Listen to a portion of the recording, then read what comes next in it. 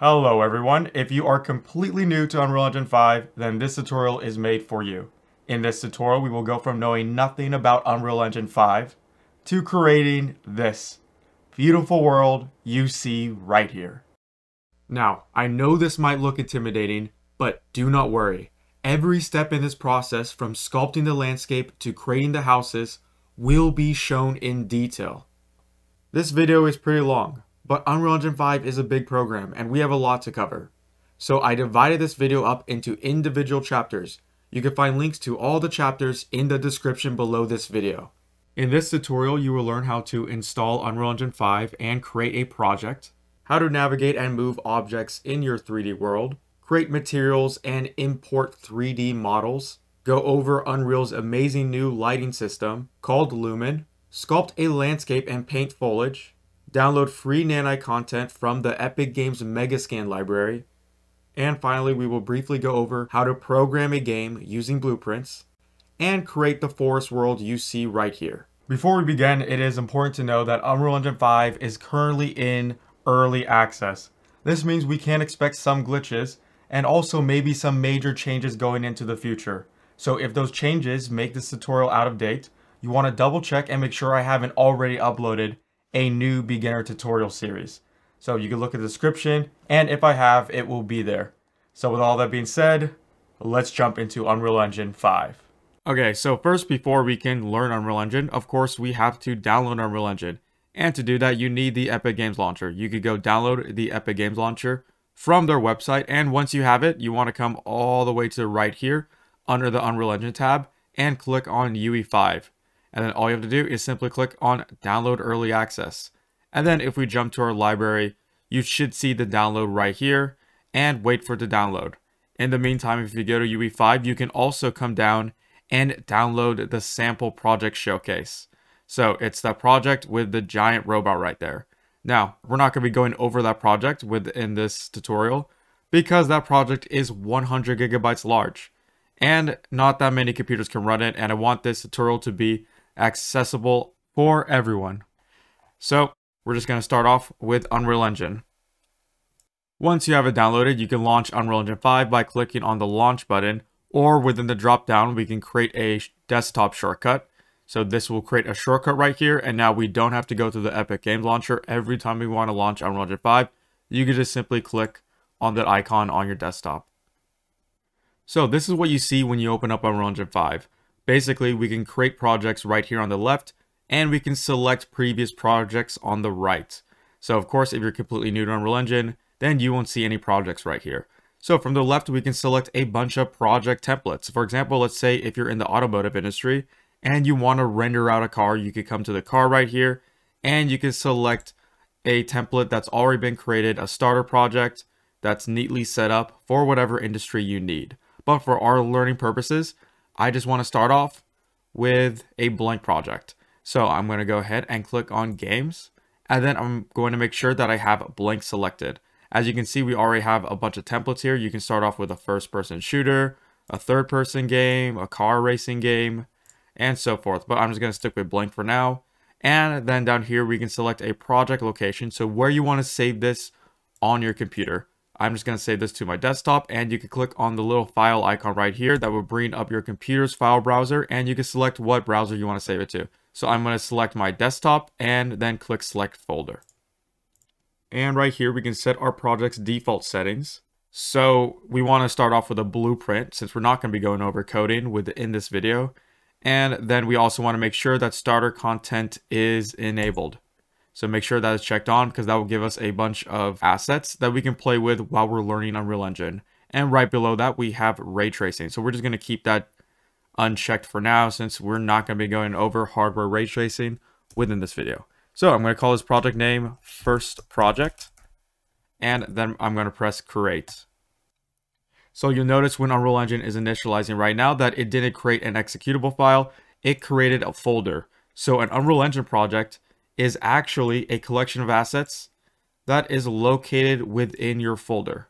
So before we go over what all of this right here on the screen is, I'm just going to go ahead and exit out of my project from the top right here.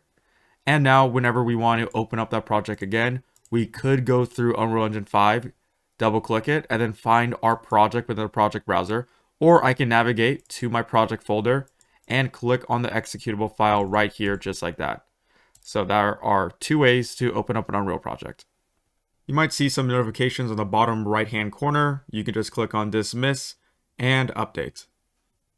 Okay, so first off, what immediately probably catches your attention is the middle screen right here. This is the viewport.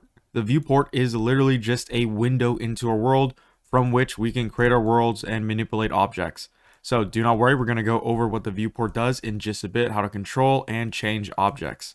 So just above the viewport, we have our toolbar. So the toolbar is a collection of useful tools and options. So for example, we can select different modes. Right now we're in the place mode, but if you're going to, let's say, create a landscape, then we can select the landscape mode, and now we're in landscaping mode. We will go over landscapes at a later point. So let's just go back to select mode. And pretty much all the way back here at the far left, we have the create option. So if I select on the create option, we have a drop down of a bunch of actors we can drag into our world. So for example, let's say if I want a box in here, I can come to shapes. I have a cube, and all I have to do is just left click and hold down my left mouse button and drag it into my world. Now I'm dragging this box in. I can just let it go just like that. I'm going to press the delete key because that was just an example.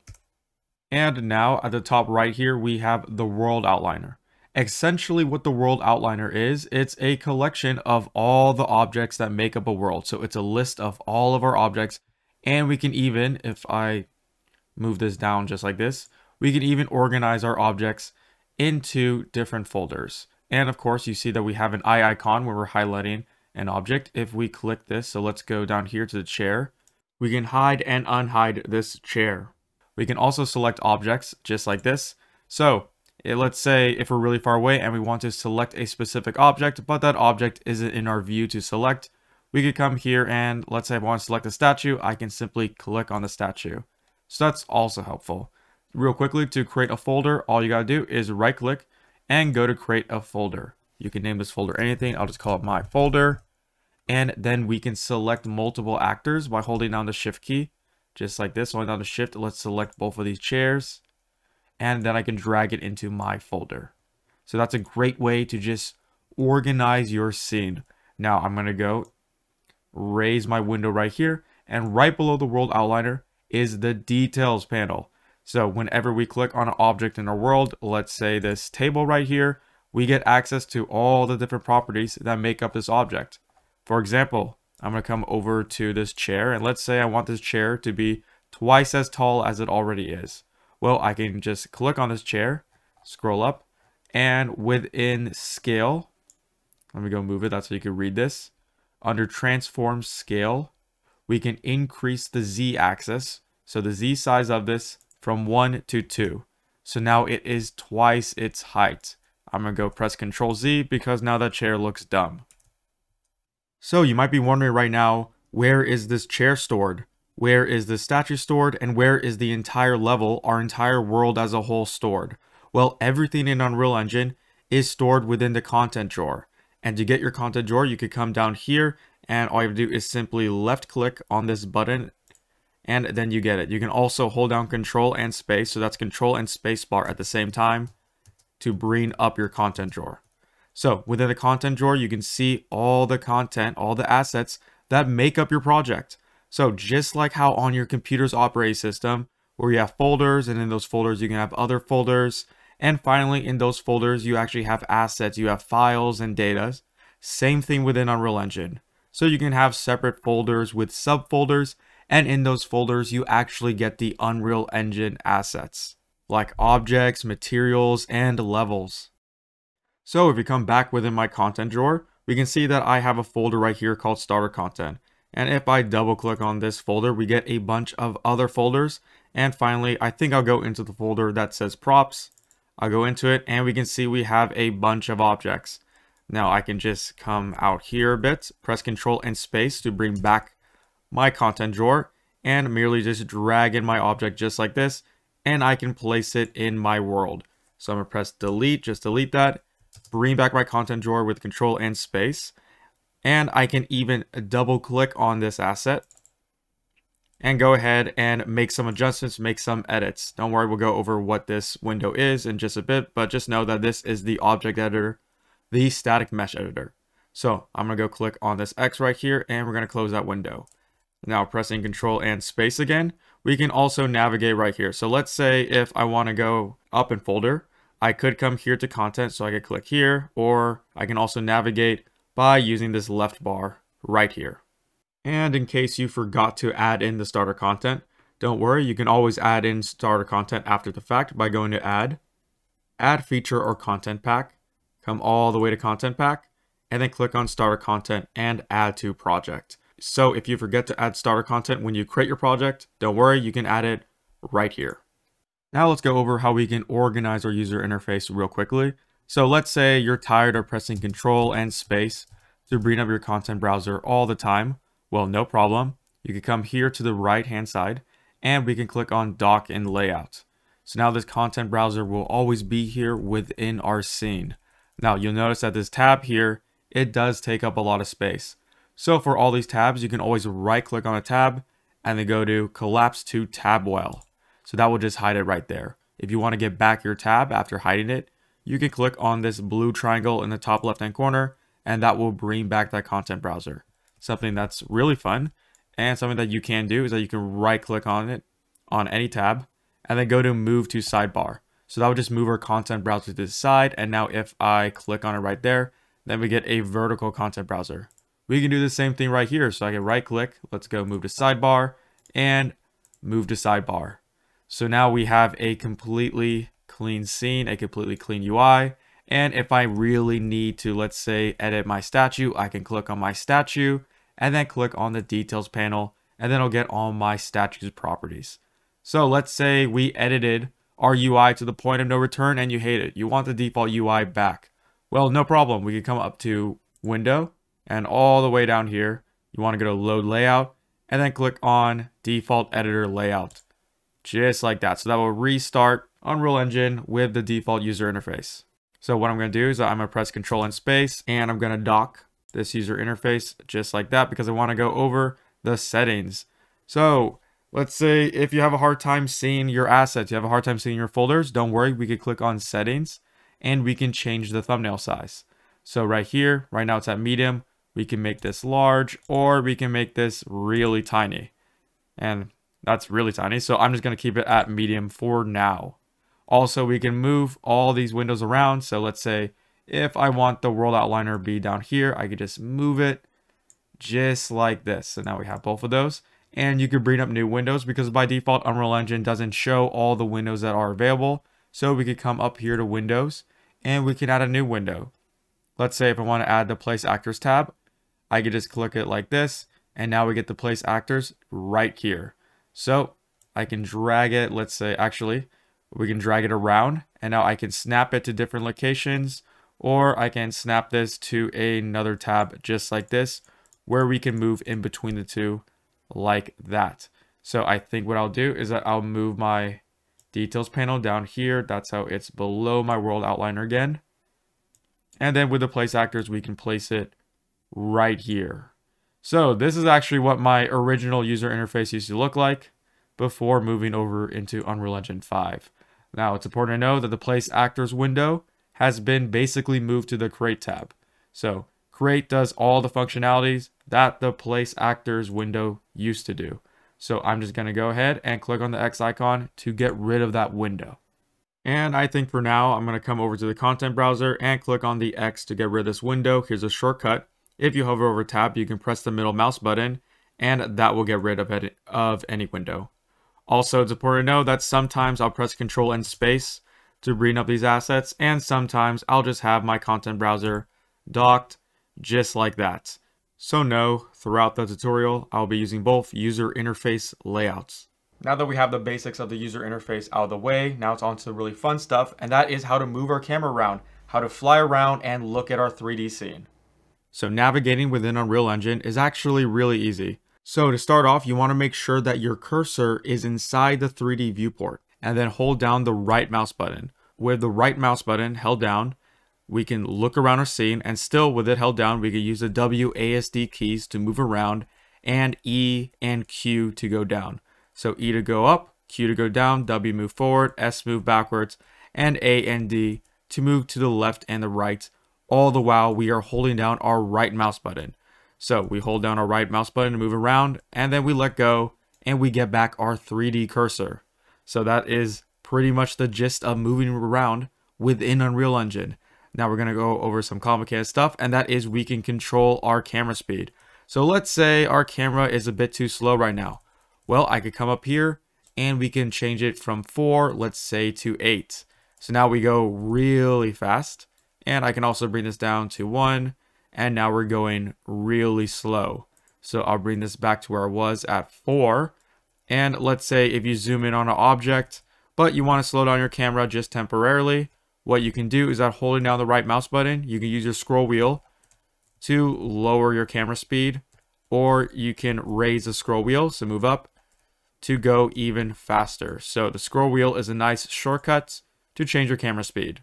Another thing you should know is that let's say we're going really fast and then we lost our world. We get scared like, uh-oh, where are we? Where's my geometry? Where's the bulk of my creations? Do not worry. All you have to do is click on any of the objects within your world outliner and then press the F key. So the F key is going to focus to that object and we'll snap back to where we want to be. So you can click on any object in the world, and then if you press F, you'll just snap to where that object is located within your scene. So if you've ever played any first-person video games, you should be right at home with these controls since we already have the muscle memory there. Also, it's important to know that I can pivot around any object. So let's say if I want to pivot around the statue on the table, all I have to do is click on the statue and press F again to focus to that statue.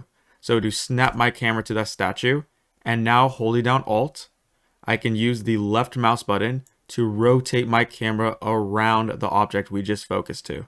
So here I am, I'm rotating my camera around it, using it as a pivot, and still holding down the Alt key, I can use the right mouse button to zoom in and out. So left mouse button to rotate around an object, and right mouse button to zoom in and out, all the while holding down the Alt key. So, for example, let's go and pivot around this chair. I'm going to press F, Alt, left mouse button, move around, right mouse button, zoom in and out. Now it's on to the viewport control. So up here we have a bunch of different buttons. We can see that right now we're in perspective mode. Let's say we want a top-down bird's eye view of our world. I could come up here and then click on top, and now I get a top-down view. So the controls here is that you want to hold down the right mouse button, and we can drag our scene around, and I can also use a scroll wheel to zoom in and out. So this is a top view. We can also go to the left, or we can click right here and go back to perspective. We can also see that pretty much a lot of buttons within Unreal Engine, if we look to the right of that button, we can see a shortcut. So the shortcut for perspective is Alt and G at the same time. Also, we can see different modes. So we can go into lit, and then we can go into unlit. So this is our world with no lighting, or we could even go into wireframe mode to see all of our edges and vertices. So this is pretty fun. We're going to come into view mode a bunch of times because view mode is great for debugging our scene to make sure that nothing is going wrong. Now, this is the shortcut I probably use the most in Unreal Engine, and that is G for game view. So up here, we click it, and we can see that down here we have an option for game view, which is G. So pressing G will show us what our world would look like if we're playing in game. So it will hide all of those editor widgets. So all of these editor widgets aren't here for the player. They're here for us to play around with and change different settings of the world. So of course, if we want to get rid of these editor widgets, if we want to hide them and just see what the player is seeing, you can press the G key. So I'm going to press G and bring back all those widgets back. Next up is the show flags. So right here, if I click on the show flags, we can see that we get a bunch of options. So these are on or off options. Let's say I really don't like this grid right here. I think this grid is annoying. I could come up to show and uncheck the grid. Now that grid is no longer shown. So let's say if you really mess up your show flags, don't worry. You can always come back up here and click on use defaults, which will bring everything back to how it was beforehand. So now that we know how to move around our scene, it's now time to go over how we can create new objects and move them around. So we're going to go over moving, scaling, and rotation. So to start off, I'm going to press the G key to get rid of all these editor widgets. That's how all we see is the world. So to move an object, all you have to do is click on an object, and by default, you should see these 3 arrows. If we hold down the left mouse button on one of these arrows, we are able to move it around. So by default, you'll know that this chair is snapping. It's not really smooth when we're trying to move this. And that's because if we come up here, we can see that grid snapping is turned on. We can turn that off, and now we get some smooth movement. It's also important to know that if I turn it back on, right now it's snapping every 10 Unreal units. Unreal units are centimeters. So let's say if I want to snap this chair every 1 meter, that would be 100 centimeters. So I can click on the 10 right there. And within snap sizes, I could change this to 100. And now we snap every 1 meter. So I'll just bring that back and let's turn off snapping. So to rotate, you want to come up here and click on that rotation icon. So now I'm able to rotate this around, and we are also snapping, if we come up here, every 10 degrees. So I don't like that, and I'm just going to turn off rotation snapping. And now we get a smooth rotation. I can rotate my chair around and have fun. So I'll just press Ctrl and Z to undo those rotations. And of course we have scaling. So if I click on the scale icon right here, we're able to scale in different directions, just like this. And then if I move my mouse in the middle of the scale widget, that's how it's over the white box, I'm able to scale all of them together just like this. And of course we have snapping, and we could turn that off by clicking on the snap scale icon right there, just like this. So now we get smooth scaling. I'm gonna press Ctrl and Z, and it's important to know that there is a bunch of shortcuts. So the shortcut for this is W, so W to get our move, E to get our rotation, and R to get our scaling. So again, that is W to move, E to rotate, and R to scale. So I'm going to press Control Z a bunch just to undo those. And let's say we are moving our chair right now, but let's say I want to move my chair directly this way. So in the direction of the chair within the chair's local axis. We can do that by going into local space by coming up here and clicking on the world icon. That's how now it's a square icon. So we can move our objects within the direction of that object. Just like that. So it's important to know that that exists. So I'm just going to place my chair back here, and I'm going to go back in the world space by clicking on the box to bring back my globe once again. It's also important to know that if I come over here and pressing W to make sure I have my translation widget up, I can lock my rotation depending on the axis. So if I hover over this little square, we can see that I can lock the movement into the X and Y axis, just like this. So now I'm only moving along those axes. I'm not moving it along the Z axis, or I can do the Y and Z axis, just like this. So I press Ctrl and Z, and that is locking. So now you might be asking yourself, well, how do I create an object? One way to create an object is to duplicate an object. With any object selected, I can press Ctrl and W, and that will duplicate that object. You notice that we didn't see a change here, but within the world outliner, we did get a new object. And that's because these two objects are overlapping with each other. So if I move it like this, we can see our new object, which is great. I'm going to press the delete key because there is another way to copy objects, and that is if I click on this and make sure you have the translation widget, and holding down the Alt key and left mouse button, if I drag from it, we can drag a new chair just like that. So again, we need to hold down the Alt key again and then drag from it to create another copy of the chair. So that's a shortcut of duplicating objects. So sometimes, let's say if you want to move this chair really far away, then we have to move it like this, and then we have to move the camera, we have to move it again, and then we have to move the camera, and that's just a hassle. So one thing we can do is that when I start to move, I can press the Shift key, so I can hold down the Shift key, and now we locked our camera to that movement. So holding down Shift will just lock our camera to any movement we are doing, which is a nice shortcut. Another way to create objects is, of course, to just come up here to the create dropdown, and then we can drag in any of these objects. So let's say if we want a new light, we can come up to lights, and I can drag in a point light just like this. And now we have a new light to illuminate our scene. I'm going to press delete, and I could come back up here to create and shapes. And we do not have to drag out an object. All we have to do is merely just click on an object, and that will spawn it right in the middle of my screen. So you can see it just spawned right there like this. Also, if you want to spawn multiple objects, we could come up here to create, and then in shapes, we can hold down the control key, and then I can spawn a cone, and still with the control key held down, I can spawn a sphere. And now, since those spawned over there, we can see that we got two different objects into our world. So I'll delete both of these like that. So it's important to know that you can select multiple objects. So to select multiple objects, you just want to select an object and then hold down the control key to select another object. So holding down control will allow you to select multiple objects. And still with the control key held down, you can select an object that is already selected to deselect it from the list.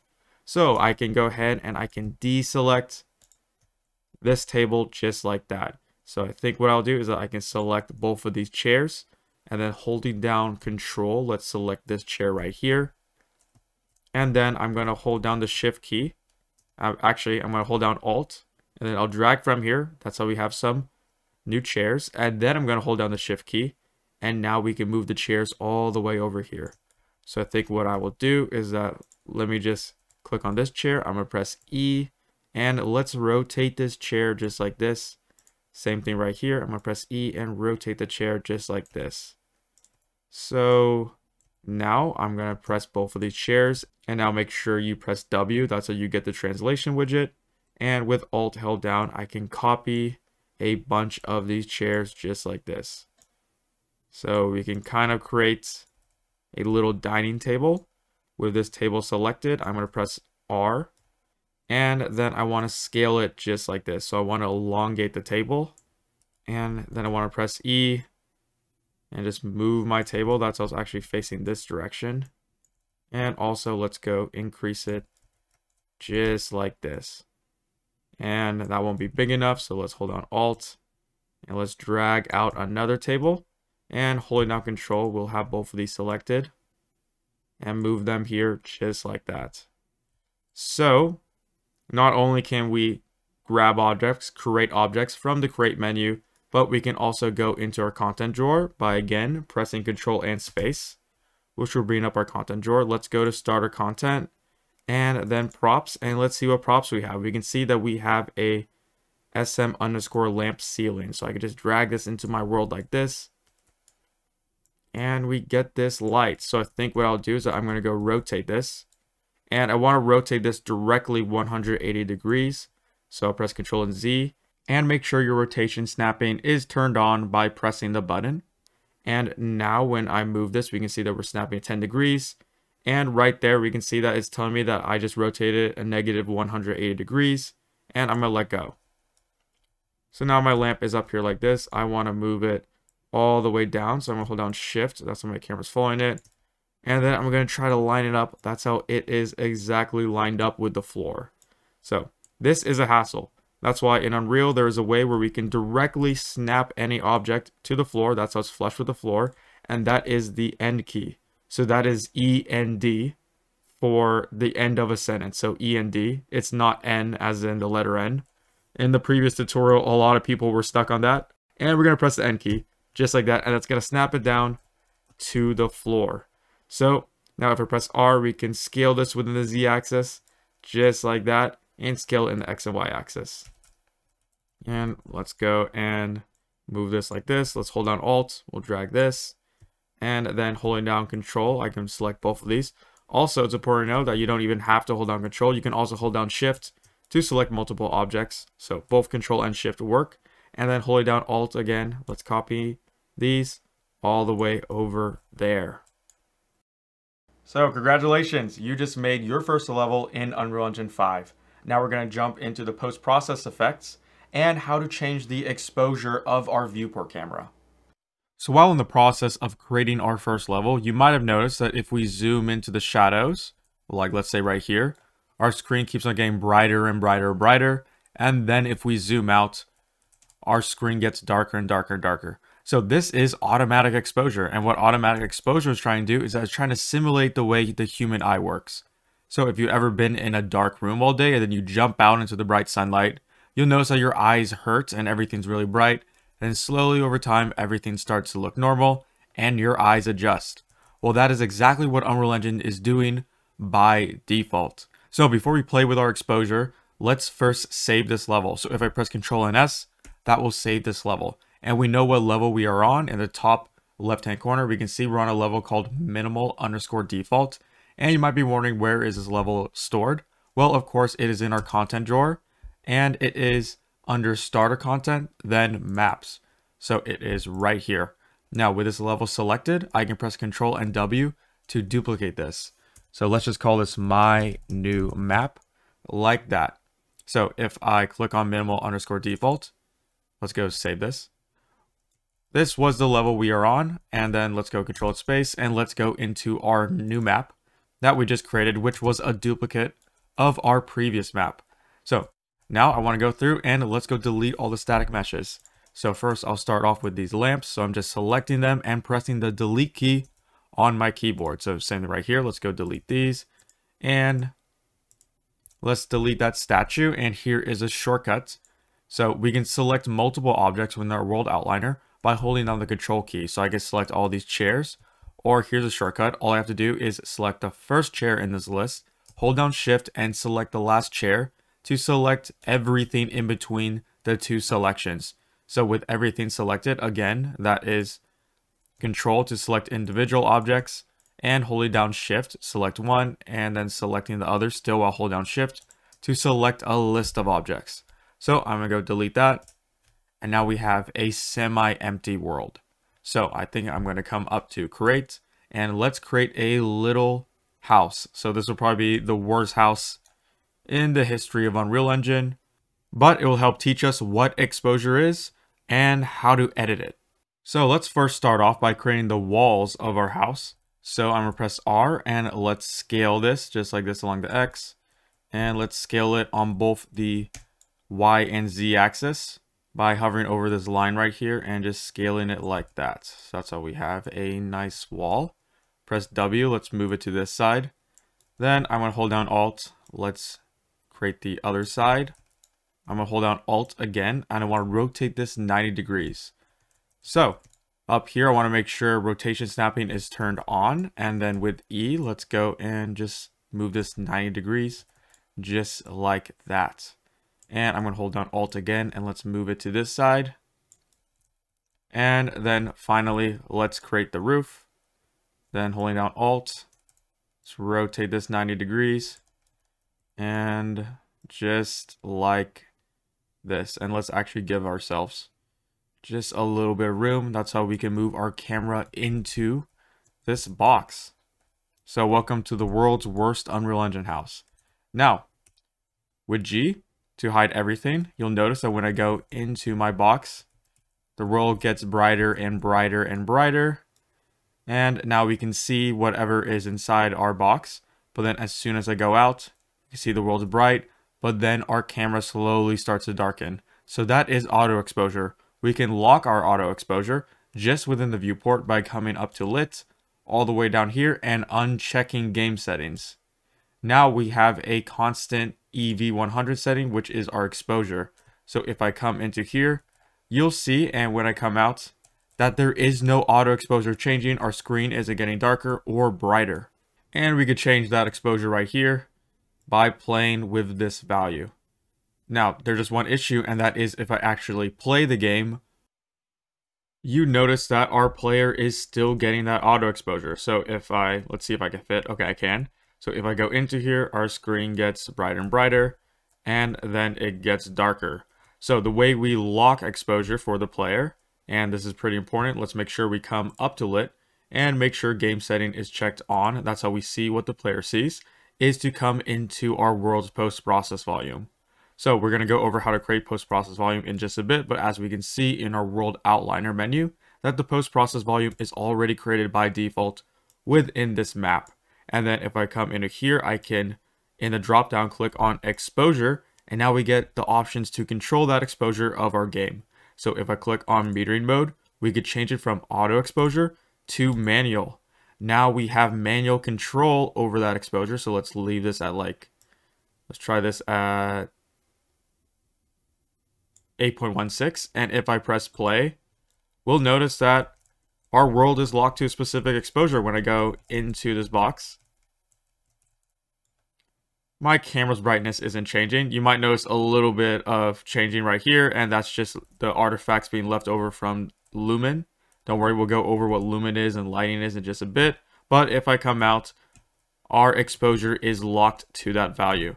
Now, when we're playing with this value, and if you're noticing no changes happening within your viewport, that's because within Lit, you still have game settings turned off like that. So it's like this. We're not seeing that change because we're not seeing what the player would see. So make sure game settings is turned on. So what is a post-process volume? Simply put, post-process volume allows us to control the effects of our scene, pretty much changing our color, changing the way our world looks from the view of the camera. So for example, I could come in a bloom and I can increase that intensity from 0.675 and really increase that bloom. So now my world's looking kind of weird. And I can always reset a value to its default value by clicking on the arrow that's right next of the property that were changed. So if I click on this arrow, we go back to the default value of 0.675. If we also scroll down here, we can see that we can add in some chromatic aberration, and we can even play with Unreal's vignette settings. So by default, Unreal Engine's vignette is already turned on. We can see that it is at 0.4 right now. If I bring this up to 1, we will notice that we're getting a lot more darkening around the rims of our camera. And if I bring this down to 0, we have completely turned off our vignettes. So by default, Unreal has just a little bit of vignette with 0.4. So I think I will keep it at 0.4 for now. Just know that you can turn off the vignette if it is annoying you. And if we come down here, we can see that we have color grading. So of course we have all the basic controls. So we can activate saturation by clicking on this button right here. And now we can play with how saturated our scene is. And I can bring this from 1 all the way down to 0. And now we have a black and white scene, almost like it's noir from the 1950s. And of course, if I don't like the saturation, I can come here and click on the reset value to bring it back to 1, which is the default value. So let's go over how we can create a post-process volume. I'm going to go select my post-process volume in the world outliner and just press the delete key to get rid of that. So now we don't have any post-process volume. And I'll press G to bring back my editor widgets so we can see what we're actually doing. Within the Create tab, we want to come down to Visual Effects and Post-Process Volume. We can drag it into our world like this. So within here, let's go down to Color Grading, Global, and Saturation once again. And let's bring this one down to 0. So we'll notice that there is no change within our world. But if I go into my Post-Process Volume, we see a transition. So by default, the post-process volume will only affect your camera when your camera is inside the post-process volume. And of course, if you want to, you can scale this and make this really big and have it encompass the majority of your level. That's how when you go inside of it, that post-process volume will be working. But here's one thing we could do is that we can move this really far down, or we can make this really small. And then if we scroll all the way down to here under post-process volume settings, we can check infinite extent unbound. So now this post-process volume will be affecting our world, and it doesn't matter whether or not we are inside it or not. It will just be working by default everywhere within our level. So for the majority of this course, for the majority of this tutorial, we'll just be checking the infinite extent unbound to on. I'm going to press the G key to hide my editor widgets. And let's scroll back up to saturation. Let's bring it back to its default value of 1. And I think I'm going to go ahead and let us lock the exposure right here. So let's set to manual and let's bring this to 8. Now it's time to go over materials. And keep in mind, materials can be a little bit complicated, especially if you're a beginner in Unreal Engine. So do not worry, I'll be going pretty slow, but don't forget, you can always go back into a section, rewatch that section if you are kind of lost. So without further ado, let's jump into materials. Let's go ahead and let's create a new level. But before we do that, let's create a folder. So I'm going to press Control and space. And within the content root of my project, I'm going to go right click and I'm going to select new folder. So I'm just going to right click in a blank space within my content drawer and select new folder. And I'll just call this my stuff for now. Now within my stuff, this is where we're going to save all the new assets we will be creating and our new level. So to create a new level, we want to come up to File and select New Level. We can also press Control and N, which is the shortcut. And for new level, we have a bunch of different level templates. I think I will select time of day for now, since I think time of day looks nicer than the default level. And we'll notice that we need to change our exposure. Right now we have manual exposure turned on, and I don't really like that. So what I'm going to do is come to create, and of course we're going to add in a post-process volume. And within the post-process volume, we're going to make sure that our post-process volume is affecting our entire world by checking on infinite extent unbound. And then if I scroll up, we can play with our exposure right here. So we're going to change it to manual. And for exposure compensation, let's bring this up to about 12, actually 12.5. All right, so I think this is a nice brightness. And we don't need this widget right here. And we're going to delete this text, which is a little bit annoying. So I really like this scene because we can see that we already have a nice outdoor lighting setup that is here by default. And here is a little tip. If we hold down Control and L at the same time, so holding down Control and L, we can see that we get a new widget. And this new widget allows us to play with our sun's rotation. So that's really fun. And do not worry, we're going to go over how to create a lighting setup just like this in a bit. But for now, let's focus on materials. So to begin, let's go over how we can apply a material to our world. So first off, we need to bring up the content drawer, since the content drawer has all our assets and our assets include materials. Within starter content, we could come all the way down here and we see we have a materials folder. So we have a bunch of materials we can already just drag within our world. Let's say that we really like, let me look at this block right here, Control and space. Let's say we really like this cobblestone. I can just drag it onto there just like that. And we have a cobblestone floor. Or I can drag on this grass, so m_ground grass. And now we have a grassy floor. So all you have to do is just hold down the left mouse button and drag any material onto any object. And that will just populate that object just like that. So that's pretty fun. I'm gonna press Control and Z because I don't need that material on my sphere.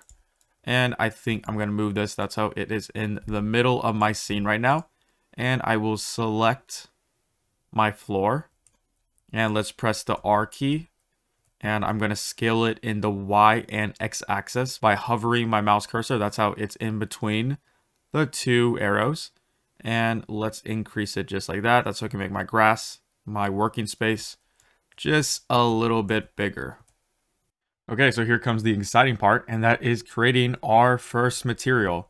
So to create a material, you want to come into your content drawer, and let's create it under the folder we created called My Stuff. So within My Stuff, I'm just going to right click. And actually, before I create a material, let's make sure we save our level under My Stuff.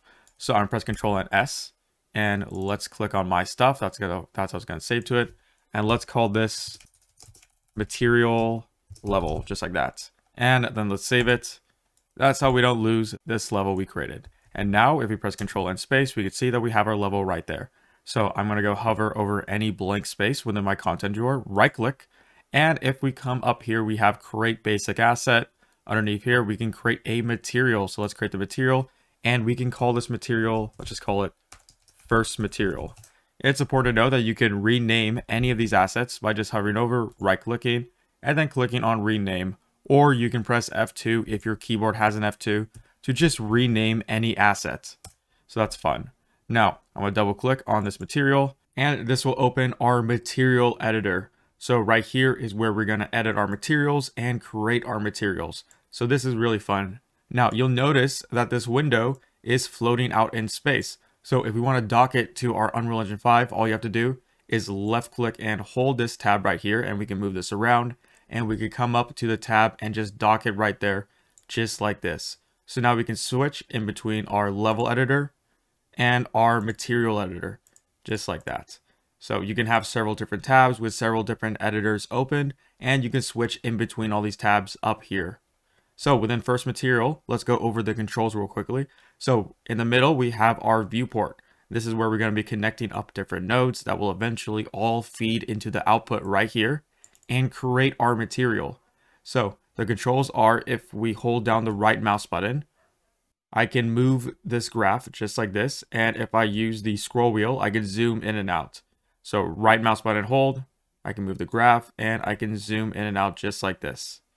And right there within details panel, if we select something, so for example, if we have a node in here, if we select it, then we'll be able to edit that node's details right here. So right now, since we have no node selected, we are just editing the default properties of this material.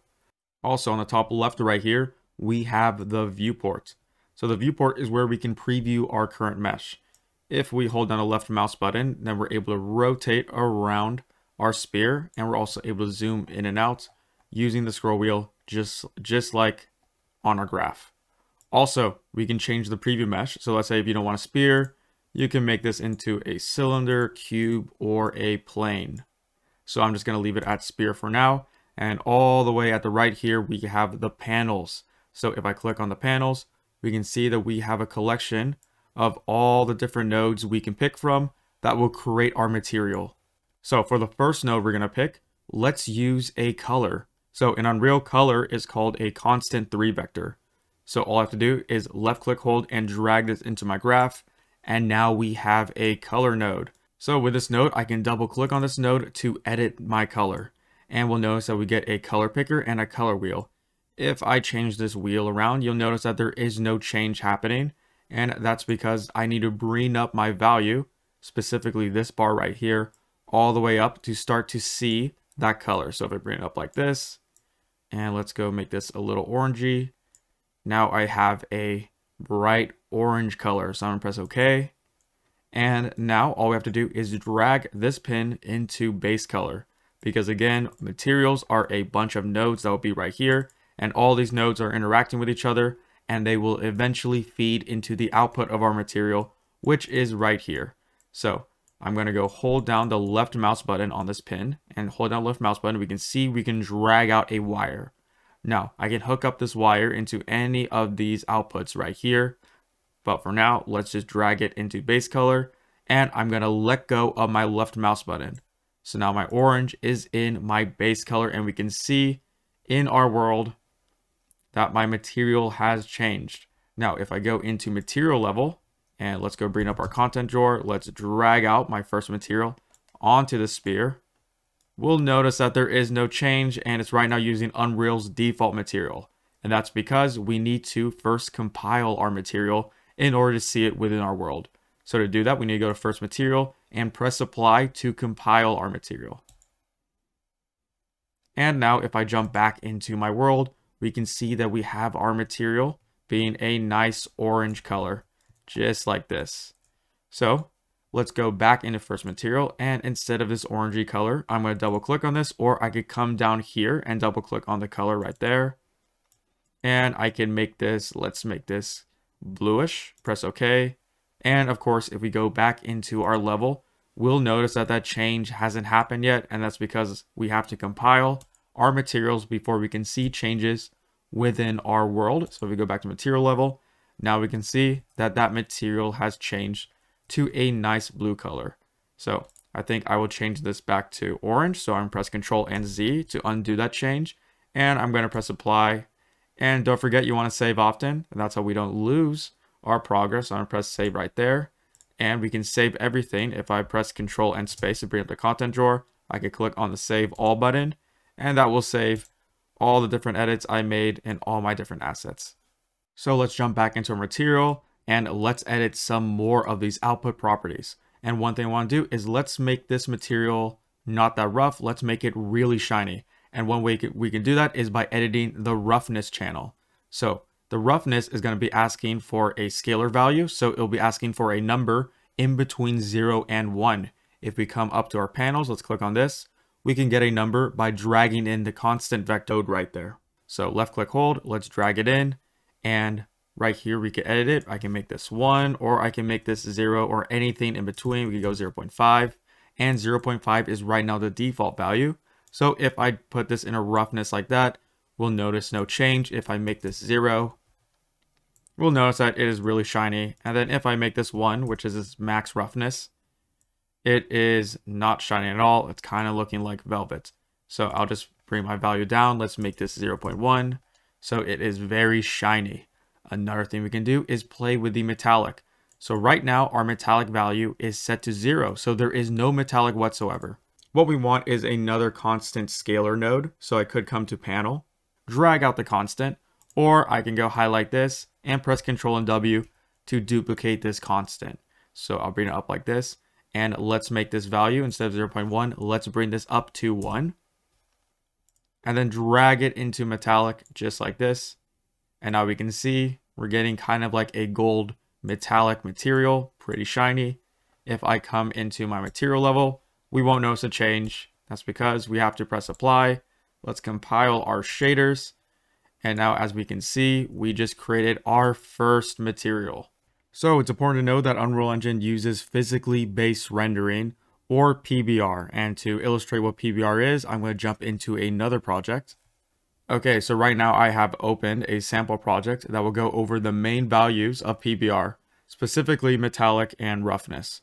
So let us move the slider from 0.5 all the way down to 0. Now our sphere is completely shiny. There is no roughness whatsoever. And as we move our slider from 0 to 1, which is max roughness, we can see that we get back that roughness value.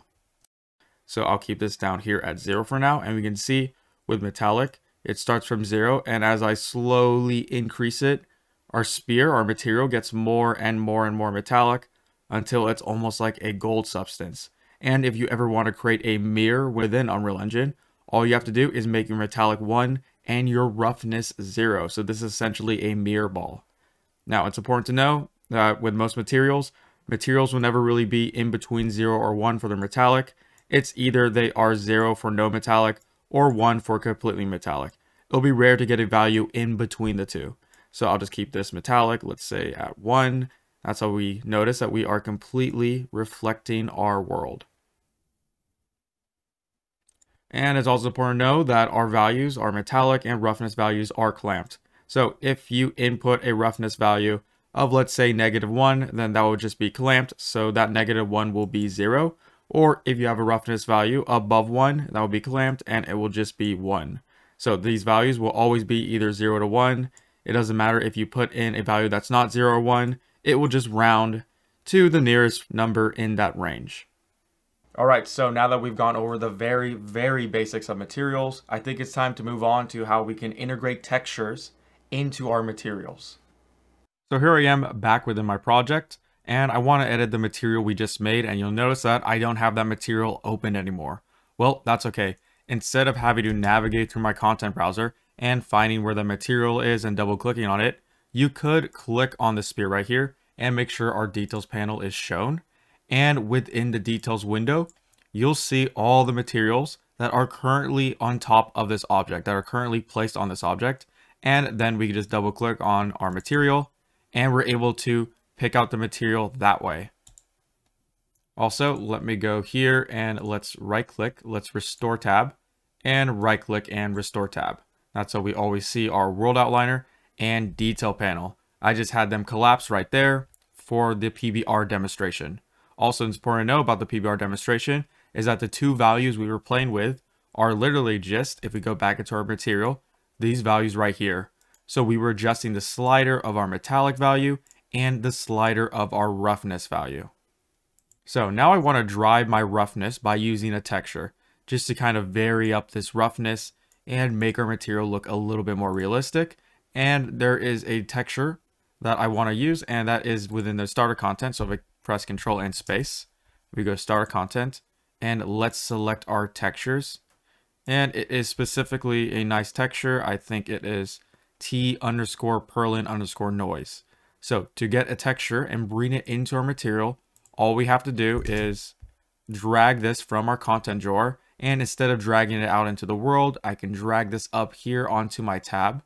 It'll switch over and now I can drag it into my node graph, let go, just like that. And now we have the correct texture within our material, which is nice. It's also important to know, instead of dragging different assets in between our tabs, we can always go down here and you'll notice that we still have the content drawer available for us.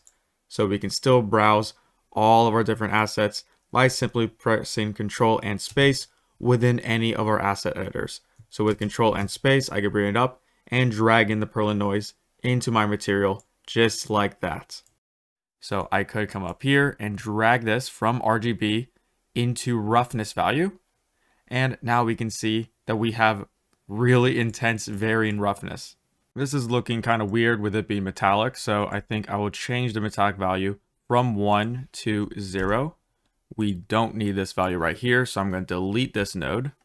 And it's important to know that we don't even have to just drag from RGB. We can also drag from R, G, and B separately. So it doesn't matter which node you drag from when you are using a black and white texture. So I'll just let it be at RGB for now. And it's important to know that if you ever want to break the connection of a node, all you have to do is hold down the Alt key and left click on the start of that wire or at the end of the wire. So left clicking right there will just break that connection. So I'm going to drag it back into here, into the roughness, just like this. And now let's press apply and let's see what this looks like within our world. And now if we look at our material in our world is looking a lot more realistic, especially if we come here. That's how we can angle our camera with the sun right there. So the sun is reflecting from the top of our sphere. We notice that there are areas of intense shine, but also areas of very little shine. So it's almost like dirt has fallen onto the sphere, and that's exactly the look we are going for. Now this looks like it's been worn out, it's been outside for a while, and it just gives our material some character. So speaking of dirt, let's actually add a dirt texture that will be the color of this material. So the dirt texture we want to use is of course located within our content drawer, under starter content and textures. So same location as our Perlin noise, and it's going to be T_metal_rust. So if I double click on this, we can actually view what our texture looks like. And if we click on this, we'll notice, there is nothing here. This is just blank. Well, do not worry. Sometimes when you just see a blank texture, that's because the alpha channel is being used right now. If we come up here, we can deselect it. Essentially, alpha channel just handles opacity.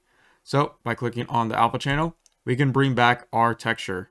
And I'm aware that this is rust, but for a texture, this can also be used as dirt, I feel like. So let's go into our content browser once again. So let's go material level, Control space, and I'm just going to drag this into our material just like this, let go, and let it stay right there. So now if I drag this into base color, and now we can see that we're using a texture on our material instead of using a solid color. Now, I don't want this texture to be everywhere within my material. I only want this texture to show up if I go back into my level where we have roughness. So for example, in this spot right here, it's really rough. I want there to be some dirt texture right there on top of that roughness. So not only is this area rough, but it's also a different texture than the solid color. And we can do that by using the lerp node. So we're going to use linear interpolate. Now, if I right click, I can also get up the panel window. So if you don't like coming here all the time and having to scroll through and find your node, you can always right click on any empty part of your material graph. So if I right click, I can type in linear and interpolate. So I'm going to select this one right here, just like that. So now that I got my linear interpolate node in, I can drag my orange into A and then drag my texture into B.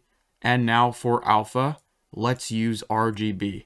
So essentially we're going to be switching in between our texture and our color, so the A and B inputs, depending on the alpha texture.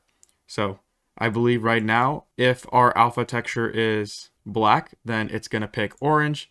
And then if it is white for very rough, it's going to pick our dirt texture.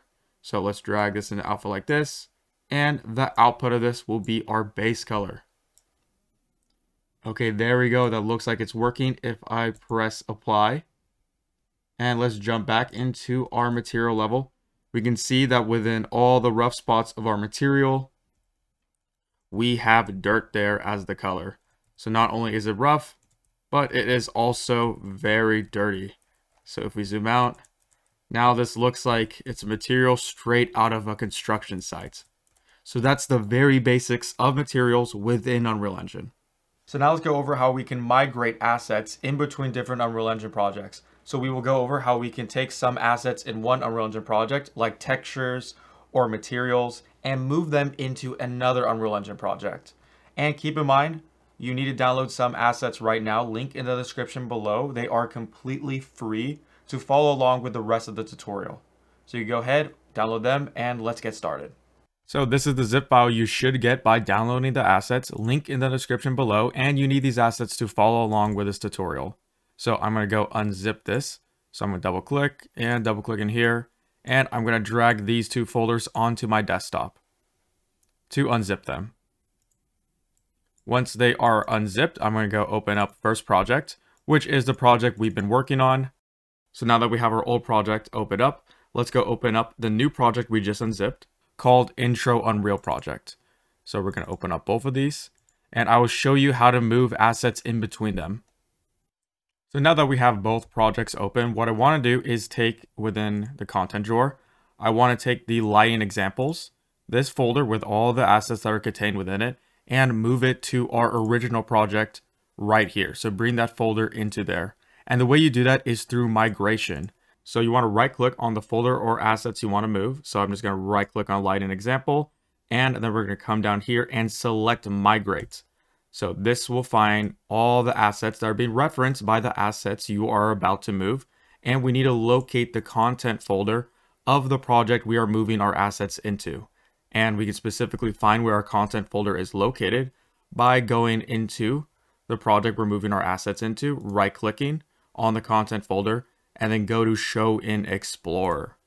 So this will just show where our content folder is located, and it is located right here. So I'm going to go select all this and Control and C the path. So I'm copying the path, and keep in mind that the content folder is simply a folder within the main root of your project folder. So your content folder is right there. So you just want to find where that is, copy the location, and come back here. Let's go click on OK, and let's navigate to where that is. So now I'm going to go copy and paste in the path of the content folder we are moving these assets into, and then I'm going to press select folder.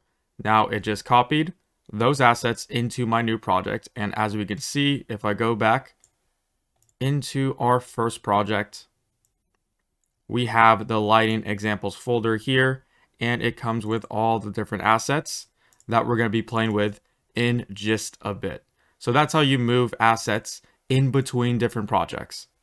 And to just reiterate, if you want to find the content folder of a specific project you're trying to move assets into, all you have to do is find where that project folder is.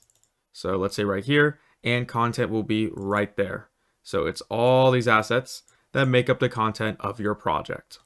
So now that you should have downloaded the tutorial content, we're going to go over how we can take those tutorial content and import them as textures into Unreal Engine. So how we're going to move a PNG into an Unreal Engine asset. So before we start importing our assets, I want to organize my content browser just a bit. That's how we don't get a really messy looking content browser.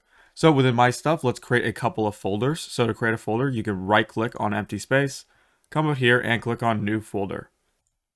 So I'm going to call this one materials, and let's create another one. Come up here to new folder.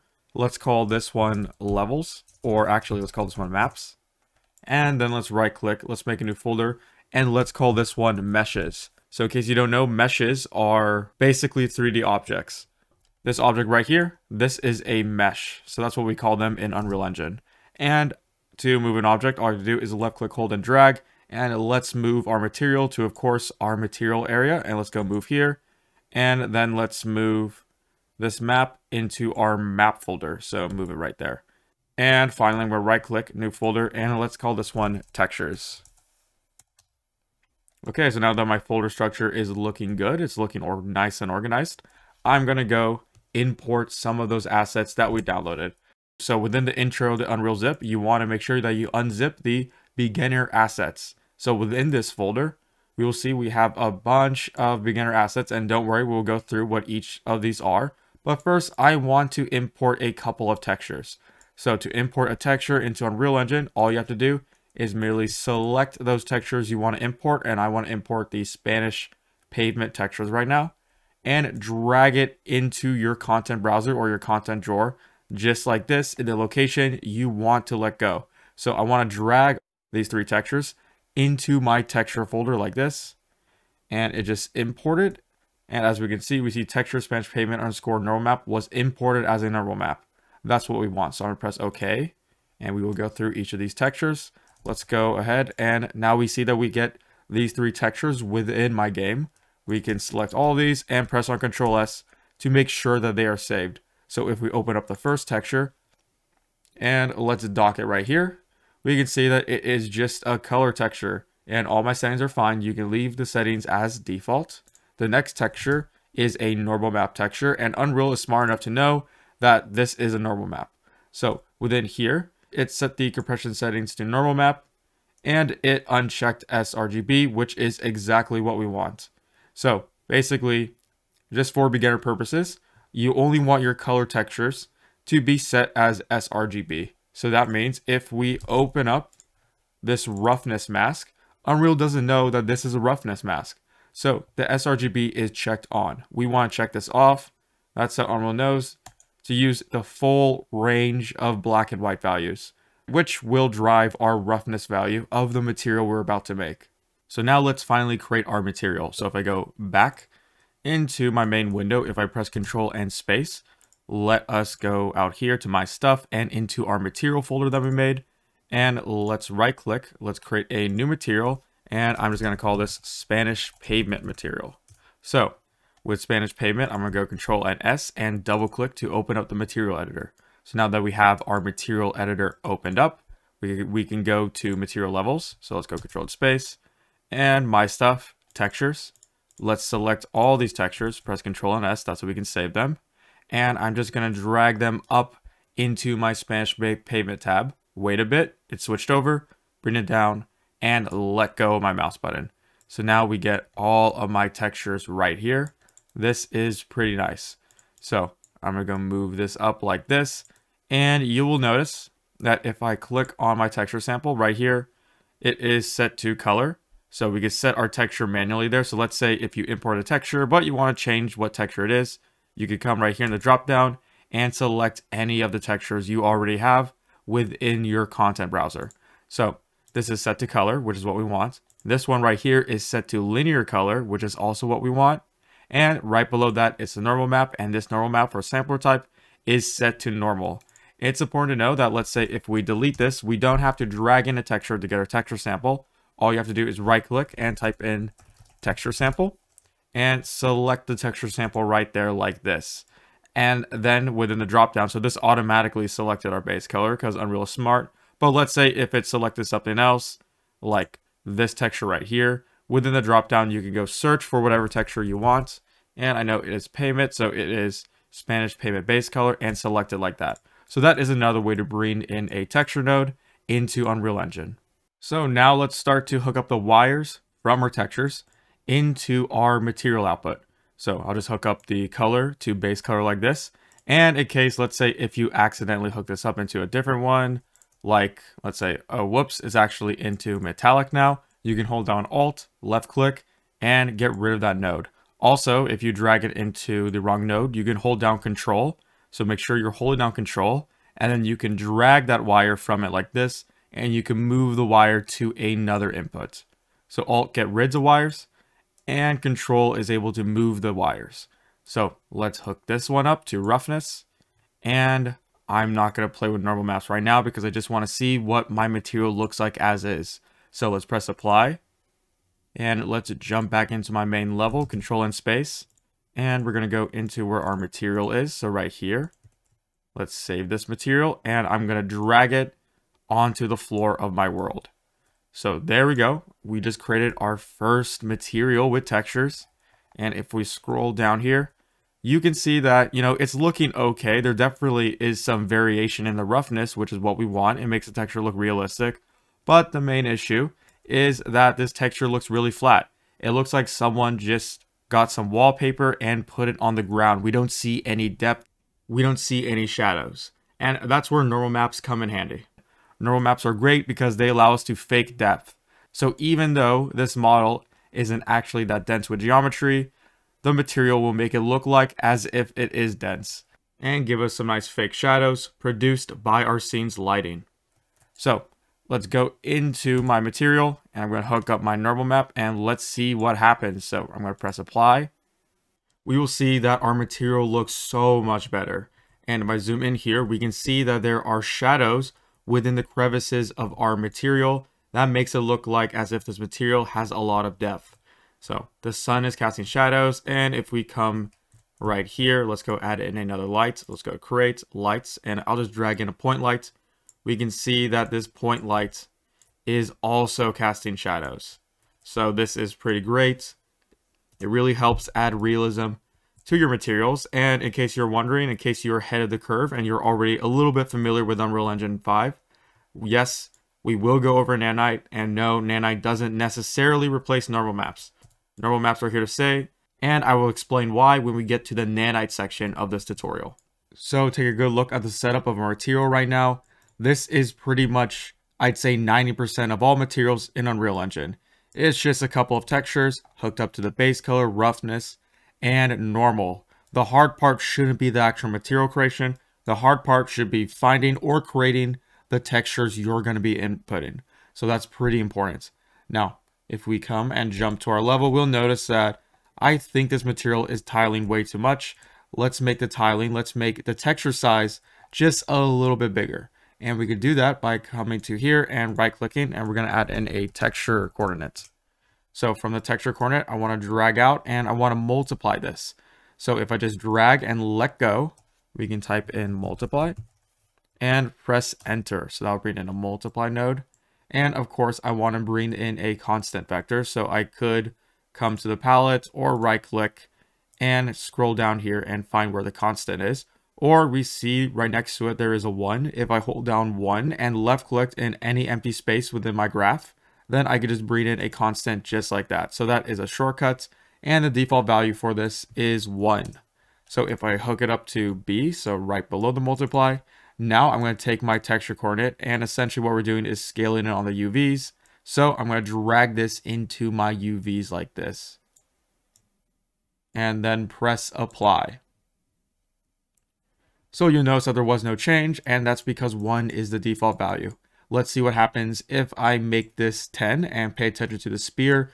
You'll notice that our tile got a lot smaller. And then instead of 10, let's make this 0.1.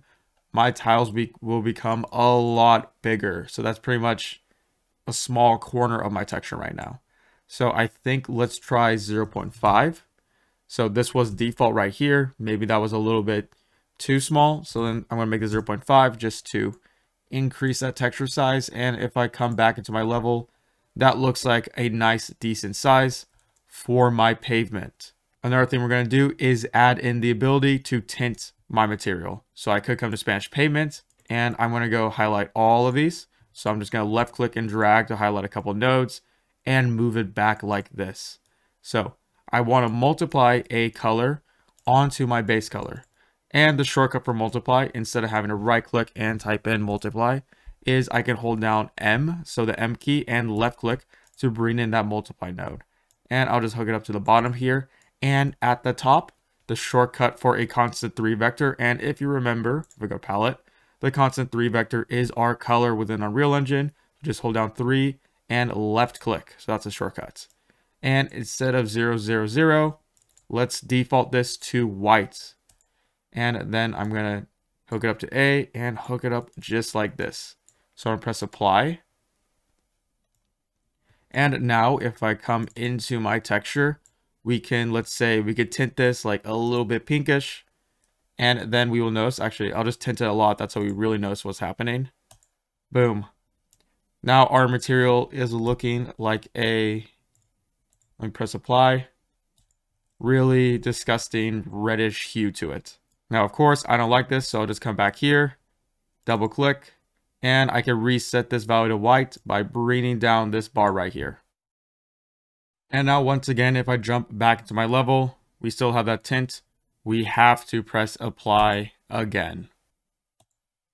So right now our material is looking really nice, but there's just one issue, and that is our material is in real time. Whenever we make a slight adjustment to our material, we have to press apply and then we have to wait for that material to compile. And if we have a really complex material, that compile time can take a while, which is why we're going to go over parameters. Parameters will allow us to make those adjustments real time, so we don't have to wait for any compile time whatsoever. So let's jump into it. So before we can make a parameter, we need to make a material instance. And a material instance will essentially hold all the parameters. So we could create a material instance of a material by navigating to that material we want to create an instance of. Now remember, let's say if we're someone else within our content folder and we don't want to have to navigate all the way to that material, we could just click on a static mesh we want the material to edit, go to details, and then click on the magnifying glass of this material. So if I click on the magnifying glass, it will snap me to that location within the content browser where that material or asset in general is located. Now I'm going to right click and let's go to create material instance. And I'll just leave it as is, which means Spanish payment underscore inst for instance. And we're going to save it right here. So I'm going to go drag this instance onto my floor. Now, of course, there is no changes because I need to make a change to my instance. And if I go ahead and open up my instance, we will notice that, and if I move it right here, that we don't have any properties that we can edit. We can't change the tint. We can't change the scale of our material. And that's because we have to tell Unreal Engine what parameters, what variables within our material right here do we want to be editable within the material instance. So to tell Unreal that I want a specific node to be exposed to any material instances of this material, let's say this node right here, which is the size, all you have to do is right click on that node and go to convert to parameter. So now this has been changed to a parameter and we can name this something. Let's just call this one size, just like that. So now if I press apply, and if we go into our material level and bring back that material instance, we will see that we get a new value called size. And if I check this button right here to turn on size, I can now dynamically change the size of my material. And we don't have to wait to compile anything. We can see the changes as is in real time within Unreal Engine. So that's how we start to expose different variables from our material to the material instance and make that variable real time. So this is now real time. Let's come up here and let's also expose the color. That's how we could tint it. And let's right click. Let's go convert to parameter. And I'm just going to call this one color tint. And let's press apply. So now if I come into here, we can see that not only can I change the scale of my material, I can also come into color tint and we can just tint it just a bit and see what different hues, different values, so that we can make this darker or bright, looks like. So that is pretty amazing. Now, there's also something else I want to expose to my material instance, and that is I want to control the strength of our normal map. Because right now I feel like this normal map should just be a little bit stronger. And we could do that by using the normal flatness node. So if I come to Spanish payments, I can right click, flatten normal, just like this, and we're going to bring in flatten normal.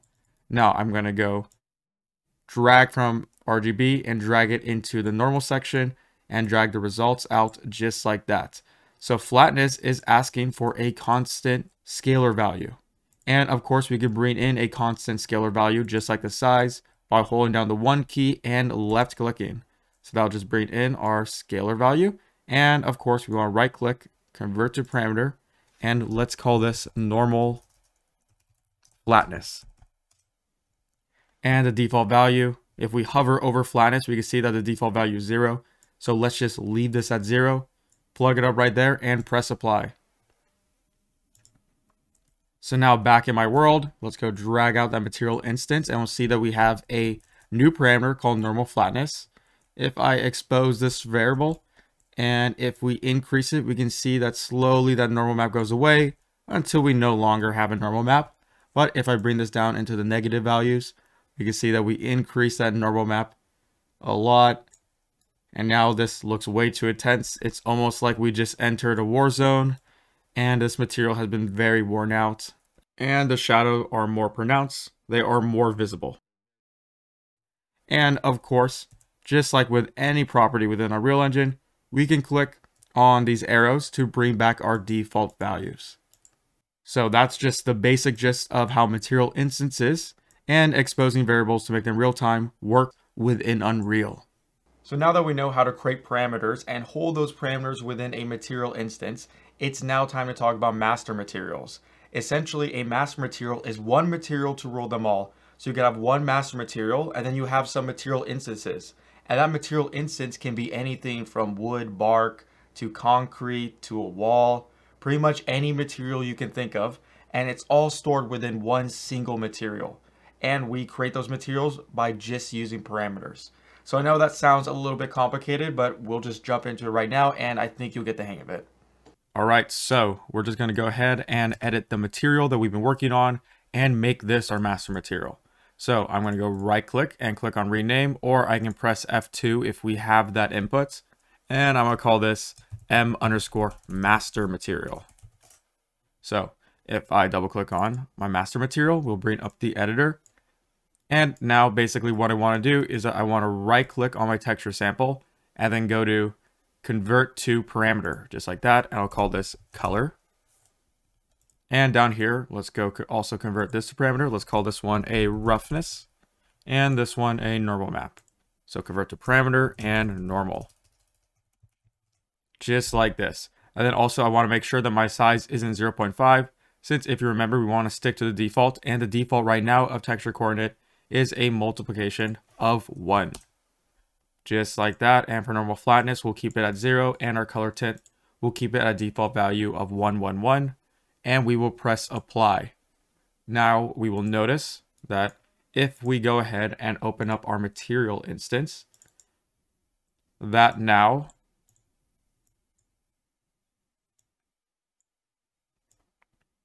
we have access to change those textures.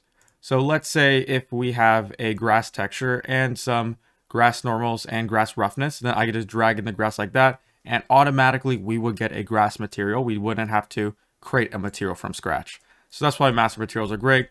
They just help us save on some time and help create materials faster. So one thing I would say is that this isn't a complete master material unless we have an input for metallic. So let's go ahead and let's close this. Let's go back into our master material. And I'm going to go ahead and let us duplicate this roughness with Control W.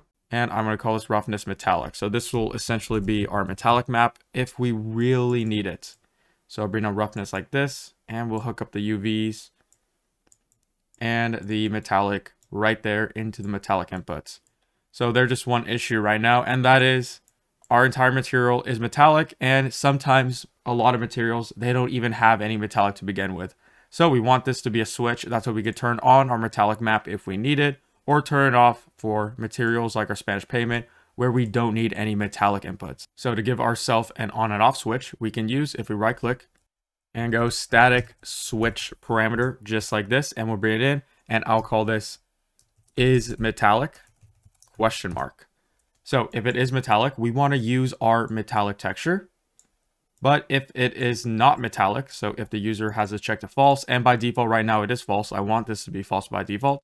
And if our static switch parameter, if is metallic is false, then we're going to use Unreal's default value for metallic, which is no metallic, and that is just 0. We can get 0 by holding down 1 and left clicking. So I'm going to hook it up to false. And instead of using the texture map, we'll just be using the default value. Let's go back into our level. Let's open up our material instance. And we will see that we get the switch right here. If I check this on and check this right there, we will see that we get a new texture map. So we don't have any metallic texture map. And then as soon as I click this, then we do get a metallic texture map. And I can add in a metallic texture if I really need to. So that's basically the gist of creating a little master material that we can use to create a bunch of different materials. And we're going to use this master material in just a bit. So I'm going to go over something most beginner tutorials don't go over, and they really should, because if you're ever going to be using normal maps, then you will come across this issue. And that is, let's say you got some normal maps from the internet, and you notice that your shadows are pretty much backwards. As we can see right here, our light is casting shadows on the opposite side of the brick. So the shadow shouldn't be here, it should be on the other side. And that's because there are actually two types of normal maps. So right now you should see the DirectX normal map and the OpenGL normal map. So Unreal uses DirectX and Blender uses OpenGL. And as you can see, they look very similar to each other. So if you're ever accidentally using an OpenGL normal map, like right here, you can tell since the shadows are on backwards, there's a really easy fix for this. So first we need to actually find where this normal map is. So I'm just going to go ahead and let us open up this material. And right here, we can see that it's using this normal map. So we can open up this normal map. And right now, since I know that this normal map is OpenGL, since the shadows are backwards, to fix this, all you have to do is come into the normal map texture. Within texture, you'll see a drop down arrow. You want to click on the drop down arrow and make sure flip green channel is turned on. So this will convert an OpenGL normal map to a DirectX normal map, which is what Unreal Engine uses. We can press save, and now if we notice that our shadows are fixed, we can see that our shadow is on the left side of this brick and it is following the light correctly. Beforehand, it was on the other side. So if you're ever accidentally using an OpenGL map, this is how you would fix it. Okay, so now let's go over how we can import 3D assets. So a 3D asset in Unreal Engine is called a static mesh. A static mesh is literally just a collection of vertex in space that are then combined to create planes and objects and shapes. So the anatomy of a 3D asset is that, of course, you have your static mesh. And that static mesh will have a material assigned to the static mesh. And from that material, you will have a bunch of textures that comprise of that material. So we're going to go through the entire process of creating a static mesh from scratch, but of course we're going to have to go and import one first. So some of the file formats for static meshes are 3D object file formats like an FBX or an OBJ. So now I'm back within my Unreal Engine file, and let's go import some assets. So the assets we're going to import are, of course, within the beginner assets that you can download. And we're going to specifically go over how we can import in a static mesh. So if we open up this static mesh,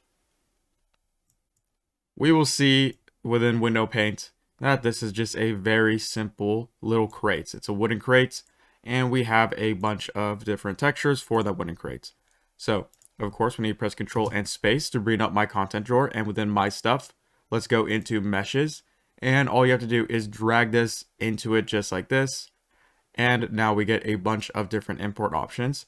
I'm pretty much going to leave everything at default except for material. Let's go and let's not create a material, and let's not import textures, because I'd rather create a material and import my textures manually, since I find it easier than trying to get Unreal to do it for me.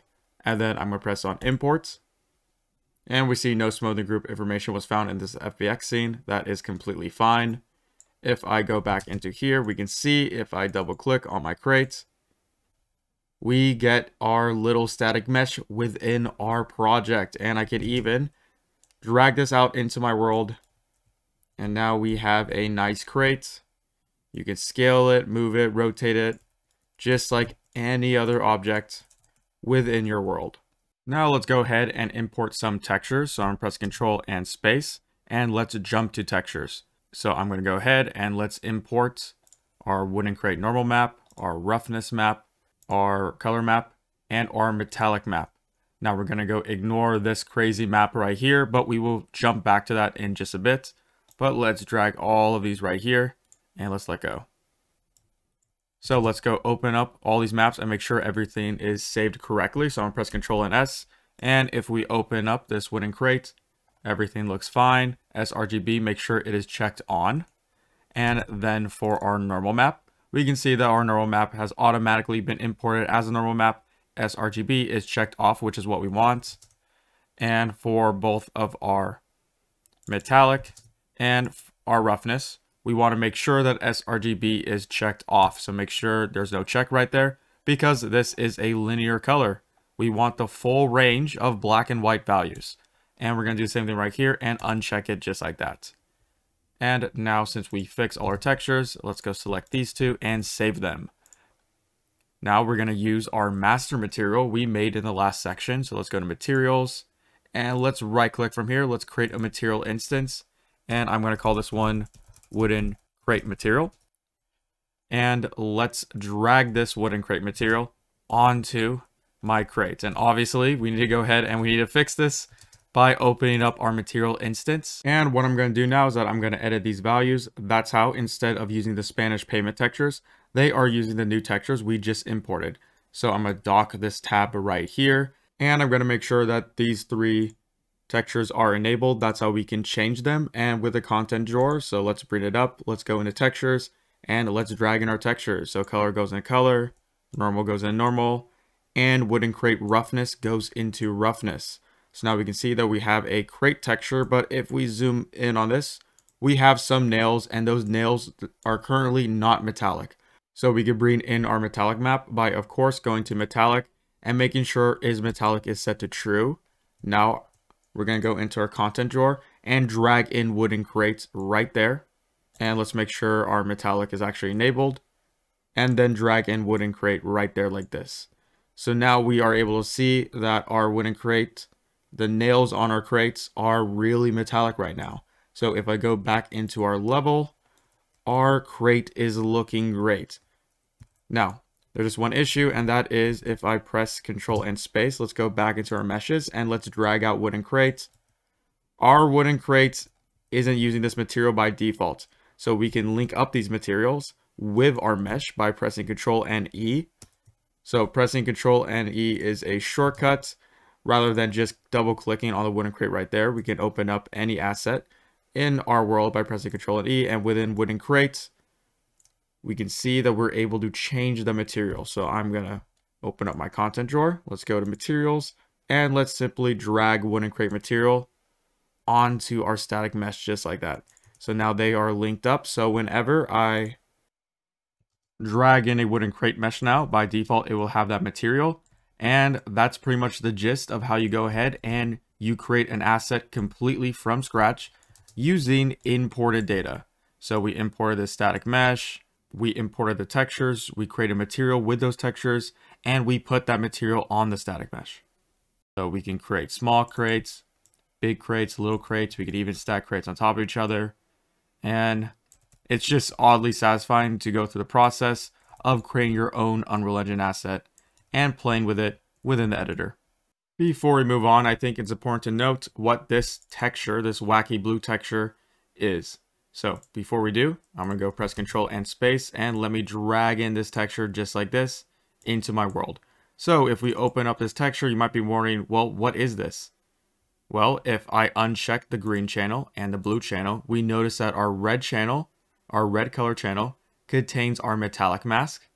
And if I uncheck red and check green, our green channel contains our roughness map.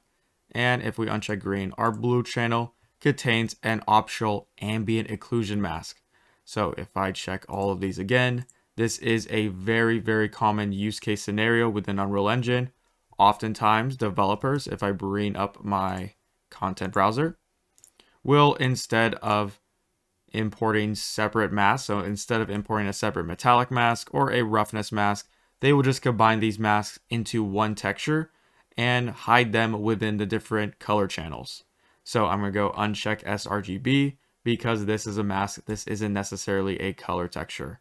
And I'm going to press save. So the way you would use a mask like this is, let's go back out here and let's create a new material. I'm just going to go right click, create new material, and call this example because I will delete this later. And let's open this up, dock it right here. And let's drag in within textures. Let's drag in my base color and my masks and my normal map. So to drag it in like this and hook up your base color like normal, hook up your normal color like normal. And then instead of dragging out from RGB, we know that this texture contains different masks within the color channels. So our red channel contains our metallic map and our green channel contains our roughness map. So instead of going through and importing two different textures, we just decided to wrap these textures into one like this. So the reason why I'm going over this, because you might be a little bit confused, is because in most asset packs, in a lot of Unreal Engine projects, developers will use textures this way. So they'll wrap different masks that are similar to each other within one texture and use the color channel to isolate out those masks. So if you ever see a texture that looks like this, probably know that it is a collection of several different masks.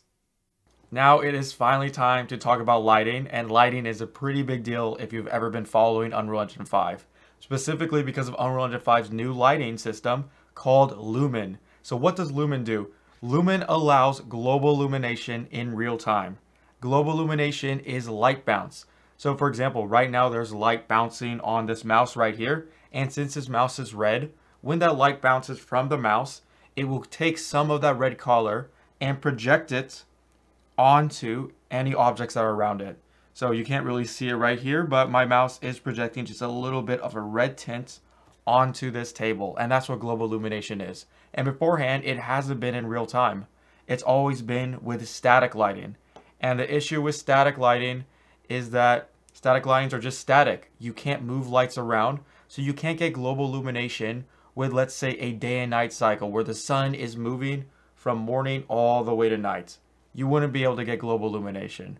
So that's why Lumen is so important, is because it brought that global illumination to real-time rendering to movable lights. So let's jump into it and see a comparison between how we would get global illumination in Unreal Engine 4 and how we could get global illumination now with movable lights.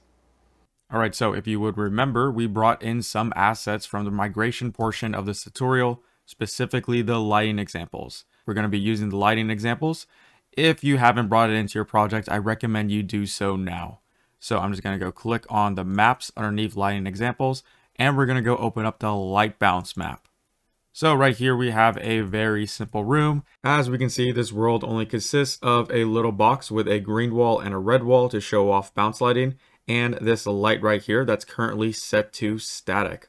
Also, I've gone ahead and I added in a post-process volume. Since by default Lumen is turned on, I want to turn off Lumen and go over how we would get global illumination generally back in Unreal Engine 4, and then how we can get global illumination with Lumen right off the bat by default in Unreal Engine 5. So this is kind of like a demo of both ways of getting global illumination. So let's pretend that we're back in the Unreal Engine 4 days, and I want to get some global illumination within my scene. Well, what I would do is that I would make sure my light is set to static, and then I would go ahead and build my lighting, which would ray trace behind the scene, grab some nice shadow maps and global illumination, and overlay them onto my world as a texture, just like this. So I believe we are now done. If I click it, this is how we used to get global illumination back in Unreal Engine 4. And you know, this looks fine, but we just have one issue, and that is as soon as I move an object, our lighting breaks. Same thing with the light right here, since this light is set to static.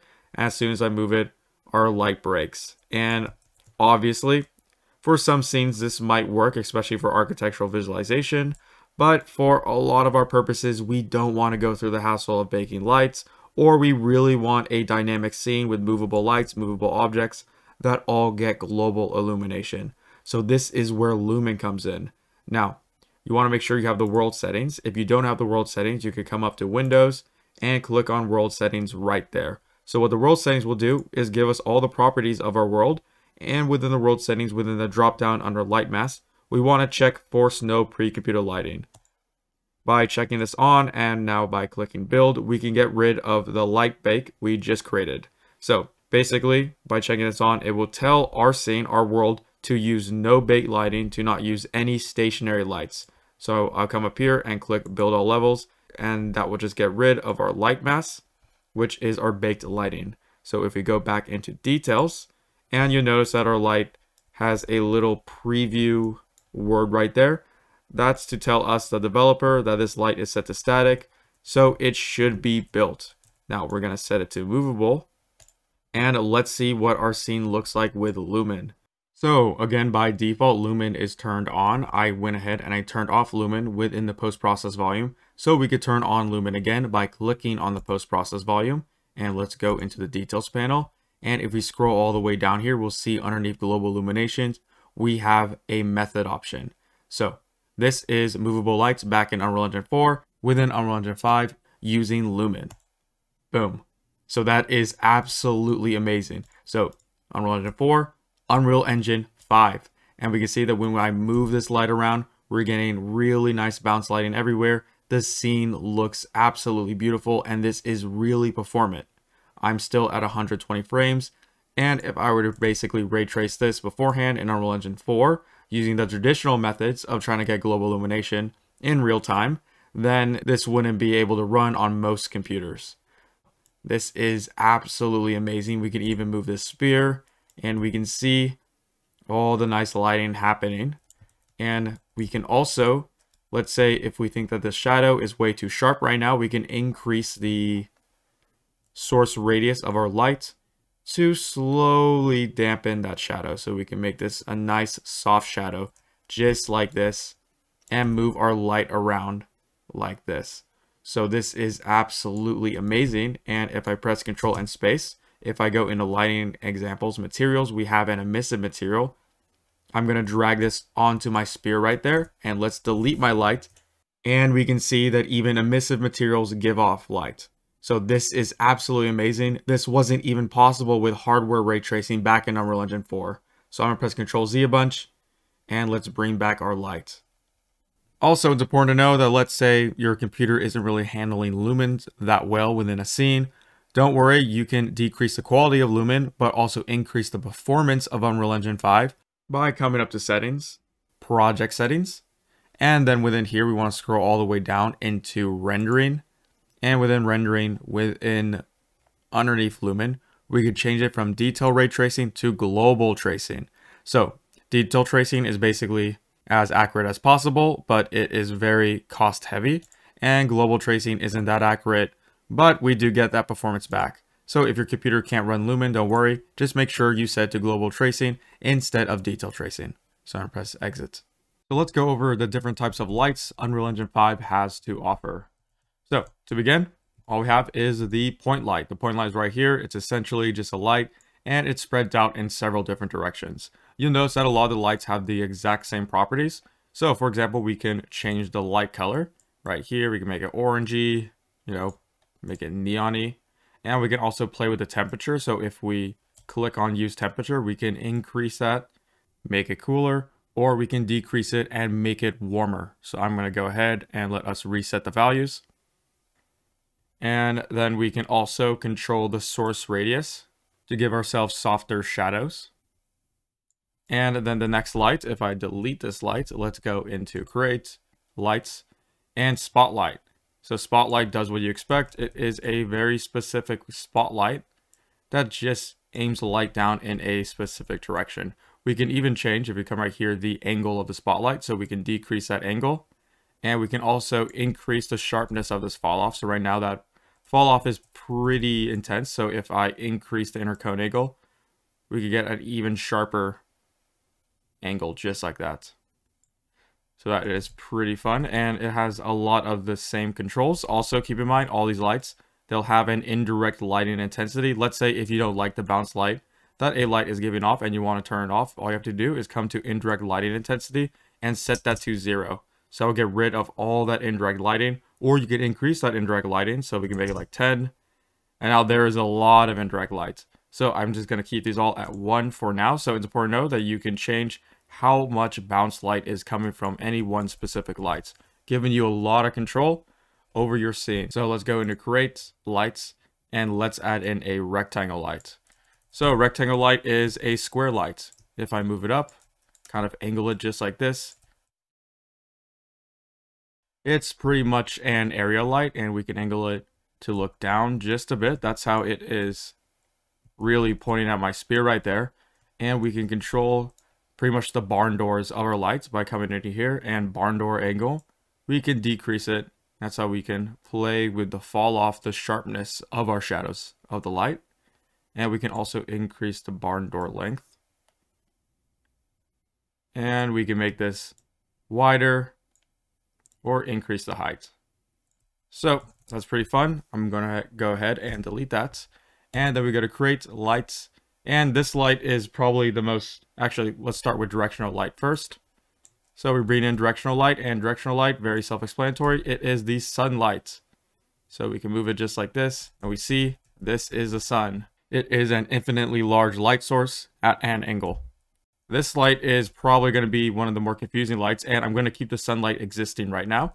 And that is if I go into create lights, skylight, and you drag it in here, and you might be wondering, wait, nothing's happening. The skylight doesn't do anything. Well, essentially what the skylight does is that it captures a 360-degree panoramic view. So it captures my entire scene from the position of the skylight, and then it projects the sky onto your scene as a light.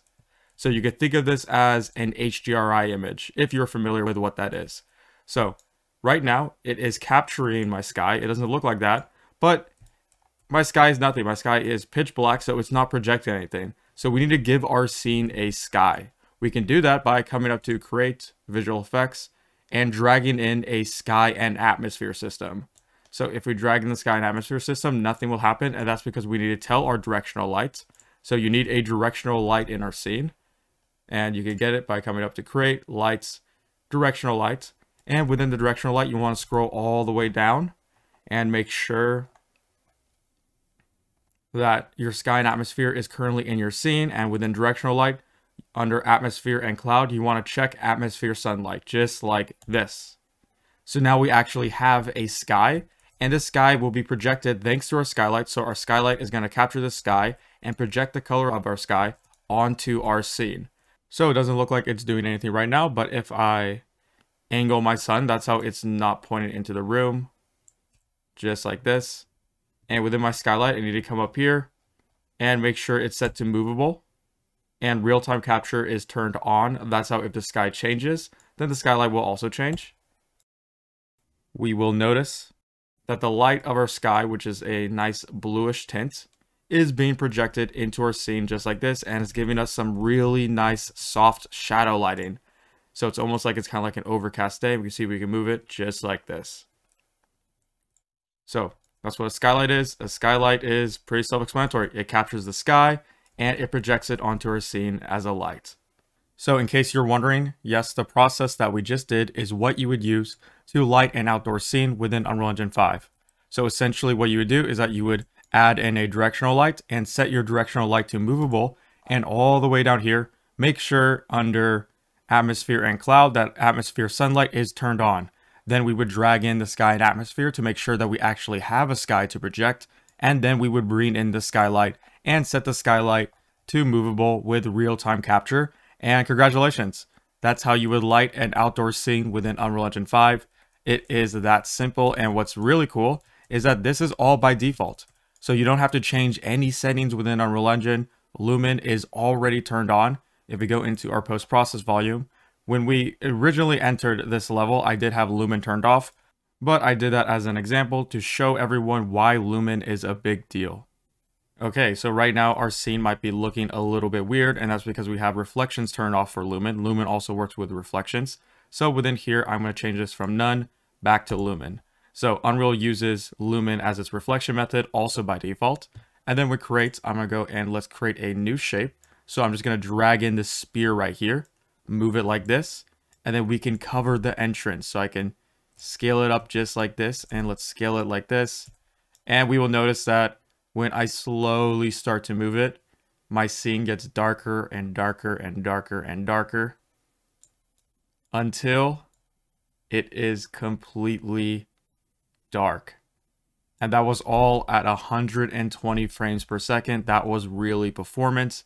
That was near impossible within the last Unreal Engine 4 without using expensive hardware ray tracing. And just as a reminder, even if you're on a lower end computer, you can still use Lumen by coming up to settings, project settings, scrolling down to rendering, and using, instead of detail tracing, using global tracing under Lumen. And you can also go into your post-process volume, and under global illumination, under Lumen global illumination, you can check this right here, so final gather quality, and you can bring down the quality. Obviously, you'll get a lot more artifacts, or you can increase the quality. So you can kind of control the quality right there. and I'll just reset it back to 1. Alright, so that's the basics of lighting in Unreal Engine 5. Now we're going to move on to a case study of lighting an architectural visualization scene.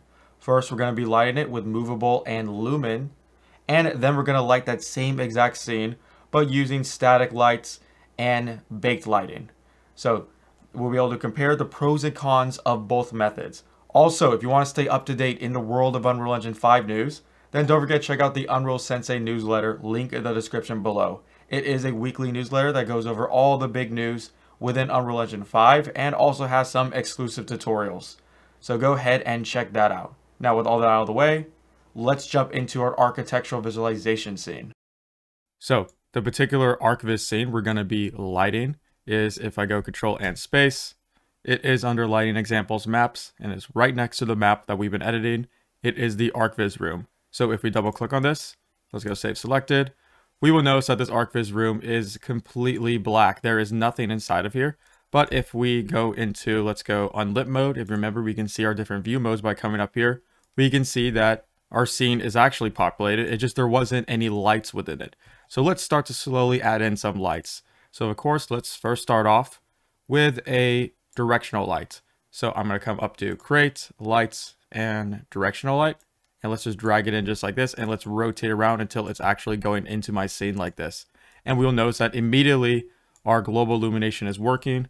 Our directional light is coming through our window right there and is bouncing all around the room, lighting my room up. So we could just maybe angle it just a bit like this. And let's make sure we set this to movable.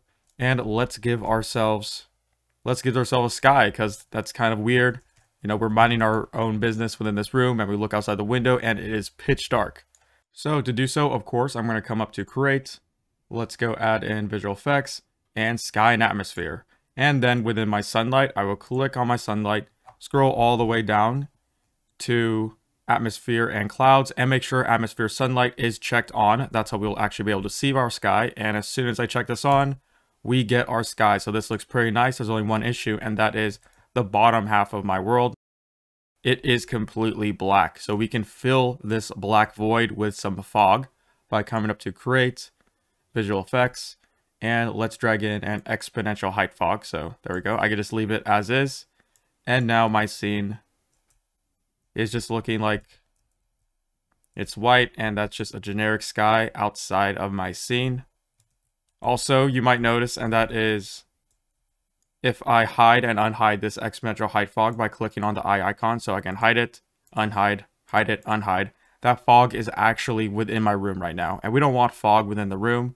So I'm going to come into exponential height fog, and all the way up here where it says start distance, I'm just going to increase the start distance to its max of 5,000. That's so when I hide and unhide this fog, there is no fog within my room, and we get that full range of colors. Now let's go add in a skylight. That's how we can continue to add some more light bouncing into my room from this window. So I'll come up to Create, Lights, let's drag in a skylight, and let's make this skylight, let me increase it right here. Let's make it movable and real-time capture. And then under the intensity scale, we can increase the intensity, the brightness of our skylights.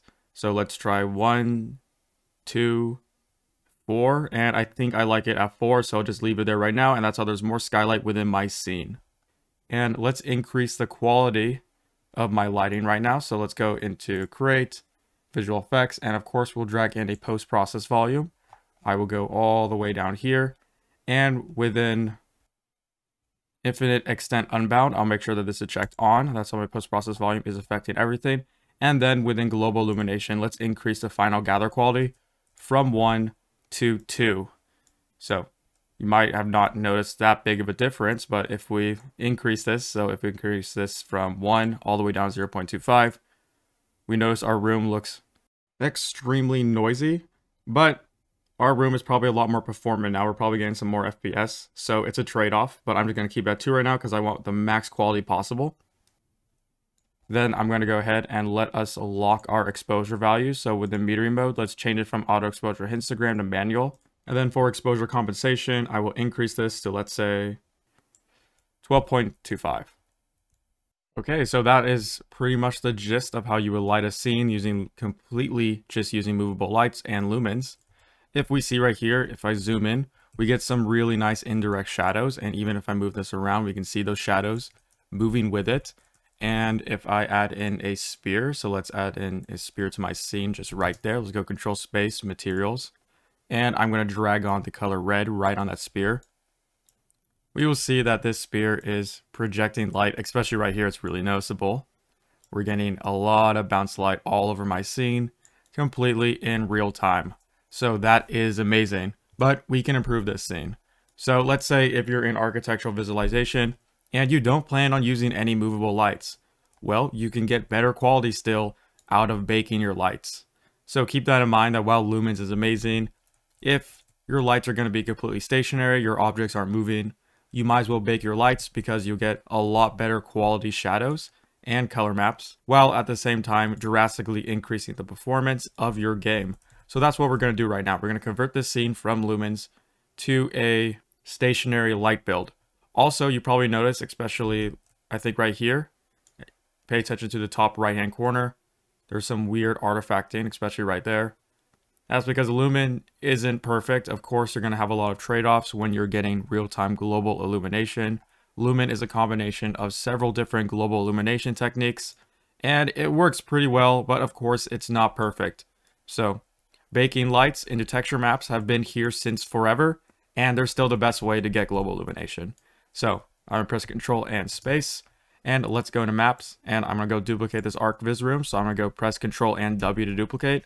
And let's call this ArcViz Room Baked. Just like that. And let's double click and let's go into here. So now I'm going to go select my lights. So let me select my directional light. We're going to go into details and we're going to set it from movable to stationary. Just like that. And I'm also going to go ahead and let's grab my skylight and also set this from movable to stationary. Since then, nothing will happen if we press baked because we don't have any lights to actually bake, since when we have a light set to movable, that won't be baked. Now, if we go into our post-process volume, we can scroll all the way down here and let's turn off lumens. So I'll select method, lumen, and I'll select none. And also within reflections, let's also select none, just like that. And now I'm going to come up here to build and build all levels, and let's see what lighting we get right off the bat. And this lighting looks absolutely terrible. This is what we're going to be going over within this part of the tutorial. We will go over all the different settings we can adjust to make our stationary light builds better.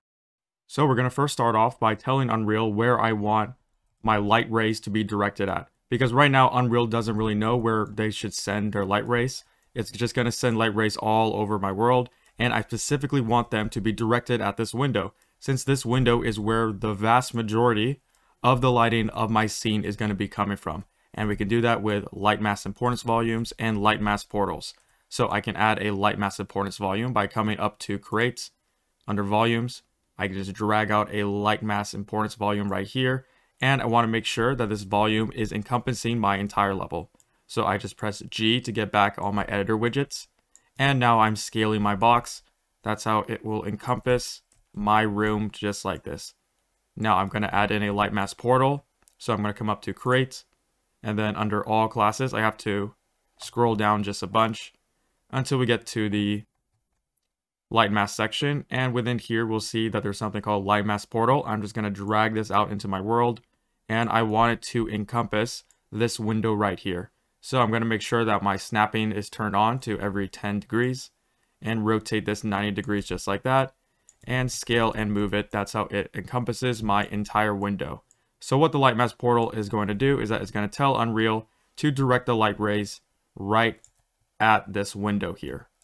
So when it is roughly covering my window, I'm going to come back into here, and now let's build our lighting.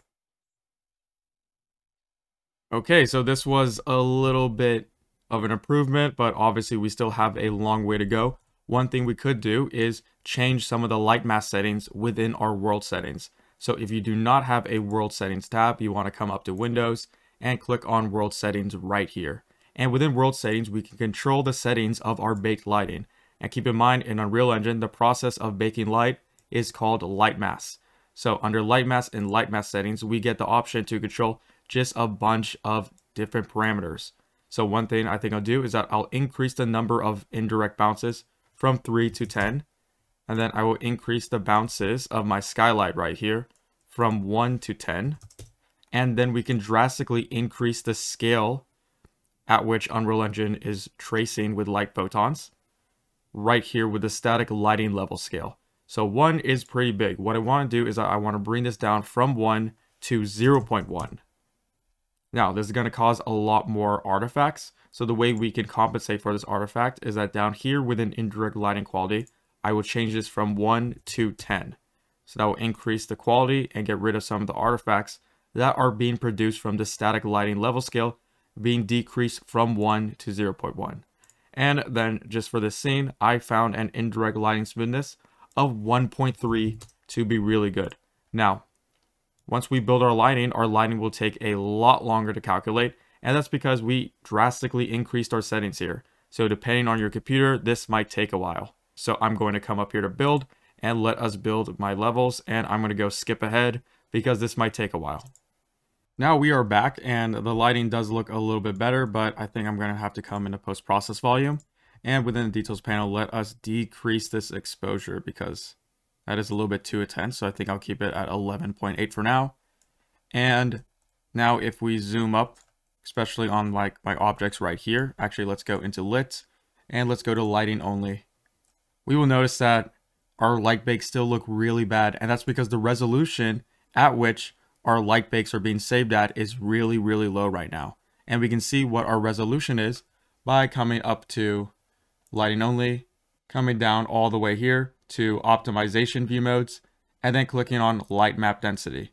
So by clicking on this, we can see the density at which our light mass, our shadows and bounce lighting is being saved, and this is insanely low.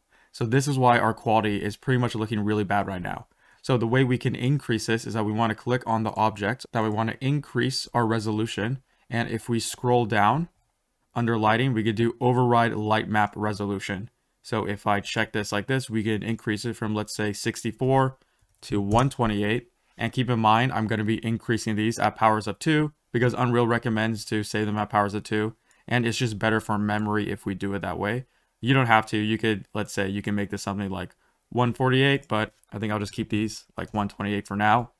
And if we now click away from this chair, we can see that we went from bluish green all the way to red orange. So I'm just going to increase all the static meshes here. That's how they look, either red or orange, so that we get some more resolution at which we can save our shadows at.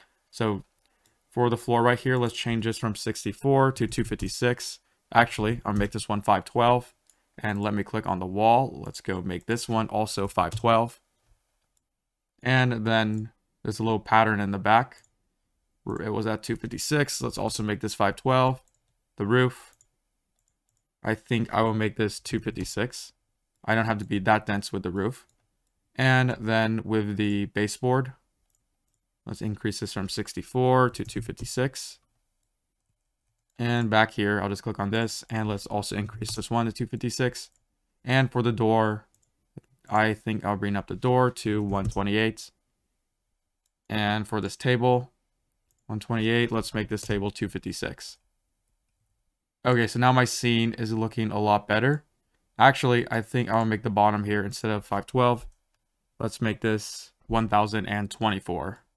And that's just because I want to really show off the indirect shadows that will be produced from our light mass. And now that our light map density has been drastically increased, now let's build, but with higher quality shadow maps and bounce lighting. So we'll come up to build all levels, and now this should take a while. And my light baking just finished, and we will notice that my scene looks a lot nicer if I come into lit. Let's go into lighting only, and if I zoom in here, we can see that we are getting a little bit of indirect shadows. And there's some changes I can do to go ahead and increase the lighting. But I think right now, I will come into my post-process volume. And let us scroll all the way up here to, and underneath rendering features, ambient occlusion, I'm going to come in here and I'm going to turn off my ambient occlusion. Take it from 0.5 all the way down to 0. And the reason why is because I'm letting ambient occlusion be baked by our light mass. So we don't need some ambient occlusion turned on within the post-process volume. and I'm going to scroll back up here. Let's go into exposure, and I'm going to lower this from 11 to 10, actually to 10.5, 10.8. Okay, I think I'm going to keep it at 10.8 for now. And then I'm going to go and add in a reflection capture, because we'll notice that if we zoom in, especially on our chair and on our little props, the reflection on them looks absolutely terrible. And that's because our reflections aren't taking into account the actual room that they're in. The reflections are just grabbing whatever reflection is being captured by the skylight, which is not what we want. So we want to override the skylight reflections with, if I come up to create, visual effects, and sphere reflection capture. So I'll drag that out, and immediately that's been fixed. So instead of grabbing the reflections that are being produced from the skylight, it will grab the reflection that is being caught by the reflection capture. And the reflection capture is similar to the skylight in that this is going to take a 360-degree panoramic view of my scene and then project that view as a reflection onto any objects that are near it. And we can also override this one right here with a smaller one. So I'll just drag from here and I'll just add another reflection capture. That's going to be over my props. That's how our reflections are just a little bit more realistic. So I believe now it's time for our final bake. So before we do a final bake, keep in mind that this will take the longest bake out of everything we've done. So if your computer has been taking a slow time baking all the previous ones, this one is going to be a little bit longer. So instead of going up to build and going to build all levels, we can go into lighting quality and increase the lighting quality from preview to either medium, high, or production. So each of these will be drastically increase our time, but at the same time, they will increase the quality of our bake. So I think I'm just going to keep it at medium for now. So make sure I select a medium, and then I'm going to come up to build, and with build set to medium, we're going to go ahead and build all levels, and this should be the final build. Okay, so our light bake looks a lot better, and I think I'm going to come in my post-process volume, and let's increase that exposure compensation to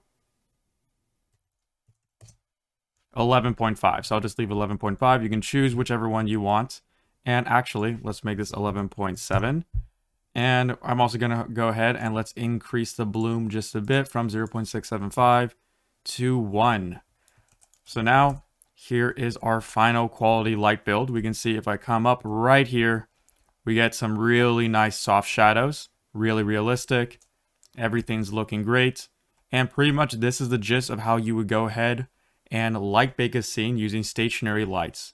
So this is another way of getting global illumination. And honestly, this way of getting global illumination, while all the lights are stationary and you can't move objects around, if we go into my other scene, my stationary light scene obviously looks a lot nicer than just using Lumen, but it's good to know that there are two options to get global illumination. You will pick one depending on the need of your project. So that's just a gist of getting global illumination within Unreal Engine using those two methods. For the rest of the tutorial, we're going to be sticking with Lumen. So that's lighting in a nutshell within Unreal Engine 5. So I hope you enjoyed that part. And now it's on to the fun stuff, and that is the world creation portion of this tutorial. So we're going to start off with landscapes. And of course, landscapes are really important because you will always see a landscape. Most of the time in Unreal Engine, you're probably standing on top of a landscape. So let's jump into it. So let's create a landscape by first creating a new level. So I'll do that by pressing Control and Space. And let's go into my stuff, maps, and let me right click. Let's create a new level and let's call this landscape example. Press enter and I'm just going to jump into it just like this. Let's go save selected and we will get a completely blank world. As we can see in the world outliner, there is nothing inside of it. So I'm going to press this button right here to enter into landscape mode. Now we will see that we get a green grid, and this green grid will be the basics of our landscape. And we see that we have a bunch of options right here. So these options can be pretty complicated, and I'm going to go just use the defaults right here for now. But in case you want to change what your landscape looks like, I highly recommend you go on the Unreal Engine documentation, specifically the landscape technical guide.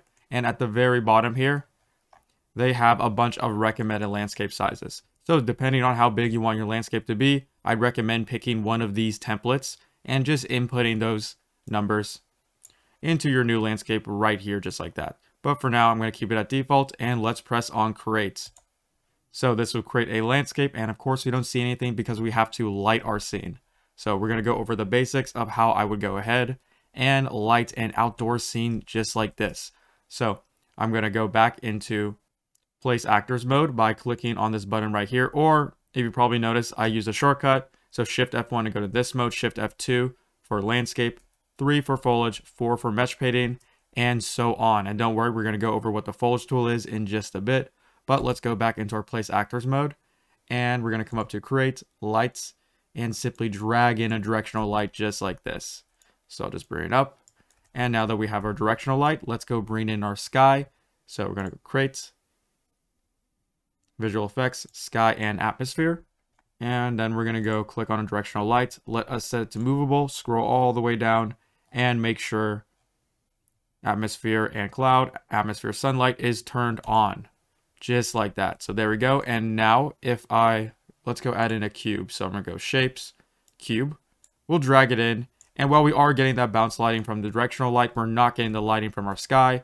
And that's because we need to add in, go to create, lights, our skylight. So just set in our skylight, set our skylight to movable, and make sure real-time capture is enabled. That's how if we move our sun down, it will also carry that. And actually, I'm going to go ahead and uncheck our grid snap, our angle snapping. And then if I hold down Control and L, I can move this sun around, and we can see that my sky dynamically changes color depending on the position of the sun. So this is absolutely amazing. And our skylight is also being updated at the same time since we have real-time capture enabled. So congratulations. This is pretty much how I would light an outdoor scene. You just lit your first outdoor scene in Unreal Engine. There's really is no other difference other than we can go into these settings of our skylight, atmosphere, and sun, and just go ahead and maybe change some settings for our own purposes. But this is what I pretty much would do. So there's one issue, and that is we would notice that again, we are getting just a black void within our sky. This is no good. So we can fill the black void with fog. So if I come to create, and then if I go to visual effects, let's add in an exponential height fog. That will just fill our black void. But then we have the issue, and that is if I lower my sun, so I'm press Control and L at the same time. If I lower my sun, our scene should be completely black right now, but our fog is lighting up our scene, and this is no good. So the way we would fix that is that we have to go into our settings and project settings, and I'm going to type up here in the search bar fog, and make sure support sky atmosphere affecting height fog is turned on. Now it's going to ask you to restart your engine. You're going to have to restart and recompile a lot of your shaders. So this might take a bit, but I'm going to hit restart now. And let's save selected. Once Unreal Engine opens up again, you'll notice at the bottom right hand corner, it says compiling shaders. This will just take a bit, so we're going to wait until it's at 100, and then we'll jump back into here and go into our landscape map. Okay, so we are done compiling shaders, so Control and space. Let's go into our landscape example. And here we have our fog. Now you notice this didn't immediately fix the issue if I hold down Control and L at the same time. And keep in mind, you want to hold down Control that is on the right side of your keyboard, not the Control on your left side. And holding down that Control button and L at the same time. If I move it down, that did not fix the issue. And that's because I need to click on my height fog and come down to fog in scattering color. We'll bring this from blue all the way down to black. And then right here, I'll scroll all the way down to directional in scattering, and we'll bring this from this greenish all the way down to black. So now if I press Control and L, I can increase my sun. So like right here, right now we're at nighttime, then slowly the sun starts to come up, and now it turned to daytime. And our fog is working great, and it's not giving us any annoying emissive values while it's nighttime. So that's how you would go ahead and fix the fog, making it compatible for your sky and atmosphere. So before we start working on our landscape, I think now is a good time before I even start working on an environment, and that is to get in a human reference. That's how I understand the scale at which I'm working. So to bring in a human reference, you want to press Control and space and then click on Add. And we want to specifically go to Add Features or Content Pack at the very top here. And then we want to select on third person, and that's how we could get in this mannequin character, and select Add to Project.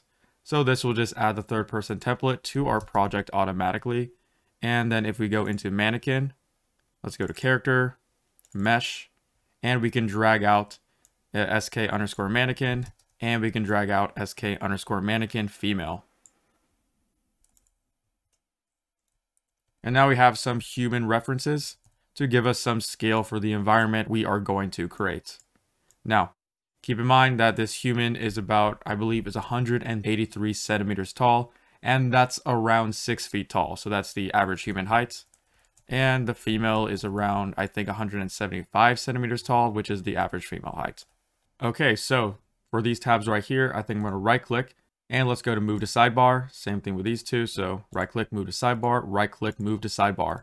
Now, if we zoom out, I can press Shift and 2 and we will jump into our landscape mode, or I could come up here and click that button. So Shift and 2 is your landscape mode. Landscape mode is pretty nice, and you'll notice that by default, we're in sculpt. We want to go from manage to sculpt, so make sure you're in sculpt right now. And we get a brush. If I place my brush anywhere down, we will notice that we immediately start sculpting our landscape. So sculpt brush, it will just increase that height. And then if we press Shift, that will go in the opposite direction. So I'm going to come up to show. Let's go and hide my grid right now since I don't want that. And now, so holding down the left mouse button will increase my height. Holding down Shift will decrease it. And we get some tool strength. So if I bring it up to 1, this is really powerful. If I bring down to, let's go 0.1, it's a very light touch. Also, we could change our brush fall off. So right now it's a 0.5. If we bring this to 1, then we get a very harsh brush. And if we bring this all the way up to 1, we get a very soft brush. Also, we can change our brush size. So right now it's at 2048. We can make this insanely big, or we can make this really small. So you can always press on this button right here to bring everything back to its default values.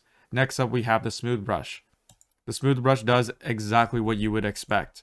We can just start holding down our left mouse button and we can start to paint away. We can start to smooth our landscape.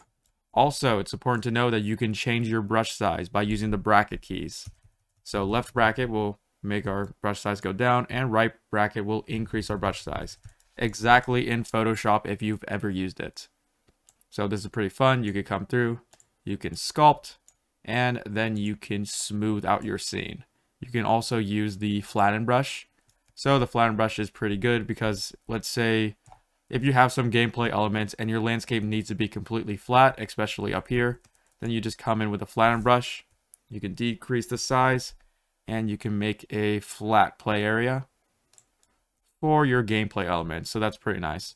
So these three, sculpt, smooth, and flatten, are probably the brushes that are used the most. The other brushes we will not be going over right now because those are for very specific case scenarios.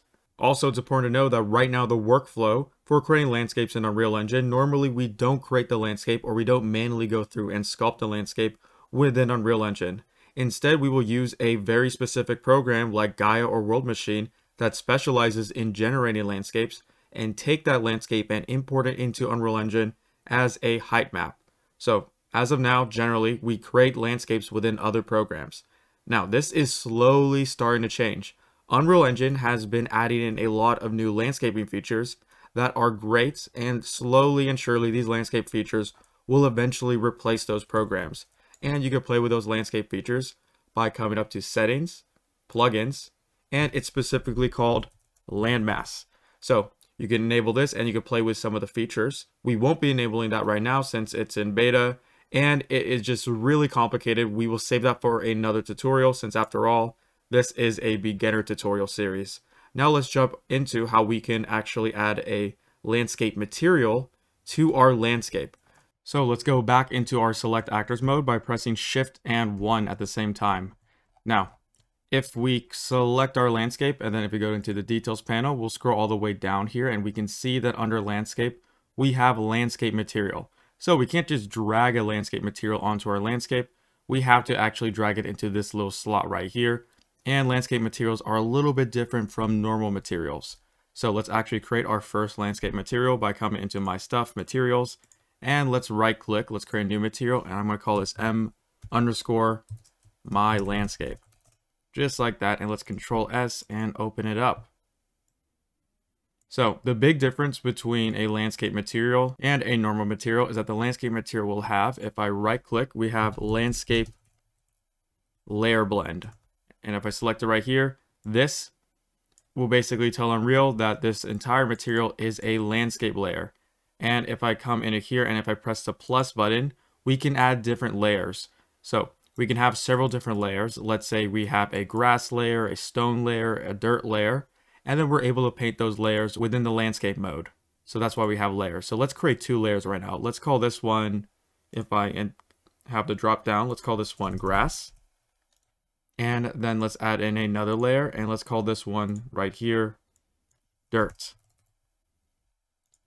Just like this. So essentially what we're going to do is that we're going to blend in between 2 different texture sets. A texture set for grass and then a texture set for dirt. And we can do that if I press Control and space. Let's go grab some textures from the starter content. And then let's go into textures. And for the grass, let's drag in this grass right here. And this normal map. And then for the dirt, we're just going to use, I believe we're just going to use Rust for now. So we're just going to select Rust right there and like this. And also drag these 2 in. So just like that. So it looks like these textures don't have a roughness map, but that's fine. We could just use a constant value for the roughness right now. So for this, we're going to drag in grass like this, and then we'll put our dirt right there and drag in our dirt into the layer blend. Now I'm going to have to select this and press Control and W to duplicate this layer blend. Now we're going to go switch in between the layer for the grass and then for the dirt, specifically for the normal map. So we'll plug up the normal map right here. And then we will plug in the color right here, just like that. And for the roughness, I'm going to hold down 1 and left click to bring in a constant scalar value. And let's bring this roughness from 0 to 1 to make our material completely rough. And then I'll hook it up to roughness just like this. And now I will press apply, save. And now we made our first landscape material. So if I go back into landscape example, we can't just, let's go back into where that landscape material is located. So a shortcut, instead of having to navigate through my content drawer and find where my landscape material is located, I could come up to m_my_landscape and click on the browse icon. That will just jump to the location within my content drawer of this specific material. So now if I come back into my level, I can press Control space and I already have my landscape material selected for me. So I can drag this into my scene and nothing will happen. And that's because I need to specifically, if I right click on details, let's restore this tab. I need to drag this into the landscape material slot right there, just like this. And now we will notice that our landscape looks immensely glitching. We see we get a bunch of weird shading issues. And this is on purpose. This is because we need to assign a landscape layer to our landscape. So to do so, we need to jump into our landscape modes and make sure we go into the paint tab right here. So in landscape mode, paint tab, you want to come all the way down here and you will see that we have different layers. These are the layers that we assigned within our landscape materials. So we see that we created a grass and dirt layer, and within here we have grass and dirt respectively. So I'm going to click on the plus icon to create a layer, and then I want to click on weight blended layer normal, just like this. And we can see that it's going to create a landscape layer for us. And it's going to automatically create a folder called landscape example _ shared assets. That's fine. And the name is going to be grass _ layer info. That's also fine. So now I'm going to press save. And we can see that we just created that layer. It's saved right here automatically. Let's press Control and S to make sure it's saved. And down here we can see we have our grass. And also I can add another layer. So let's add in the dirt layer by using the same process. So I'll click on the plus icon, weight blended layer normal, let's save it, and let's click on dirt right here. And if I lower my brush size, I can start painting in dirt just like this. So it'll take a bit to compile, and we won't be seeing anything right now, and that's because we need to bring up the tool strength from 0.128 all the way up to 1, and now we can start seeing that we're painting in that dirt layer into our landscape just like this. So that's the process of creating landscape materials. So if we jump into our landscape material, let's go ahead and let's edit the actual size of our landscape. So to do so, we're going to do the same exact thing that we did back in the material section of this tutorial. And that is we're going to create a coordinate, texture coordinate, And we'll drag from here, and let's use M. And then I'm going to hold down 1. Let's create a constant scalar parameter, right click, convert to parameter, and let's call this grass scale. And let's make this 1 by default. And we're going to plug this into my grass textures, just like that. And I'm going to go highlight both of these and press Ctrl and W to duplicate them. And then I'm going to name this one from grass scale to, let's call it dirt scale. Just like that. And we're going to drag from texture coordinate and put this one into our dirt and the dirt right below it, just like this. So I'm going to press apply.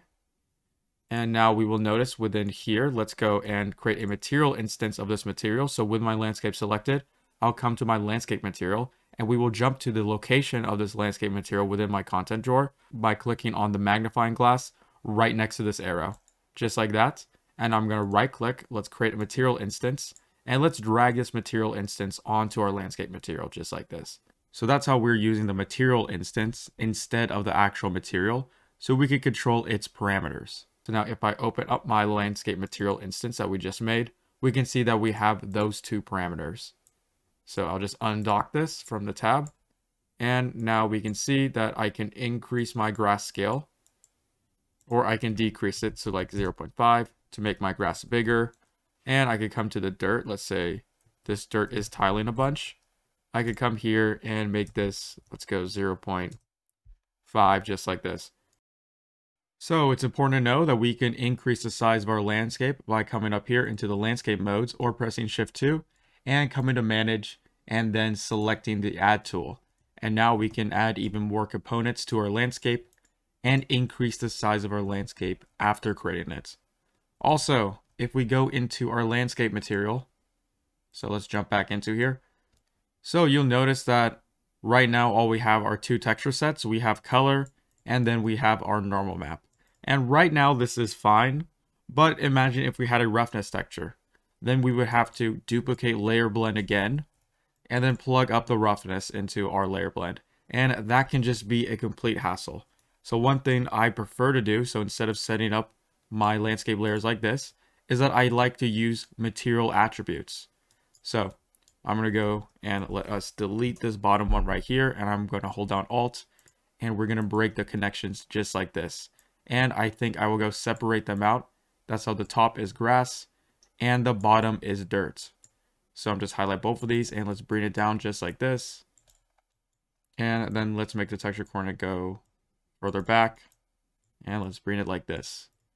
So instead of individually blending between each of these different channels, I'm going to just blend between the material as a whole. And we could do that if I hold down Alt and let's break it. Make sure I select somewhere empty. So that's how we have the details panel of our material as a whole. And down here, I want to click on use material attributes.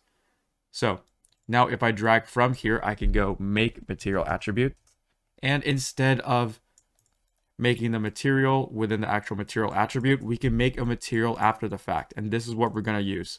We're going to make two materials and then blend between the two materials. So this one material will have a bunch of sub-materials within them. So of course, I want to hook up color to base color and normal to our normal, just like this. And let's make our roughness 1 for complete rough. Right there. And then down here, let's do the exact same thing. So I'm going to go highlight the 1. Let's go Control W. And then we're going to plug in 1 right here to roughness, color to color, and normal to normal. Just like this. So we have one material and then we have another material. So now we can blend it just like this. So we're blending different material attributes instead of a single channel.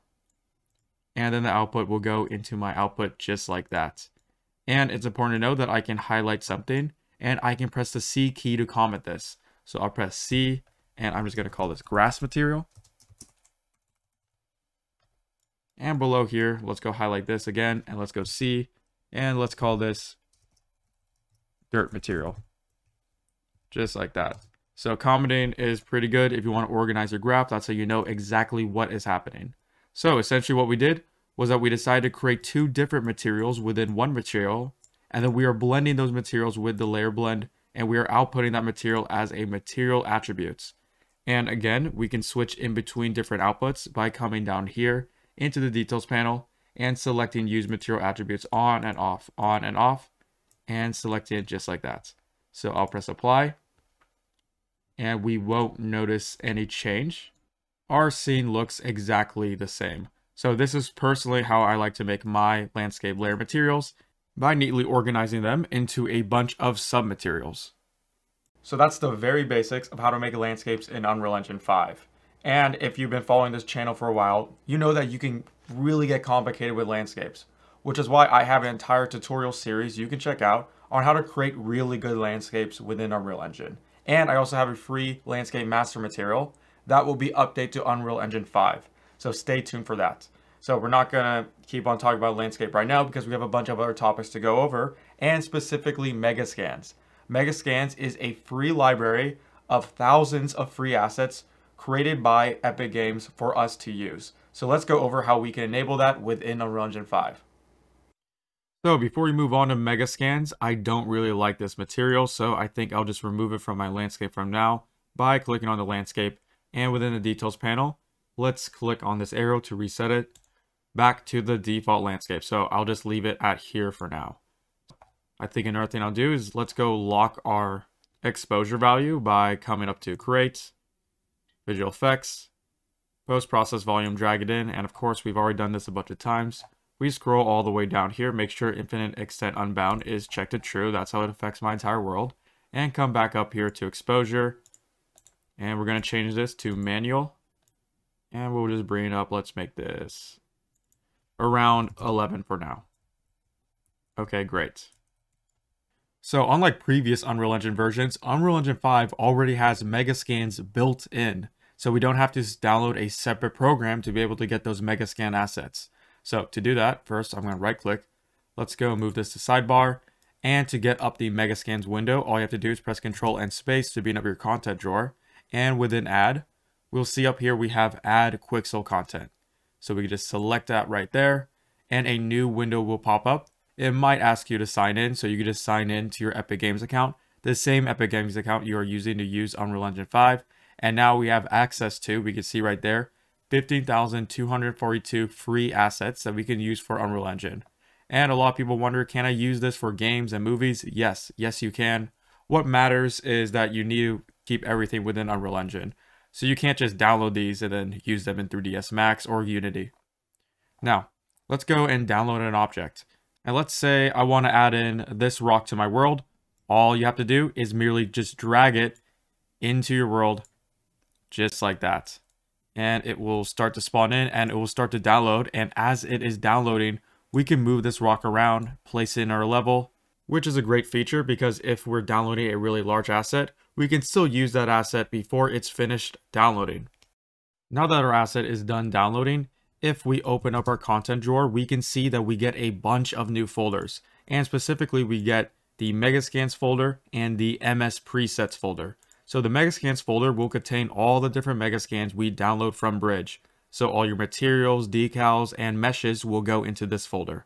And right below that, we have Megascans Preset folder. So this contains all the different master materials that Megascans will use.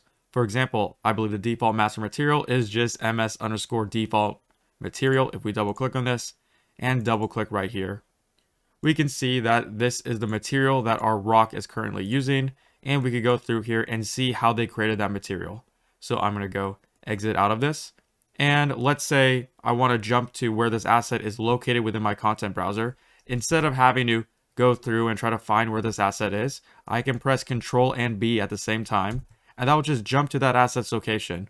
So for example, if I want to go to where the mannequin is stored, I can just select it and press Control and B at the same time, and it will jump to that location and highlight it for us. So that's a neat shortcut. I use that shortcut all the time, and that's just Control B. So with Control B, we can get my static mesh, and to the left of it is our material instance. Let's go open it up and see what parameters we have available for us to play with. So here is our material instance, and I'm going to go undock the details panel. That's so I can go through all of these details. and see what Megascans allows us to change by default. So first off, we have albedo tint. This is very self-explanatory. This is just the tint of a rock. So let's say if you want to give it kind of like a bluish feel to it, you could just come right here and change the color just a little bit more to blue. And if you don't like that, you can set all the values to 1 to reset that back to white. And right below that, we have albedo controls. So albedo controls are special because we can increase our saturation, we can decrease our brightness. Let's say if our rock is a little bit too bright right now, we could bring that to 0.5. Or we can increase the contrast. So instead of 1, we can make this 2 and really increase that contrast. So I'll set that at 1 right now. So I use albedo controls and albedo tint probably the most out of all these parameters. And then if we scroll down, we see that we also have controls for metallic.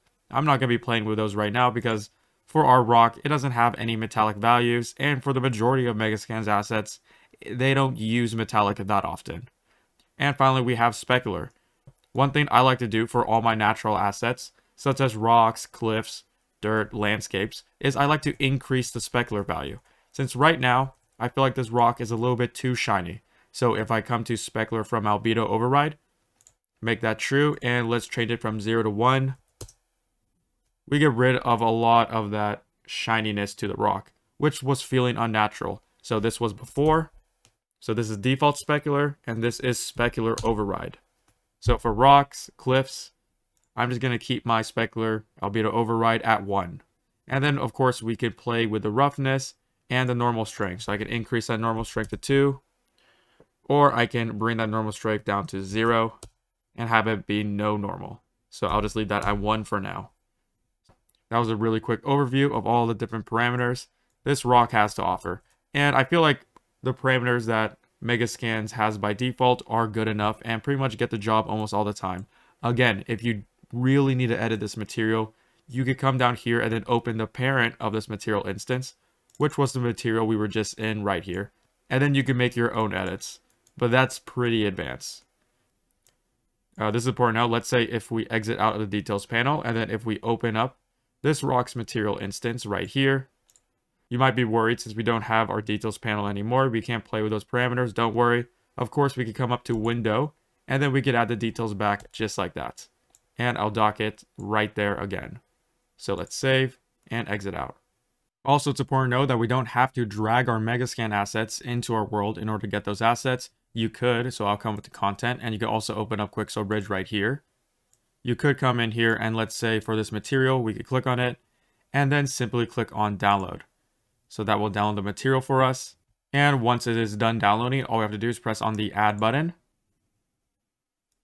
And if we press Control and space, we will notice that within Megascans, we get a new material instance right here. That was our material under a new folder that was created called surfaces. So this is the asset we just downloaded. So you don't have to drag your asset into your world. You could just manually download it and add it through Quixel Bridge. Okay, so now it's time to go over foliage. And of course, Unreal Engine has some of the best foliage that is located within our Megascans library. So let's open up Bridge once again. And within Bridge, let's decide on a foliage that we're going to use just for demonstration purposes. I believe I'm just going to look up fern. And let's use this fern right here. So we could choose a quality. I'm just going to make sure that this is high quality. And we can either drag this out into my scene or press download. I think I'll just press download. Now that it is done downloading, all I have to do is press on add. And this will add it into my content browser. So if I press Control and space, we can see that we have a new folder called 3D Plants. And underneath 3D Plants, we have a bunch of different foliage. And if I just drag in my little fern right there, we can see that our fern already has by default some nice subsurface scattering. So our foliage is feeling oddly stale right now, and that's because it's not moving in the wind. Foliage isn't just still like this. Sometimes it's swaying back and forth because the wind is pushing on it. So let's activate wind right now. If we go into our material instance, we'll see that we have a lot of material instances that are similar to our rock material right there. But if we scroll all the way down, we have a new setting, and that is enable grass wind. So I'll just click it. Let's make sure we enable it. And now I'm going to go exit out of my material instance. We get some nice grass wind that is moving our fern back and forth as if this world actually has wind inside of it. Now we could just simply drag out our fern, copy it again, rotate it, scale it, and create an entire world that way. But that is way too slow. So instead, what I'm going to do is let's delete these ferns and go into my foliage mode. Up here, it's a little grass icon, or I can press Shift and 3 as a shortcut. And we'll see that we have our foliage right there, ready to go, ready to be painted in. So normally if we're creating foliage and we're importing it ourselves, not through Megascans, you wouldn't see these objects here ready to be painted with. So if you don't see your objects here, you want to press Control and Space, and you want to find out where your static mesh is, where your object is, and simply select all your foliage by selecting one, holding down Shift to select them all, and then drag it into this location right there, just like that. But I'm not going to, because Unreal is smart, especially with Megascans, to know that this is foliage, and I want it to already be within my foliage tool, ready to start painting with. So right now, if we try to paint, we'll notice that we don't get any brush. Well, that's because we need to tell Unreal which one of these meshes we want to paint with. So I'll just select the first one right now, and we still can't paint. That's because in the top left-hand corner, we need to make sure that the checkbox is checked on. So now if I place it down, we can see that I'm painting just like that. And we have our nice little foliage, and we can make a forest, a grassy field that way. So if I come all the way over here, and this is pretty important, we can increase the paint density, which will increase the density. So that was a density of 0.5, and now this is a density all the way up to 1. We can even increase that density more down here.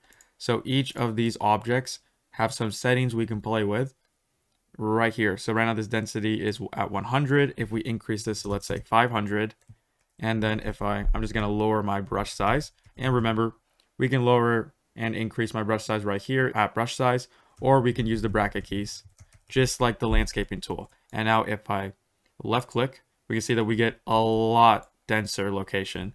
So we can play with our density down here for individual objects, and we could play with our density as a whole up here for my brush. So I'll bring this back down to 0.5. And let me go click on the first one, and let's change this back from 500 to 100. So if you want to delete objects, you want to make sure that the object you want to delete is selected right there. And then we're going to hold down Shift and simply erase them like that. So remember, Unreal Engine 5 is an alpha. I'm surprised we haven't run into that many bugs so far, but I'm guessing this is a bug we're going to have to contend with right now. By the time you're watching this, you probably won't see that bug. So if we want to play with the size, because right now all this, it's a set size right now. Foliage is never just a set size. We have varying size. We have small ferns and big ferns. We can come into here, and with this object selected, we can do scale X and make sure scaling is set to uniform. We can scale this with varying degrees. So let's say we can maybe go from 0.5 to 2. And now if I paint it down, we will see that my ferns, we see that we have small ferns and big ferns. So that's a way to vary the scale. And of course, we can check multiple objects to paint multiple ones. So I'll just set this back to 1. And now I could go through each one and check each box. Or I could select one, hold down Shift to select a bunch of them, and then check the box just like that. So that's a little shortcut. If we select multiple ones holding down Shift, we can check and uncheck them. So now with all my objects activated, if I place them down, we can see that we are painting all of our fern. Just like this. And if we really want to, we can edit individual ferns. So let's say if I don't like the position of this one fern right here, I could come up to select and then select that individual fern and move it around like this. So you're not just limited to the paint tool, you can also select different foliage actors and move them around your world. And it's important to know that if I go back into paint, by default, if we, let's say, paint some foliage right here, that foliage will be painted on top of our object, on top of our static mesh. If you don't want our foliage to be set to a static mesh, and even if I press Shift F1 to go into select actors, and if I move this around, our foliage will follow it. If we don't want that to happen, we can go to Shift 3 to go back into my foliage mode, and I can uncheck static mesh. So now, if I hold down Shift, and let me check static mesh real quickly, and let's delete all the foliage right there. And then if I uncheck static mesh, and I try to paint, we will notice that we are no longer painting on top of that static mesh. So that's how you paint foliage within Unreal Engine. Now we're going to talk about Nanite. So Unreal Engine 5 is a big deal because of two things, Lumen and Nanite. Now we've already gone over Lumen, but we haven't gone over Nanite. So you can think of Nanite as virtualized geometry. It's a new way to look at static meshes that allows for way more polygons than has ever been possible in real time. So we can have movie quality assets running in real time in Unreal Engine 5. So let's jump into Unreal Engine and I'll show you what I'm talking about. So right now I have opened the Epic Games sample project. You can download this sample project within the Epic Games launcher. Under the UE5 tab, you just want to scroll all the way down and you could download it right there. Keep in mind, it is 100 gigabytes large. So if we zoom up right here, we can see that this is an entire large desert. And we can visualize what Nanite is doing right now by coming up to Lit, Nanite Visualization, and clicking on triangles. So every color you see right here is an individual triangle, is an individual polygon. So this is really close to one polygon or one triangle per pixel. And to see that in a game engine running in real time is absolutely amazing. And we can see that when I zoom in on any specific asset, our polygons get denser and denser and denser, and that's where the dynamic factor comes in. So far away, it won't be rendering as many triangles as it could, but then if you get closer and closer to an asset, then those triangles start to come in. So let's go get out of Nanite. And there's just one downside right now, and that is Nanite only works for static meshes. So this is great for your rocks and your cliffs, but it doesn't really work for anything else, which is why Epic Games decided to show off Nanite with a desert. And that's because a desert is pretty much only comprised of rocks and cliffs. Also, this is really interesting to know, is that they're not using any landscape. Everything you see here are just static meshes, even down here. If we start clicking around, we can see that all of these, especially right here, we can increase this. All of these are just individual static meshes. So now let's jump back into our original project and see how we can activate nanites. So to activate nanite on a static mesh, it is very simple. All we need to do is open up a static mesh. So I'm going to select it right now and press Ctrl and E as a shortcut to open up the static mesh. And then you'll see right under material slots, we'll have nanite settings, and we will switch it from not enabled to enabled. Just like that. And we're going to press apply changes. And now we have a nanite mesh. It is literally that easy, and we can tell that it's a nanite mesh by coming up to lit, going down to buffer visualization, nanite visualization, and clicking on triangles. So we can see it's right there. Now, so if we zoom far away, those triangles will start to decrease and change. So keep in mind that this mesh wasn't really that dense to begin with, but this will be very helpful for meshes that are really, really dense, or it would still be helpful for meshes that aren't dense, especially if we copy a bunch of these around. Since it is nanite, it will still be a lot more performant if they weren't nanite. And there's another way that we can activate nanite, and that is if I press Ctrl and B to find out where the static mesh is within my content browser. All you have to do is right click on your static mesh, and up here we have nanite, and you can enable it, disable it also right here. So we don't even have to open up the static mesh to enable nanites.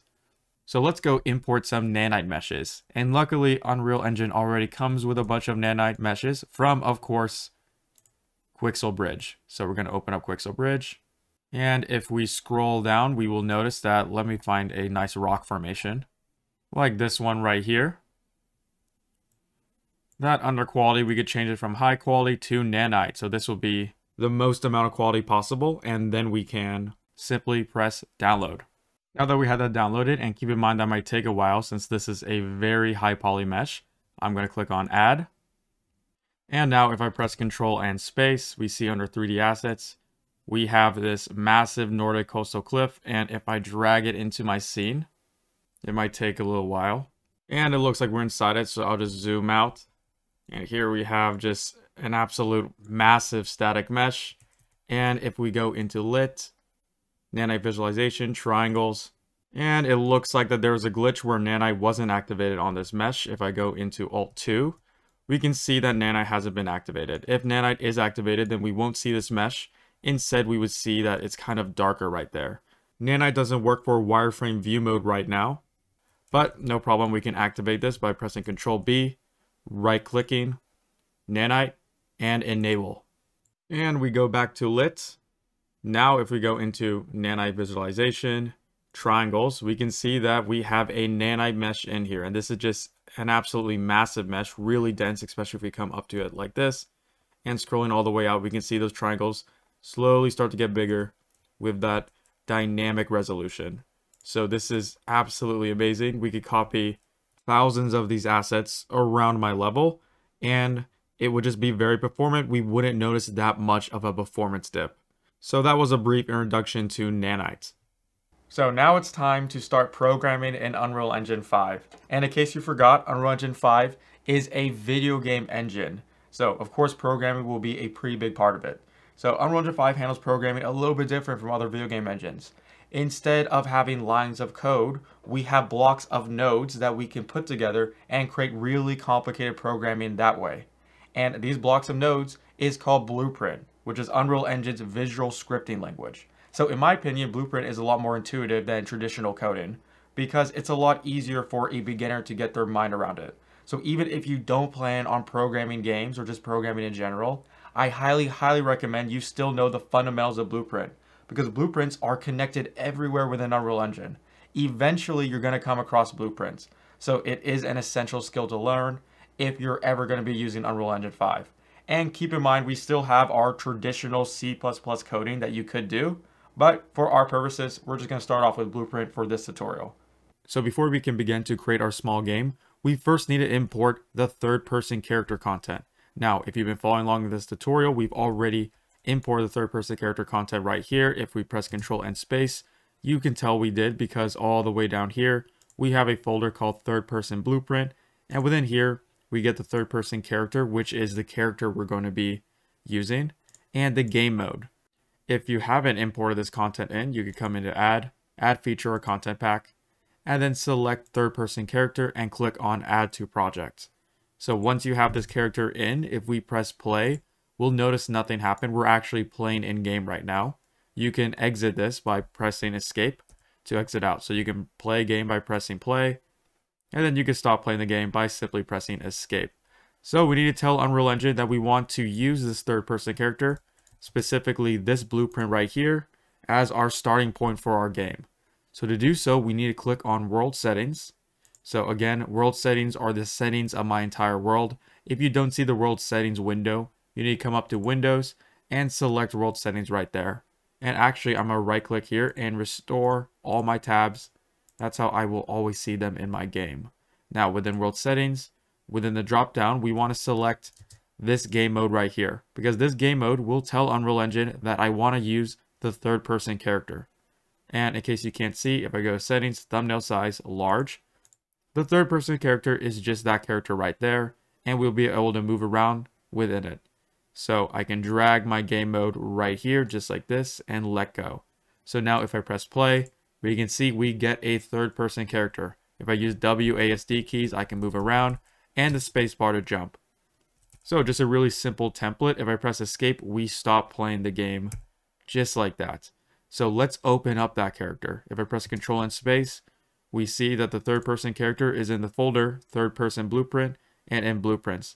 So double clicking on this will show us the blueprints. So I'm gonna go dock this up here just like this. And then I'm gonna select the viewport right here. And we can see all the components that make up this blueprint. So the control of this blueprint is exactly the same as it is within our level. We can move around, holding down the right mouse button, and if we press F, we can focus to an object, and holding down Alt and the left mouse button, we can rotate around it, and use the right mouse button to zoom in and out just like this. So the exact same controls, and we'll notice in the top left hand corner right here, we have a components tab. These are all the different objects that make up my current blueprint. You could think of this as pretty much the world outliner, but for our small little blueprint. Right below that, we have all the different variables and events that make up my blueprints. And don't worry, we'll go over what those are in just a bit. And to the right, all the way right here, we have the details panel. It works just like the details panel in my world. I can select something, and then I'll get some properties that I can change within the details panel. So you notice I just selected my skeletal mesh, my character in the middle right here, and we can even change the skeletal mesh. So let's say if you don't want to use the default mannequin, you can click on this drop down and then select SK_mannequin female. And now if we press play, we can play also. We don't have to press play when we're in the level editor. We can press play right here. And now our character is falling down into the abyss. And that's because we don't have a player start location. So let's come up to create. And then we're going to come down to player start. And I'm going to drag it right here. And now if I press play, we will spawn at that location. So if we come back into third person character, pressing play, we'll just start off right here. And you will notice that now we are the female mannequin. So that is where you would change it. But I'm just going to change it back into the default mannequin for now. So if we click on the event graph, we can see all the different blueprints, all the different nodes, the programming that makes up my character. So everything you see right here, such as the walking, the camera movement, the jumping, that's all being handled right here. We won't explain what all these different blueprints and nodes are doing right now, because then that will add another hour to this beginner course, and this beginner course is already very long as is. Don't worry, we'll go over what all these nodes are doing in a different videos. So the controls are exactly like your material graph. You can hold down the right mouse button, you can pan around, and you can use the scroll wheel to zoom in and out, just like this. Also, this is pretty important. Let's say you ever accidentally close your event graph. Now, do not worry, you could get back that event graph by coming to the left here and selecting event graph right there and double clicking. So that's how you would open it up again. So all these red nodes right here, these are event nodes. These nodes will basically fire out whenever something is happening. For example, right here is jump. And right now jump is linked to our spacebar. Whenever we press jump, then this node right here will fire out. And then any nodes in sequence will be activated. So when we press the spacebar, then it's going to tell our character to go ahead and jump. And then when we let go of the spacebar, it's going to tell our character to stop jumping. So right here, this logic is literally just, so this will run whenever we press the spacebar, we jump, then our character will jump. And real quickly, I'm going to press Shift and F1 at the same time, and this will bring back my mouse cursor. Now up here, I'm going to select my third person character, and then we're going to go ahead and open up this window once again, and I'll drag it right here. That's so we can see what's happening. And now we can actually see the nodes that are firing and what's being activated. So if I press the spacebar, boom, we can see that our spacebar is jumping. So it's jumping, then let go, and it stops jumping. So that's a good visual representation of the actual programming that is happening right now. So let's create our own event. If we come down here, I can right click, and right clicking will give me a list of all the different nodes that I can use right now. So I want a specific one, and that is keyboard and then F. So this is an event, and this event will run whenever I press the F key. And to show that this event is running, I'm going to drag from pressed, and now I'm going to type in print string. And we're just going to leave it at hello for now. You could change this. Actually, I'll just change it to F is pressed! Exclamation point. So now when I press play, and whenever I press F, we can see that on the top left hand corner, F is pressed is being shown. So that's how I know right now that my event is firing and everything is working fine. Just like that. So now all the nodes that are connected within the sequence will be ran whenever I press F on my keyboard. So now let's actually give our mannequin some logic when we press F. So I'm going to delete this print string right now since we know F is working, and I'll drag from here, and I'm going to type in set collision enabled. And I specifically want to make sure I select mesh. So in case you don't know what this mesh is, it's getting a reference to this character, which if we look at the left hand corner, it's called mesh.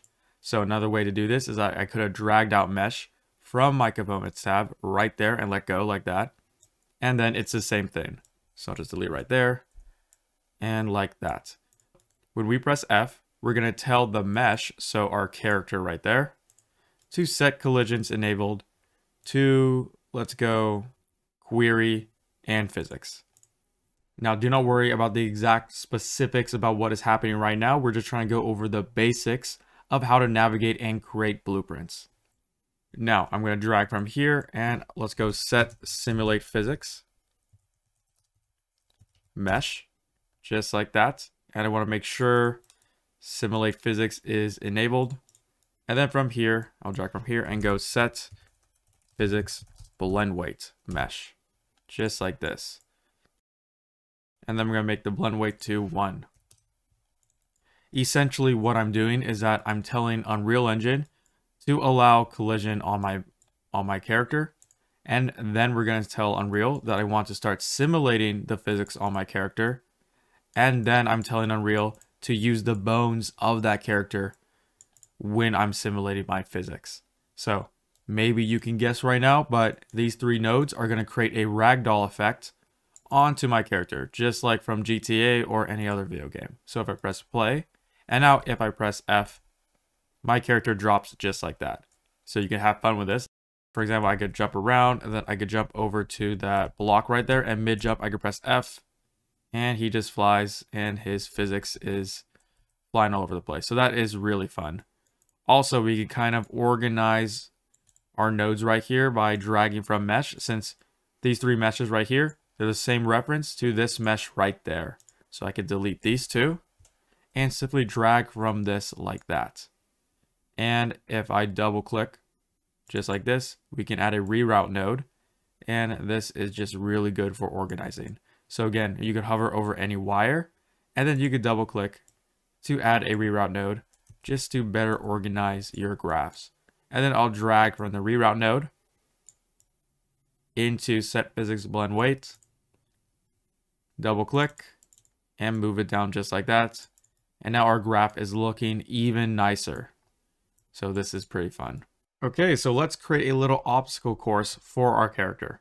So let's come back into landscape, and I'll just fly back up because I was in the middle. I was below my scene right there. And let's come over here, and let's start off right here. So I'm going to go into my landscape mode with Shift 2. And then within Sculpt, I'm going to slowly increase this just like that. And let me increase the height. And then I'm going to use the flatten tool to just flatten out an area. That will be the play area. So right here will be the play area. And I'm going to go ahead and let us move my player start. Actually, I'll just delete the player start. Come up here. Let's go create player start and drag it in just like that. So now when we press play, we spawn right here. I want it where the player has to walk all the way over there, and he has to avoid different obstacles until at the very end, he will get a reward and the game will be over. So this will be the quickest and worst game ever designed in history, but it will get the point across of what Blueprints is. So let's actually create an obstacle blueprint by going Control and space. And I'll just create it in third-person BP, Blueprints, and I'll right-click, go Blueprint Class. And we're going to create an actor. If you read right here, an actor is an object that can be placed or spawned in the world, which is exactly what we want. And then I'm going to call this BP underscore obstacle. So normally, this is just a convention. You don't have to name it BP underscore, but I tend to name all my blueprints started off with BP underscore. And that's just a general convention that most people use. So now, as we can see, this is an empty blueprint and nothing is inside of it. So I want this obstacle to specifically be, if I come up to add right here, a cylinder. So we will add in a cylinder, and this cylinder is too thick. So I'm just going to stretch it out like this. And I'm going to go scale it within the X and Y axis, and also move this up just like this. And let's make this a little bit skinnier. So now if I compile, save, if I come into my world, I'll press Control and space, and I'll drag this out just like this. And now we can see that our blueprint is within our world. Also, keep in mind that whenever we do make a change, you should press compile in order to actually see that change. But whenever you press play, all the blueprints will be compiled automatically.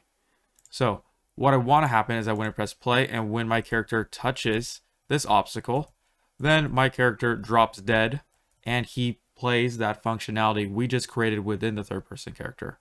So to do that, we need to go in a third person character and we need to turn this into an event. Not only when we press F, will our character start to ragdoll. But also, if we right click, go custom event, and then we're going to call this death. So if I plug it into this, now we can call death from other blueprints. So I'm going to go into BP underscore obstacle, and let's add in a collision. So that's how, whenever my character touches this pole, a collision will handle some logic, and then that collision will call death within our third person character. So we need to come to add, and let's type in collision, and we're going to use a capsule collision. So I want this collision to just be a little bit bigger than this obstacle. So I think I'll go decrease it just a bit, and we can increase the radius of this collision right here, but I think I'm going to keep it at 23, just like that.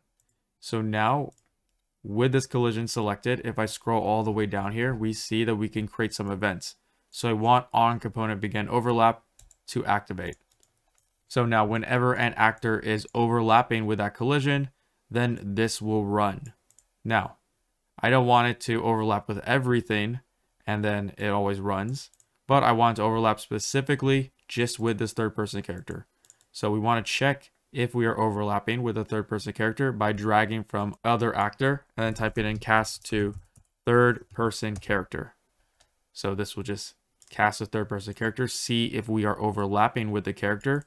And if we are, we're going to drag from the third person character, and we're going to call the event we just made called death, and death will run all these nodes that we made previously. So now if we press play, if I walk up to this pole, I'm not going to press F, and boom, automatically he ragdolls. So that is exactly what we want. So let's go back into BP underscore obstacle, and to just recap what is happening, whenever something is overlapping this collision, I'm going to go ahead and check if it is a third person character. If it is a third person character, then I'm going to tell the third person character to call the function called death, which will ragdoll our character.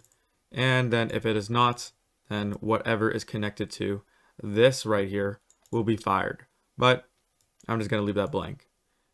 Right now, our obstacle isn't really that fun. It's just standing there. It's not really doing anything.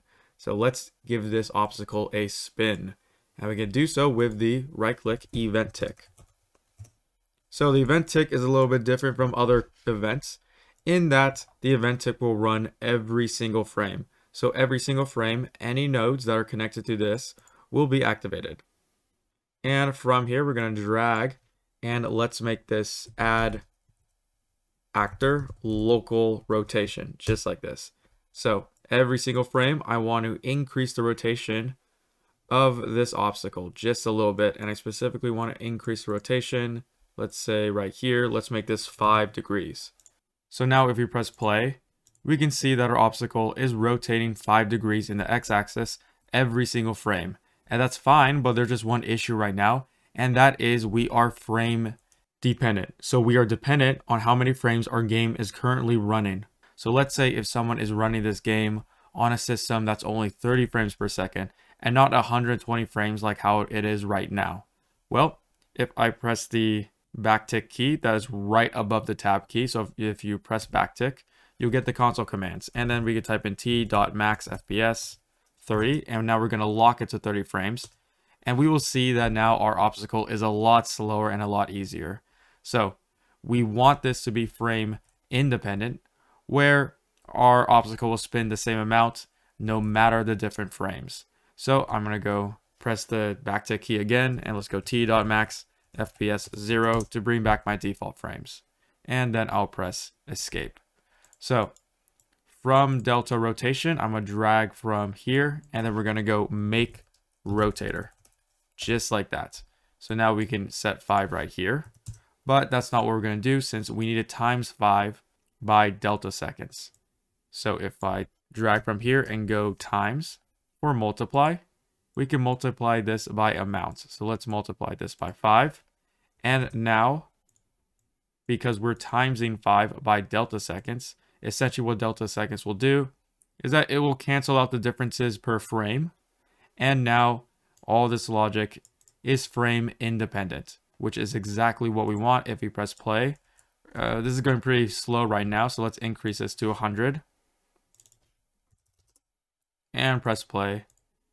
And we can see that this is spinning, but now it is frame independent. So even if we lower it to 30 frames per second, it will still be spinning the same exact amount, which is exactly what we want. Now we have a really nice obstacle, and if it goes, boom, it will just destroy our character.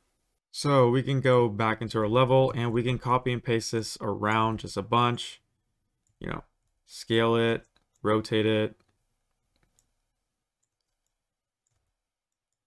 And now if we press play, we see that we have an obstacle. So we have to run through here, but this obstacle it's really boring right now. So the reason why it's boring is because they're all spinning at the exact same rates. So I want a way to go in here and then individually set the spin rate right here within the details panel. So we can do that by using variables. And real quickly, I'll just adjust the different angles at which they are spinning, because they're all spinning at the same angle. And now if I press play, okay, we can see that they are at different angles. And if I go back into BP_obstacle, I want a way to be able to control this amount right here, which is our spin amount, within my details panel of this obstacle. And we first need to make a variable from which it will contain this amount. So you can think of variables as basically containers of data. So we're going to make a variable that contains this number right here. And this number is a float. The reason why it is a float is because we are going by decimals. If it was just 100 by itself, then we would be using an integer, but because we want the decimal, it's a float. So to create a new variable, I want to come over to here and click on the plus icon. So that'll just create a new variable and we can call this something. I'm going to call this spin speed, just like that. And then I'm going to change it from a Boolean to a float. And I could do that right here. I could click on the Boolean icon and then I can select float just like that. And we'll see here that with my variable selected right there, we are unable to change the value, and that's because we need to compile first. And now we can change the value. So this will be our default value, and I'm just going to keep this at, let's say, a default of 100. Now we have to hook it up right here. So I can drag from spin speed, let go, and then I want to get spin speed. And then I'm going to simply just drag that right there into my multiplication. So now if I compile and save, if I press play, we will see that everything is still working great. And then if we go into landscape examples, and if we select these obstacles within their details, we are still unable to change that spin speed. And that's because within the blueprints, I specifically need to make sure this eye icon is turned on. Any variable with that eye icon turned on means we can edit that variable within the details panel. So now if I come back into landscape example and make sure you compile and save, we can see that we have spin speed right there set at the default of 100. So let's say we can make this one really slow. We can make this one 50. This one right here, we can make this one 500. Let's make this one right there, something random, 75. And this one, let's make this 300. So now if I press play, we can see that I'm able to control the amount all of these obstacles are spinning independently of each other, which is great and allows for a lot more customization than just having one spin amount. Now that we have our obstacle all set up, I think it's time that we add in a goal. So the goal specifically is at the very end of this obstacle course. Let's grab a statue. So within here, let's go into our starter content, props, and let's drag in this statue right here, and I'm going to go increase the size. And let's make this statue gold by again going into starter content, and within materials, I believe that we have, and let me go change the thumbnail size to medium. We have a gold material right here, so I'll drag gold just like that, and I'll drag gold onto the bottom here. Actually, I'll leave that as silver. I like the contrast between the silver and the gold. So I want it where, and if I could just walk around here right now. I want it where as soon as my character gets close to the gold, then a user interface will pop up that will tell us that we won the game. So first we need to create that user interface, and let's go into third person BP blueprints, and we'll create it right here. We need to right click, and under user interface we could create a widget blueprint. So I'll just call this one windscreen, just like that. And within here I'll double click here, and this will just be very brief since we're not going over how to create user interfaces within this video. But all you need to know is that I can drag in a text into the middle here, and if I click on anchors, I want to anchor this right into the middle of my screen. That's how this text will always be in the middle of my screen. And within the details panel of this text, let's change it. That's how it says you win and a bunch of exclamation points. And then under font, let's increase that size just a bit like this. And let's try a middle, move this, that's how it's in the middle of my screen. And then I'm going to compile and save. Now, let's add in a collision within our world. So I could come up here into create, and within all classes, I could just type in box, and I want a box trigger. So I'll just drag from the box trigger right here. Let's scale it up just like this. So I want it whenever our character overlaps with this box trigger, then the windscreen will show up on the screen. To do that, we need to enter the level blueprint. So yes, you heard me correctly. Our entire world has a blueprint to itself. And we come up to blueprints and then select open level blueprints right here. So I'll delete everything that's in here right now. And you want to make sure that our box is selected since this level blueprint is context sensitive. So since our box is selected, our level blueprint knows that we want to do something to this box. And specifically, if I right click, we could call a function on our trigger box. I want to add an event. Let's go to collision, and let's add on actor begin overlap. And I want to make sure we are overlapping with the cast to third person character. That's how if a bird or some other object or even an obstacle crosses path with this trigger box, then our windscreen won't show.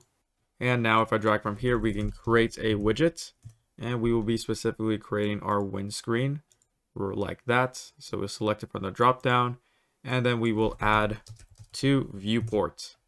So if I press play, and if I go around my obstacle course, so obviously that's a pretty big bug that we have in our game right now, and come up to it just like this, we see that we get the you win. So we just won the game. And that is how you create the worst game possible in the world. But it was a good demo to show the power of blueprints. So we can actually refine our game just a bit by coming into flatten. And I'll just select right here and then slowly start to decrease the size of this valley. So now if I press play, we only have one option. We can't go around. And we have to try to navigate this obstacle course and try not to get destroyed just like that. So play around, try to make your own games, see what you can come up with, and have fun. So now it is finally time to work on our forest world. So this is going to be really fun, but before we can do that, a quick word from our sponsor. Just kidding, we don't have a sponsor. But if you do want to support the channel, then you can check out the Unreal Sensei Masterclass. The Masterclass is an ever-expanding collection of tutorials for Unreal Engine. And do not worry, there are a ton of free tutorials and free assets still planned for this channel. So if you want to check out the Masterclass and support the channel, there is a link in the description below. So with all that being said, let's jump into our forest. So let's create a project completely from scratch. I just opened up Unreal Engine 5 here, and let's go to games. And let's specifically use the third person template. That's because I want our little guy within our scene to help give our scene some scale as a reference for when we are creating our little village. And then it looks like it's automatically going to save on my desktop, which is what I want. And then I'm going to name this Creek Beginner. And I'm going to uncheck starter content since we don't need that. And I think all the defaults right now are completely fine. So let's create this project. So this is what you should see when you create your project. Keep in mind that we did edit our user interface just a bit. I added in the world settings. You can get the world settings all the way up here within Windows World Settings. And I collapsed all my panels to the right here by right-clicking and clicking on collapse. It says project files out of date. Would you like to update it now? Let's just update it. And if I press Ctrl B to bring up my content drawer, let's organize my project just a bit. Since by default this created 4 different folders and I just want to use one folder right now. So what I'm going to do is I'm going to grab my meshes from here and let's move them into third person VP. Just like that. Let's grab the mannequin and let's select both of these, hold down shift, and let's also move them into third person VP. And geometry, let's grab these meshes and move them into third person VP just like that. So now you notice that these folders are still here. Whenever I move a lot of content within Unreal Engine, you want to right click on the content folder and then click on fix up redirectors in folder, just like that. So now that we fix up our redirectors, I'm going to go select these 3 folders and press the delete key and just delete them like that. So now we have all of our third person content within one folder and we don't need this overview, so I'm just going to delete it right now. In case you don't know what redirectors are, basically whenever you move assets around, sometimes they might leave an asset reference behind. So in order to fix that up and actually be able to delete some of my folders, you need to right click sometimes on the content browser and then click up fix up redirectors. So now that we're done organizing our content, I think it's time now to bring in some assets we're going to use to create our environment. So the assets we specifically want to use were included within the downloadable content you should have already downloaded if you've been following along with this tutorial. So it's specifically within the Intro to Unreal project. And if you haven't downloaded yet, reminder, link in the description below. So let's open this up and let's migrate some of our assets into our new project. Okay, so once you open up the downloaded project, you want to right click on the folder that's called Creek Assets, just like this. And then you want to come up to Migrate. And it'll just select all the different assets we need to bring into our new project and press OK. And then we're going to navigate to the content folder of this project. So just as a reminder, we can right click right there on the content folder and then go to Show in Explorer. Control C, so copy the location of my content folder. And now, when I'm migrating my assets, all I have to do is come up here and Control V to paste in the location of my content folder, press Enter, and now click on Select Folder. So that'll just copy all the assets from our downloaded project into our actual project, and we can see that they're right here and they're ready to go. So keep in mind, in order to follow along with this tutorial, you need to download some assets. And the specific assets we're going to download is this one right here. So we're going to download the Quixel Megascans Medieval Game Environment. So you want to come into your launcher marketplace and type in Medieval Game Environment exactly. This is an amazing map and a bunch of amazing Quixel assets that was created by Epic Games for us to use. So go ahead and check this out and make sure you download it. There should be a download button right there. And then you're going to want to create a project. So make sure you create the project. And keep in mind that this project was made for Unreal Engine 4. But that's no worries since we're going to update this project to Unreal Engine 5. And to update a project to Unreal Engine 5, it is very simple. All we have to do is find out where that project is. So let us launch Unreal Engine 5. Right here within the Unreal project browser, it should be there. So we're going to type in Medieval. And we can see that Medieval Game Environment is right there. And in really small letters, it says 4.26. You can ignore this one since I already updated it to Unreal Engine 5 right there. But if you want to update this to Unreal Engine 5 and it was made in Unreal Engine 4, all you have to do is just double click on this and then it will ask you if we want to convert it. So you could convert this in place or you can create a copy. So Unreal will automatically create a copy of this project and then convert it into Unreal Engine 5. That's so you don't accidentally break your project. Another way we can update this is that if I right click and let's actually show this in Explorer. So if we manually navigate to the location of the project you downloaded, we can right click on the executable file and then click on switch Unreal versions. And then we can switch this from 4.26 to 5. And then when you switch it, you could just simply double click on the executable file and open it up. So those are 2 ways to update your project. So I think what I'm going to do right now is I'm just going to double click on this and let's go open a copy within Unreal Engine 5. So this is what you should see when you finally download the project. As we can see, it's a nice little medieval village. And you might be wondering what all these red blocks are. So these red blocks are basically player blockers. So they prevent the player from going out of bounds, from going outside of the map. But that's fine. I'm going to go ahead and press G to just hide those and go into our game view of what our player will actually see. So I want to bring all this entire map, so all the different assets that make up this map, into my new project. So to do so, I'm going to press Control and Space to bring up my content browser. And then we're going to go to Maps. And it is specifically the Medieval Village _P.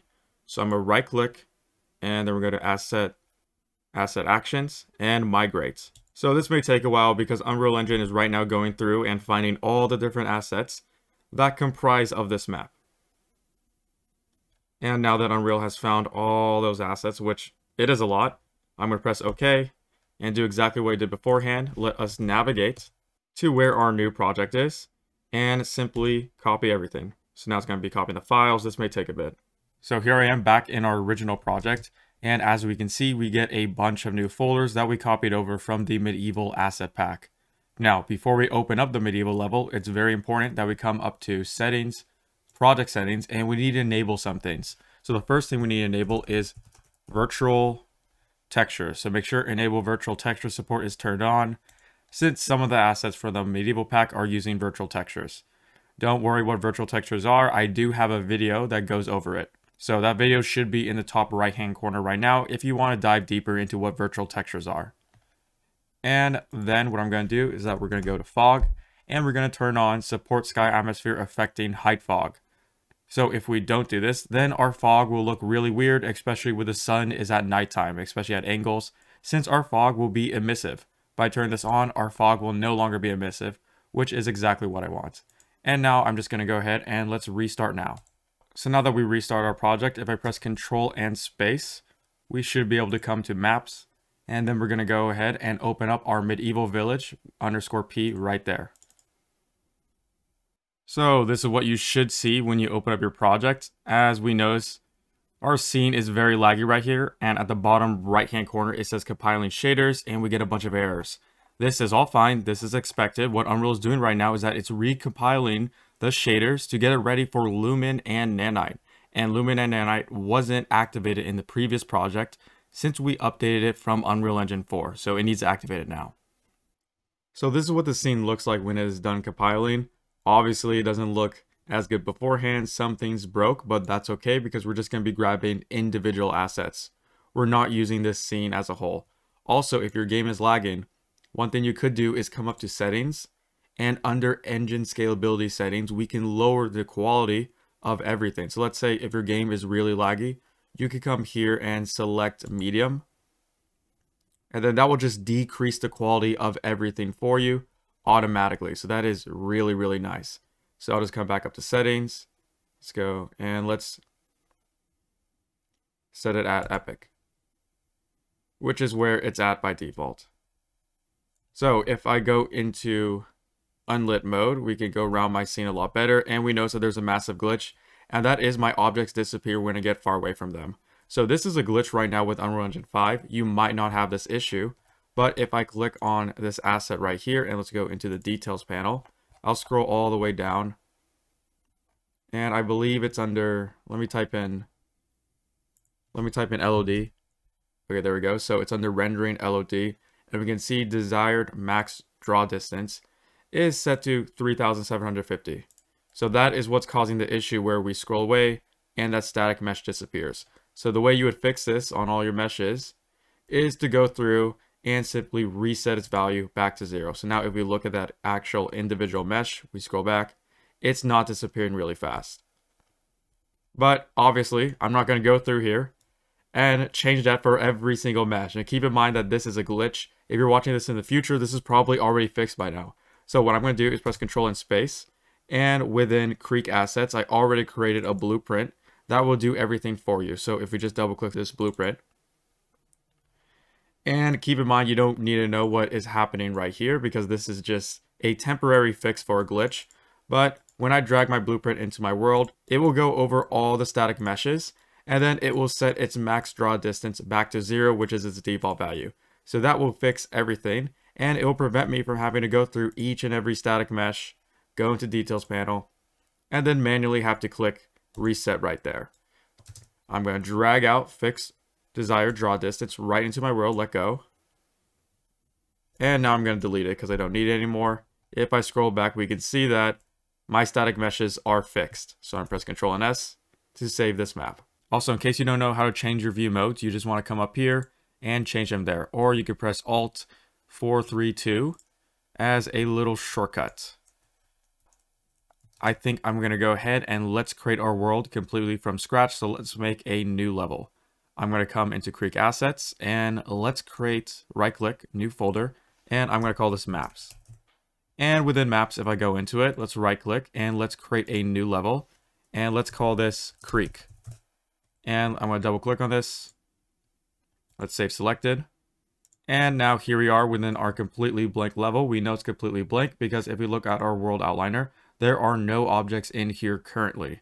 So from this level, we're going to create our environment completely from scratch.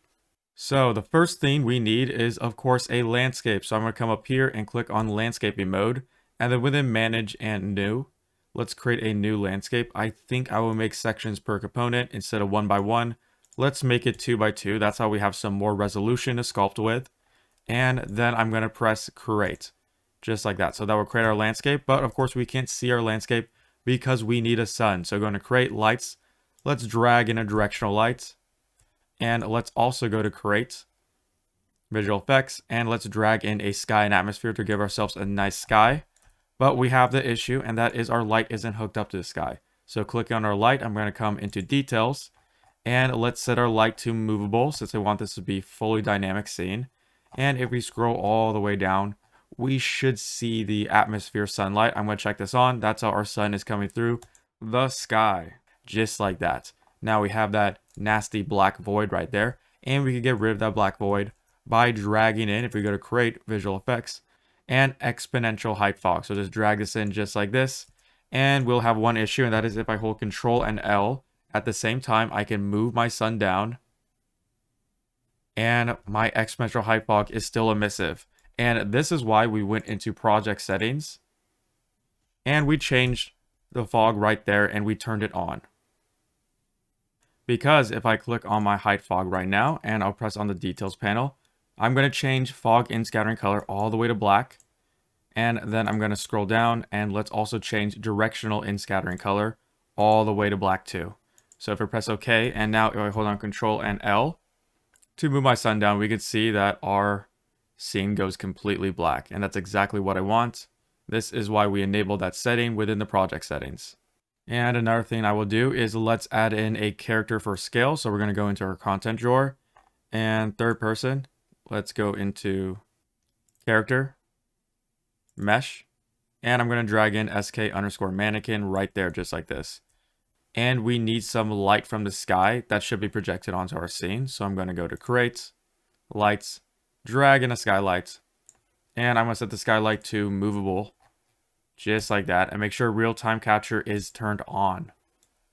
So there we go. Now if I press Control and L, we can move our sun around, and I'd say that is about it. We are done with lighting this scene. Now we're going to have to go into set dressing, because lighting scenes in the outdoor are very easy. Pretty much all you need is fog, a sky, and a light, and a skylight, and that's it. Because 90% of outdoor scenes are pretty much just lit by two things, and that is your sky and your sun. So now what we're going to do is that I'm going to go ahead and let's place a landscape material onto my landscape. So I've already made a landscape material for you. If you press Control and space, you should come to Creek Assets, and then Materials, and it's this one right here, mi_auto_landscape_creek. So we're going to go into the details panel.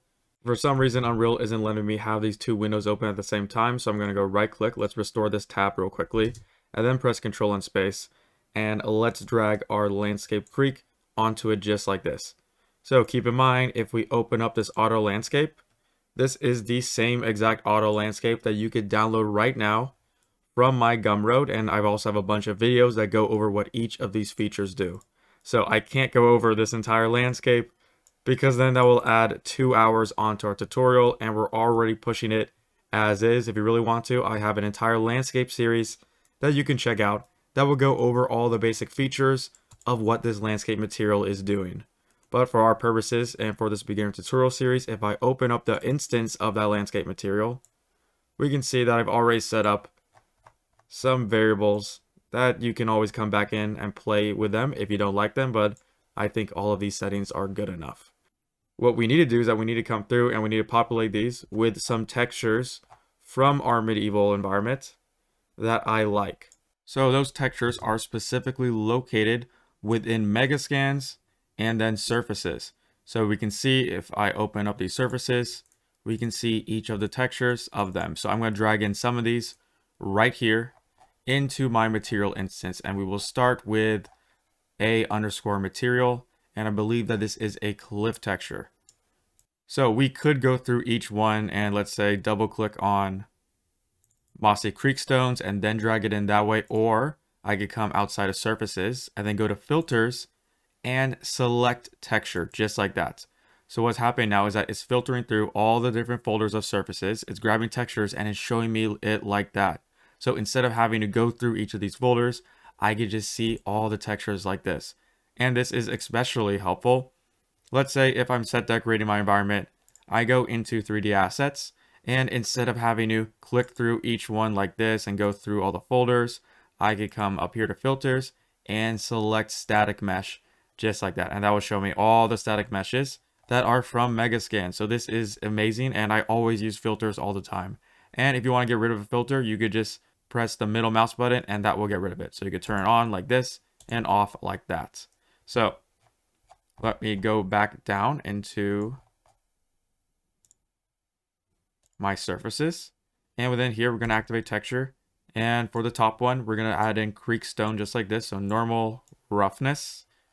And next up, we're going to use T_forest ground. So this one for my B material.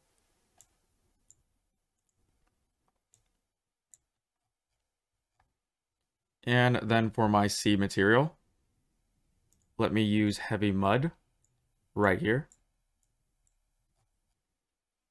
For the D material, we're going to have another variation of our grass layer just to give ourselves more options. And I don't know where this one is located, because if you type in T_grass, let me go into content.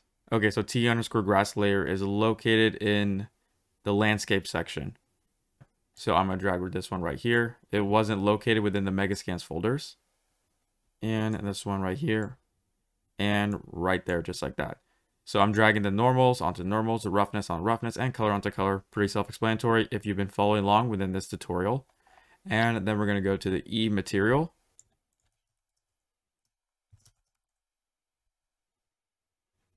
So it's this one right here, and it's located in materials landscape.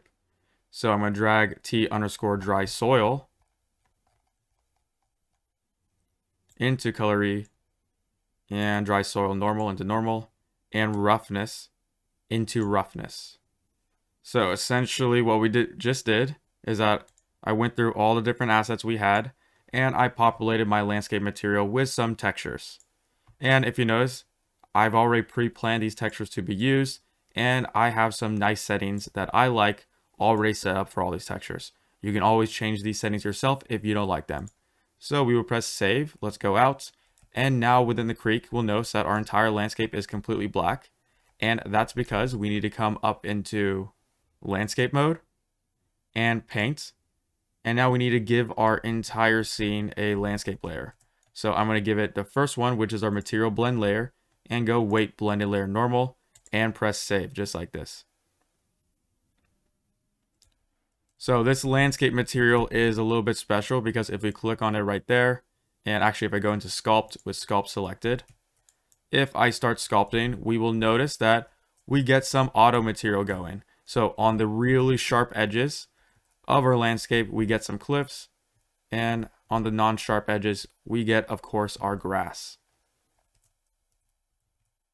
And I think now is a nice time to add in a post-process volume just to lock our exposure values. So we'll go back into place actors mode. We'll go create, and let's add in a post-process volume within visual effects, post-process volume, drag it in right there. I want to make sure infinite extent bound is checked. That's what's affecting my entire world. And for exposure, let's change this to manual. And I'm going to give this 10.5. Just like that. So actually, let's try 10.6. Okay, maybe this is a little bit better. And while we're at it, let's add in some clouds. So I'm going to come to Create, and let's go to Visual Effects, Volumetric Cloud, and I'll just drag it in just like this. And in case you don't know, Unreal Engine comes with clouds right out of the box. And if I increase my camera speed right here from 4 all the way to 8, if we come up to these clouds, we will see that, yes, they are actual objects. They aren't just a painting in the sky. This isn't a skybox. This sky is real. So gone are the days of skyboxes and HDRI. Now everything you see in an Unreal Engine scene is an actual object in the distance. So let's start to actually create our scene now, and we're going to start off our scene. So the really big details, and then over time we will go from big details to medium details to small details. Because first, of course, we want to block out our scene before we start diving into the really detailed areas of it. And to do so, let's bring in some of the bigger mesh, and that's specifically some of the mountains that will be off in the distance right here.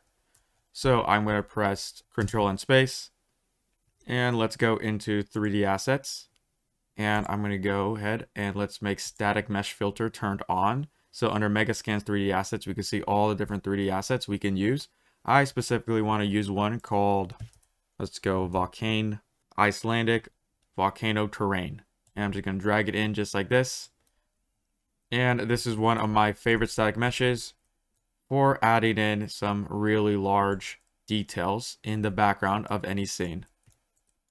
So I'm going to turn off my grid snapping, angle snapping, and scale snapping.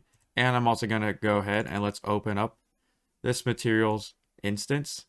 And I think for albedo intensity, I'll bring this down from 2 to 1. That's how it's not as bright as it is. And I'm just going to scale this up. That's how it's looking good in the background. And I think now is a good time to establish our main camera shot. So I want my main camera shot to be, let's try right here. So right here will be my main camera shot. So you can imagine that the forest path is coming down into here. And somewhere over here, we start to see our houses and the creek and the water. So I'm press Control and 1 to bookmark this location. So now if I'm going to go bring back my camera speed back to 4 because I was going way too fast. So if I fly away, if I press 1, I snap to this location. So I could also come over here and I could do Control and 2. So now I could go 1 and 2. So 1, 2, and using the controls is a really good way to bookmark certain locations. You also don't have to use a shortcut. You could come up to here. And I believe that if you come to bookmarks, you can edit your bookmarks right here. But I tend to always use the shortcuts for this. So let's move this guy right here. Let's make it a little bit farther in the background. And let's move it like this. Then we can copy this mountain, move it around. So we get kind of like a little mountain range going on. I want this mountain to be the tallest. And just like this, we're making a little mountain range around ourselves. That's what the creek is, almost like it's inside some sort of valley. Okay, maybe that's a little bit too close right now. And before I mess with this a little bit more, let's go work on our landscape. So let's go into landscape mode with Shift and 2. And with the sculpt brush activated, I'm going to come back here. And I'm going to increase it with my right bracket key and just start to paint around just like this. Just to give some weight to my world. And I think right here, let me make a little hill area. I'm going to press Shift because I made that part too big. And of course you could come in here with the smooth brush and smooth everything else out after the fact. I think I'm going to smooth out this area right there. And that's because I want to build a little creek area. So I want a river to come down from here, from this direction, and slowly come into here. And that river will eventually fade off into a little pond. So I'll go back into my landscape mode and let me decrease this brush. And let me make a rush outline for that river. It's actually more of a creek, so it's not really a river. But if I hold down shift, we can start to dig into the terrain. And I have to change back to sculpt. I was on smooth right there. So that's why I wasn't seeing any difference. I think I'm going to go ahead and let's increase this brush. And hold down shift, let's start to dig into our world just like this.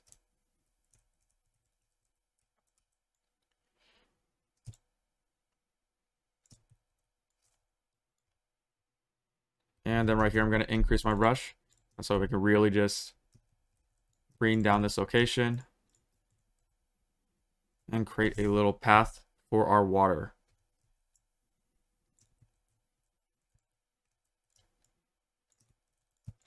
And while we're at it, let's actually add in our water plane. So I'm press Control and space.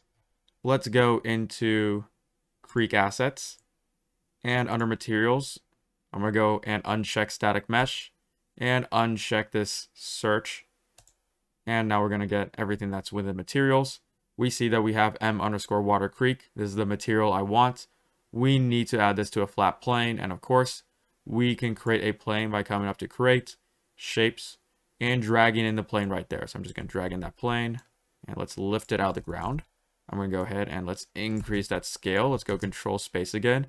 And then let's add m_water creek onto it just like this. And we'll wait a bit for the shaders to compile. And you notice that there is a glitch.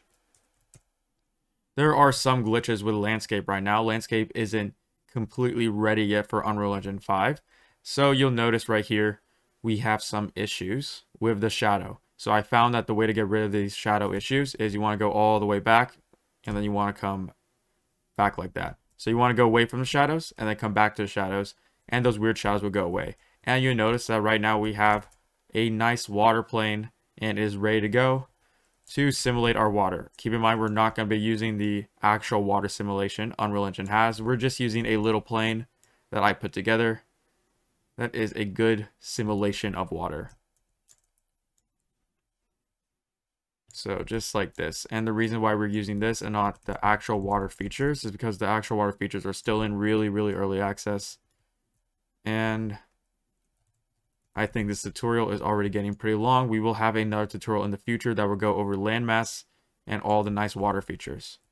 Okay, so now we have some nice water into my scene. We see that this is what I meant by a little creek, a little river that's going to come in and slowly come out into a massive pond that's right here.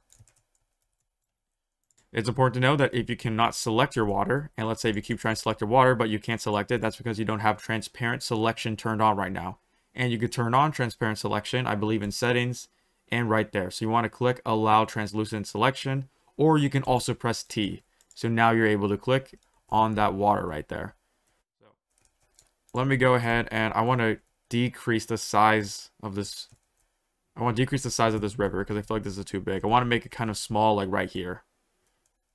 Because I don't want it where if someone tries to cross it, they drown. I want it where if, let's say, this person tries to cross it, then they could easily cross it by just walking over it by themselves. So we're just going to increase the size and not make it so deep.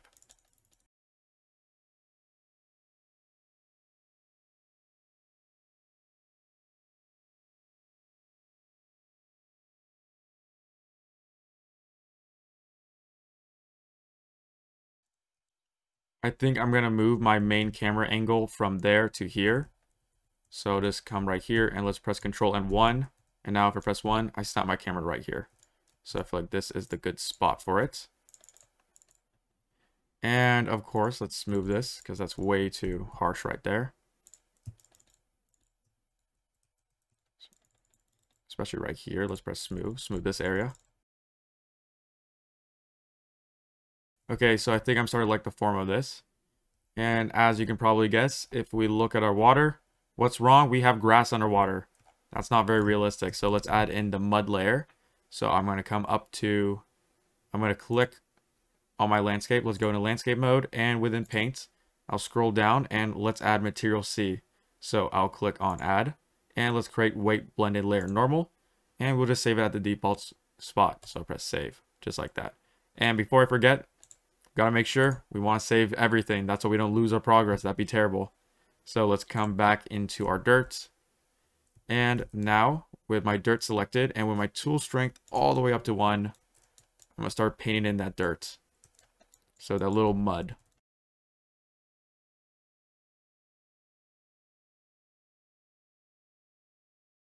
And I'm going to come back into sculpt and let's smooth out this location right here. So smaller brush. We are going to smooth it out. And of course, if you don't like how much this texture is tiling right now, you could open up your landscape material instance by selecting on the landscape and going down into the details panel and selecting it right there. And then within the material instance, we can come down to our C_material. And then with tiling near, we could change this from 0.5 to 0.25. And that will just increase the size of that mud and not make it that dense. So I think I'm going to keep it at, let's try 0.4. I think I'm going to keep it at there for now. And then press save. So let's try to make sure we finish the landscape before moving on to foliage. So I'm going to go ahead and let's move to sidebar. Just like that. So we can see more. And I think right here it is a really good look. So let me grab this right there and I'm going to go increase its size, scale it just a bit like this, scale it up. Right here, let's scale this one up. Also increase this. Just like that. And right here, let's rotate it. That's how it's not so perfect.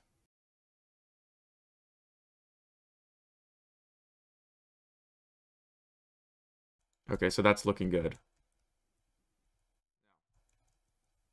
Maybe this looks a bit unnatural, so let's go back into our landscape. Let's go to smooth. And let me just smooth out this area. That's how it makes more sense why it would be coming out. And it wouldn't be so perfect like beforehand. Like right there, so that's better. And I'm actually going to head and let's increase this because this is a little bit too deep.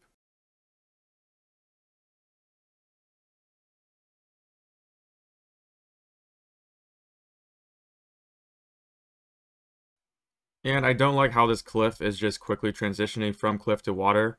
I think there should be more of a fall off right here. So what I'm going to do is I'm going to come to the flatten tool and then I'm going to flatten out this area right here. That's how there's a little bank before it hits the water. So just use the flatten tool and that's way too intense. So let's bring down the tool strength to 0.2 and then use the flatten tool just like this.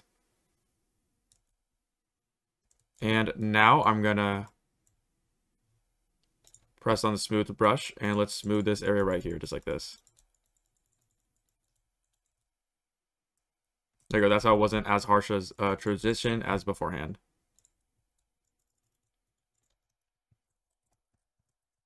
Also right here, I do want a little hill that our houses are going to be on top of. So just increase the size.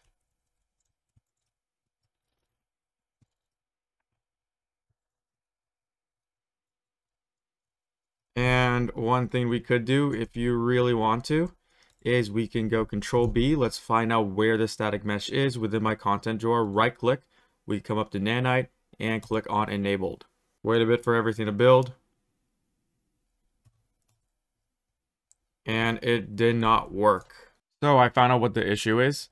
If I press Control and B to jump to that static mesh location within my content drawer, we will see that we have a material instance. So I will double click on this material instance and I decided to open up the actual master material of this material instance. So I just clicked on this.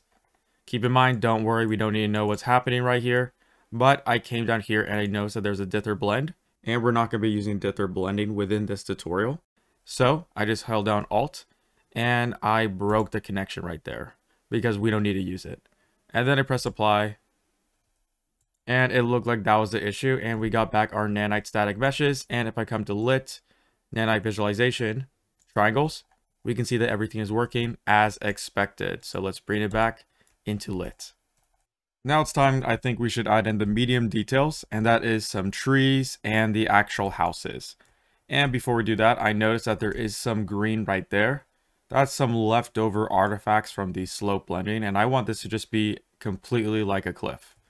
So I don't want it to have any of this green right here. So what I will do is let's go back into our landscape painting, and let's create a material layer for material A, and weight blend layer normal. Set everything to default. Let's save this. And now with my material selected right there, I'm just going to decrease my brush size and paint over it. That's how this is completely a cliff. We don't have any of that greenish leftovers from the grass. Just like that. And then let's go Shift F1. Let's go Control Space. And let's find out where our foliage is. So one thing I'm going to do right now is that I'm going to dock in Layout. That's how I have my content browser always below me. I'm going to right click and let's go to Collapse to Tabwell. So to find where my trees are located, I could come all the way down here and it's going to be in the folder called third party, PN_interactive spruce forest. And then we're going to go into meshes. So we're going to start off with the really big trees and slowly escalate our way down until we get smaller trees until we're handling the foliage, which is the grass, the flowers, the ferns. So we're starting with the big details and ending with the small details. So let's go to full and then high. And let's drag in these 3 trees we see right here just to see what they look like. And immediately we'll notice that these trees are really glitchy. They aren't working well with UE5. So if you're watching in the future right now, maybe this bug has been fixed. But if your trees are glitching out, flashing in between their actual color and its blackness, then I just have a really quick fix that we're going to go over. So first we need to navigate to the material that is handling our trees. So let's go into PN_interactive spruce forest, and it's going to be under materials, master materials, and it's going to be MA_summer. So we want to open this up. Now what we want to do is if we want to come all the way back up here into Creek Assets Blueprints, we can see that I have this little asset right here called fix WPO_wind. So I'm going to double click on this. And I'm going to highlight all of this and Control C. And I'm going to come right here and Control V it right here. So I found that the problem that the trees have right now is that within its material, it's something to do with the way that the wind is moving back and forth. So it has something to do with the wind animation. And this wind animation is being handled right here. So we're going to replace this really complicated wind animation with the really simple one right here.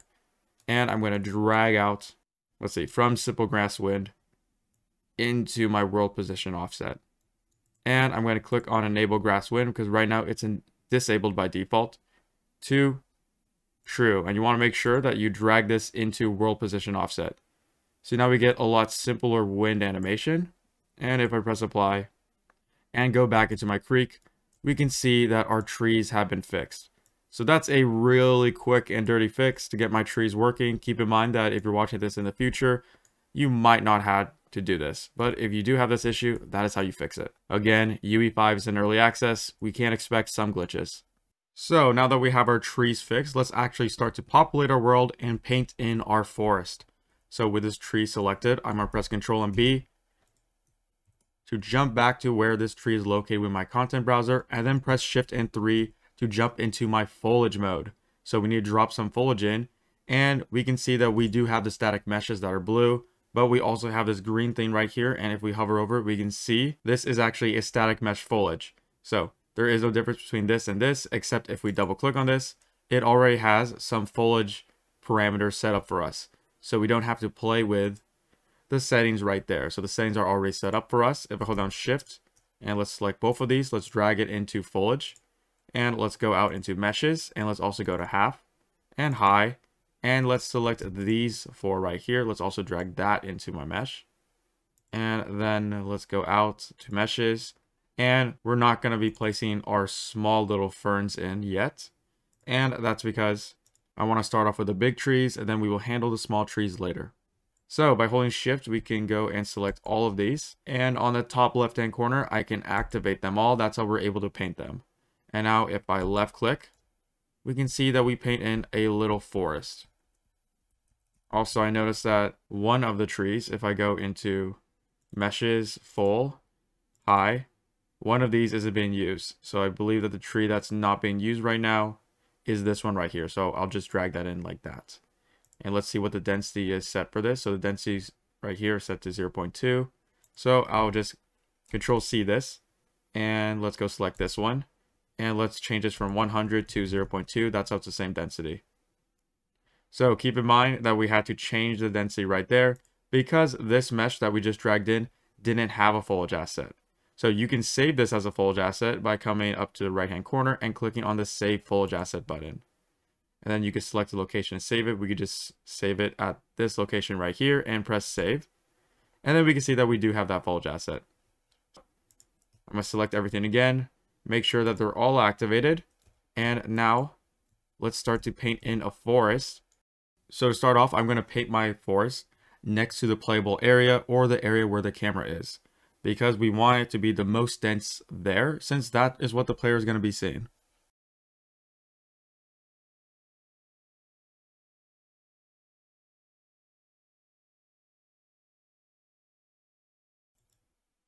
Now, I do want to clear out an area that will basically come from this way for my little forest road. So slowly going to go into here. I'm going to hold down Shift and let's get rid of those trees.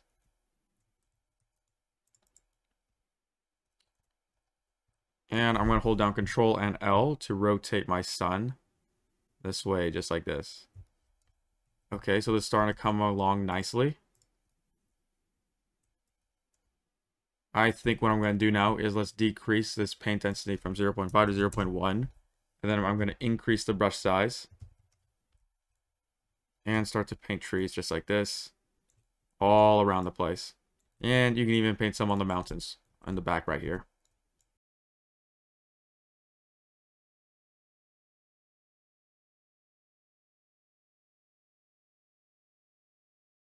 So it's important to point out right now that we do have a glitch, and that is if we come really far away, our trees disappear. So our trees are disappearing. They're being culled from the environment way too fast. And that's because we're having the same issue as beforehand with the static meshes in the medieval environment, in that when we transition from Unreal Engine 4 to Unreal Engine 5, some things didn't carry it over. So we need to specify, if I go back into my foliage editing mode, if I click on a foliage, if we come all the way down here, we need to change this cull distance from 3000 to 0 and 0, which is its default value. So I'm going to select all the other trees, and within cull distance right here, let's click on this arrow, and we're just going to reset it back to 0, just like that. And now if I move away, my trees don't just immediately disappear. So there are some small things we can do right now to improve this scene. What I'm going to do is press on the skylight. And I want my shadows to not be that dark, because I feel like, especially if I look in here, that is very dark, very spooky. So I'm going to come into details, and within intensity scale with my skylight selected right there, I'm going to increase this from 1 to 3. Okay, let's go 2, 3. And then we will immediately see that this water right here immediately increases. And this looks completely fake. So one thing we could do to fix this water right now is to use a planar reflection.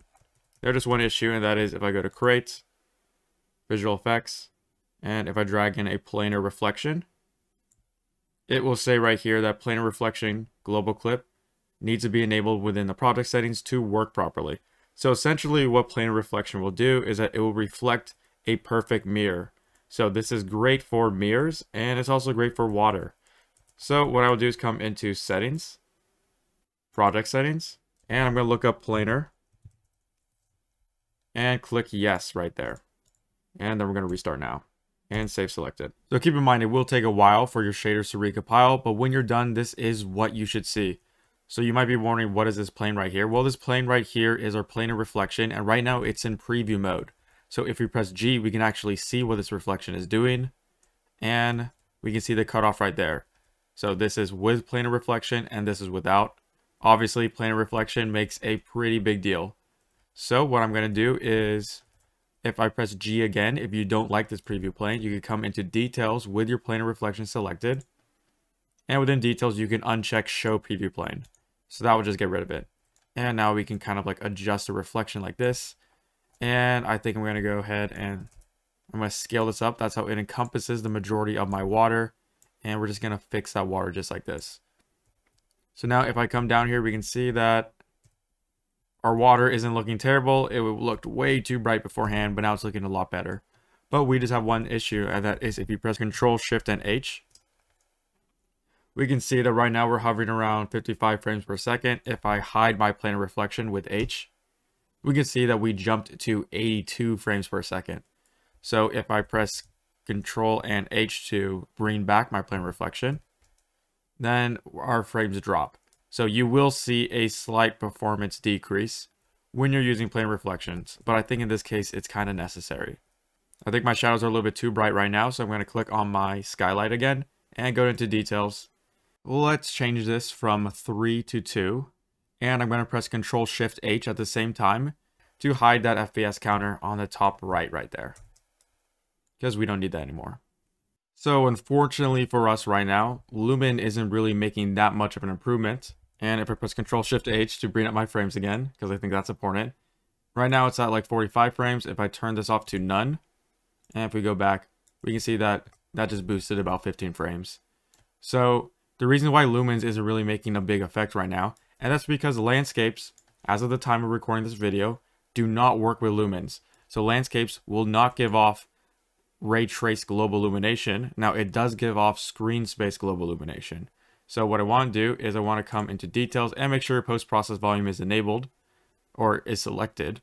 And then we're going to come into global illumination method and change this from lumens, which is what it was at beforehand, to screen space global illumination. So I found screen space, at least for this scene, gives the best quality global illumination. And in case you're wondering what screen space global illumination is, to demonstrate what screen space global illumination is, I'm just going to come right here, and within World Outliner, let's make sure we have post-process selected. And I'm going to scroll down here. Okay, we do have screen space turned on right now. So I'm going to come up here and let's create a little sphere. So I'm going to drag out a sphere, and then I'm going to increase its size. Just like this. So now we can see that at this point right here that we do have a little bit of green reflection. So let's go into lit and lighting only, or detail lighting. That's what we can see what happened. So right now we are getting some screen space global illumination, in that what it does is that it takes only the pixels that you can see in your frame, and it takes those pixels and then it projects it onto an object. But as soon as we raise our camera away from those pixels, it no longer has any pixels to project on that object. And as you can see right now, since we're not looking at the ground that's directly below this sphere, we're not getting any global illumination. But as soon as we look at that ground again, we get that global illumination. So if we go back into our post process, we can see that Lumen is using a little bit of that global illumination method we just talked about. So if I change it to Lumen, we are still getting that bounce lighting, but that bounce lighting isn't from ray tracing, it's from screen space. So if we're only getting screen space global illumination to begin with, we might well just pick screen space global illumination right there. Just like that. Just to save on frames, and plus Lumen doesn't work well right now with foliage, and there's going to be a lot of foliage in our scene. So that's just an unfortunate side effect of using really new tech. Keep in mind that this tutorial will be remade when Unreal Engine 5 is officially released, and hopefully by then some of the kinks of these features can be worked out. So I'm going to select my mesh, and I'm just going to delete it right there. Now, my scene is looking really drab. It's not that colorful, and I want to increase the color of this scene. So let me select my directional light. I believe it's right here.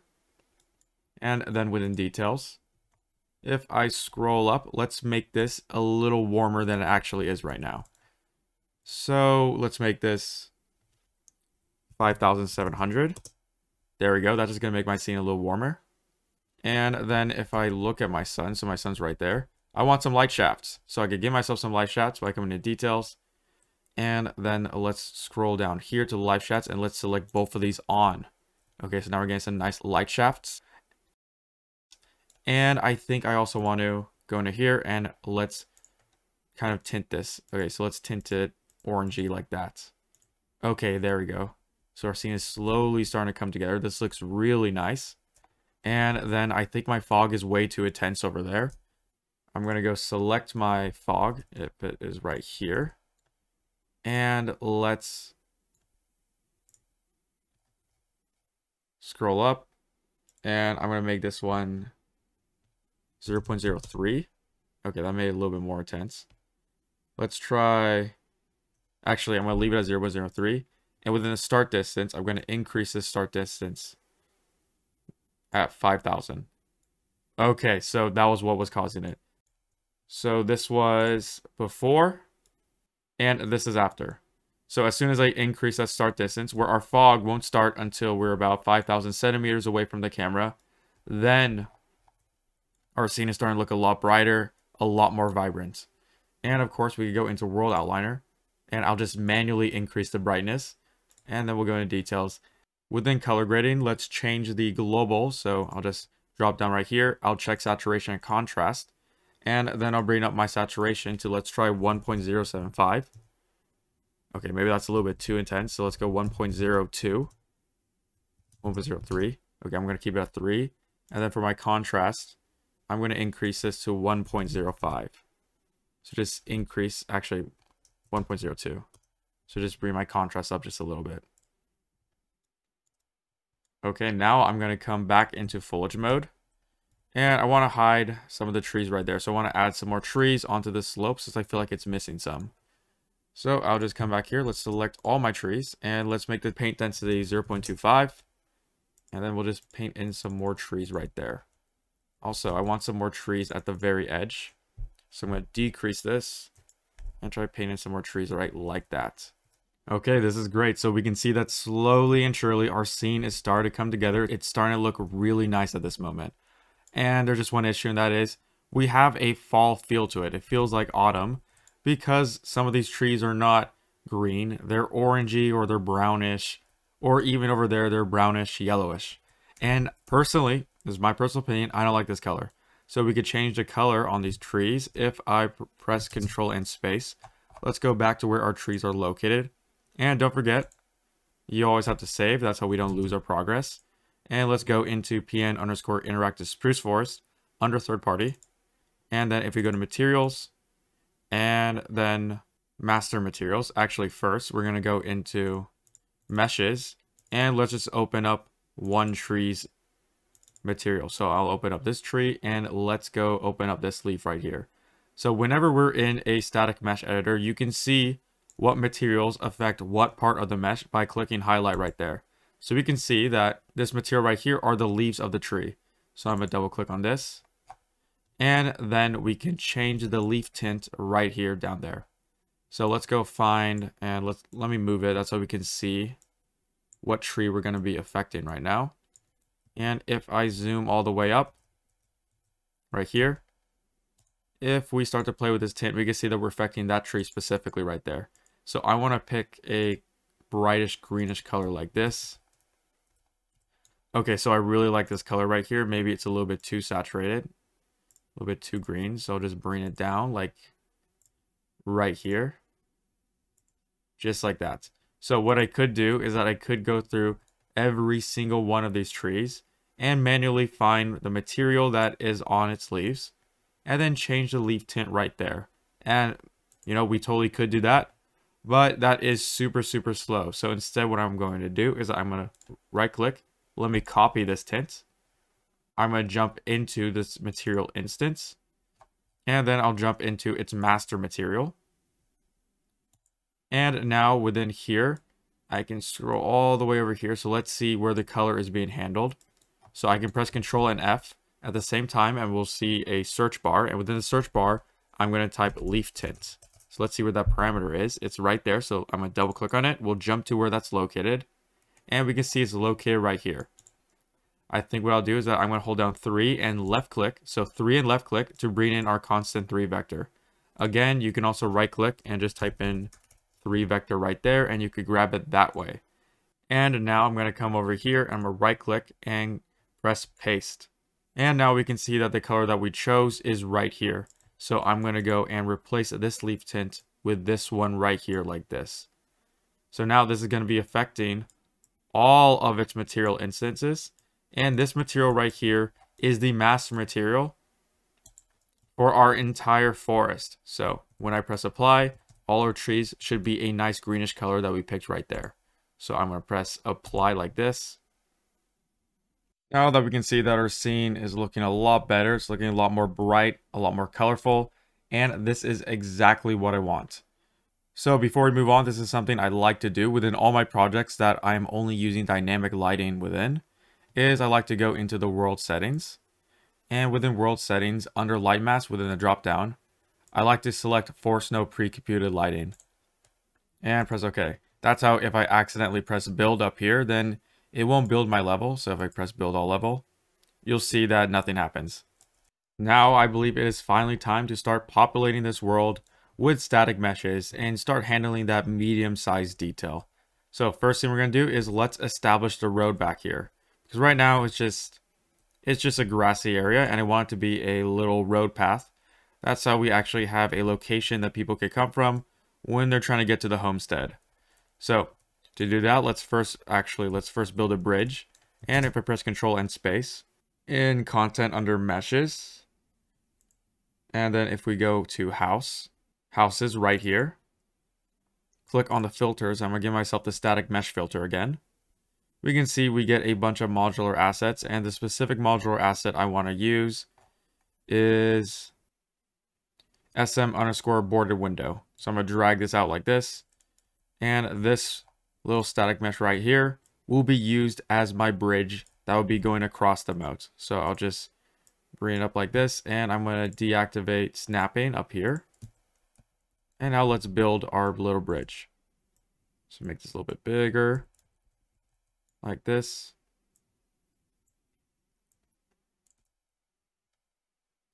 And I'm going to come up here and make sure local rotation is turned on. That's so I can actually rotate it along its axis. Just like this. And then we can hold on Alt. We'll drag out that static mesh. And if you notice, I'm kind of scaling it like this, just to give it some variety. So what I'm doing when you scale like that is that you're basically mirroring the object.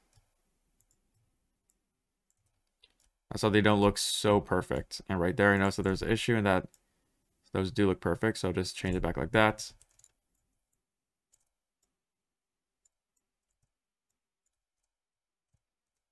And I think this creek might be a little bit too big right now.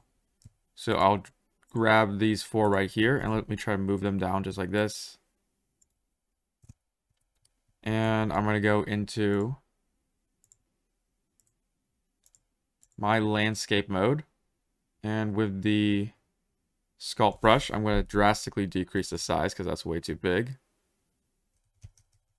And I'm going to try to blend the landscape better with my bridge.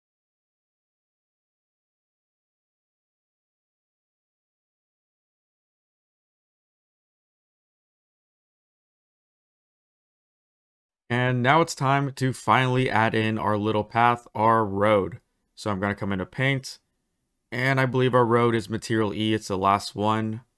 So we're going to have to create a layer for this and save it defaults.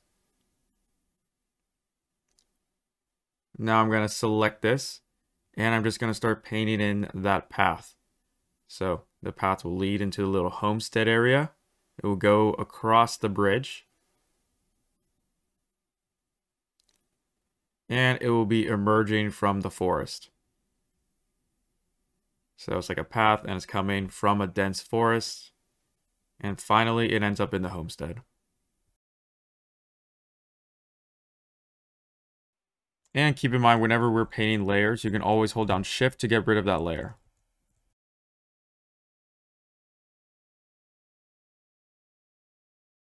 Just like this. And then I'm going to go ahead and I'm going to go scatter these trees around because I feel like these trees are a little bit too close to each other. So I'm just going to go into foliage mode, and I'm going to use the select tool. So I'll just be able to select different trees and simply just move them around like normal.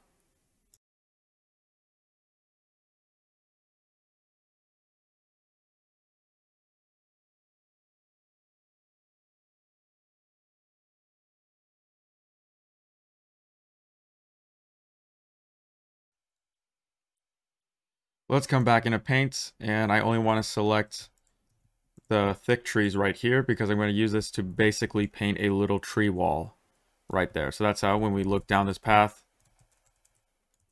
we don't just see a little grass field. I want it to feel like that we're in a dense forest. So all the way out here, where these trees selected, I'm going to bring this down from paint density 0.5. Let's make this 0.2. And I'm just going to paint some stuff right here to just block that exit.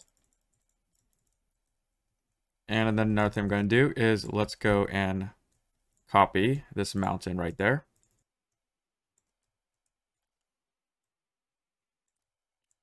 All the way right here. That's how there's just some visual elements to look at back there. Okay, there we go. I'm pressing Control and B. Let's go into my Megascans and then 3D assets. Let's activate our static mesh filter. And I want to use the Icelandic terrain. So I'm going to scroll down and I want to use this mesh right here. So I'm going to drag it out. And then I've noticed that it seems like it's broken right now. So I'm going to come into details. And I'm going to open up this material. And let's go into its parent material. Okay, I think that's why. Because we have runtime virtual texture blending right now. We are not going to be using runtime virtual texture blending within this tutorial since this is a beginner tutorial. So we need to disable it somehow. Okay, so it looks like there isn't. So we're going to have to kind of fiddle with the nodes right now to get rid of this runtime virtual texturing. So in case you're curious what runtime virtual texturing is, I have a tutorial that's on my YouTube channel that you can check out. And we go over what a lot of the nodes you see right here are doing. But I'm going to highlight everything and I'll just click on the delete key.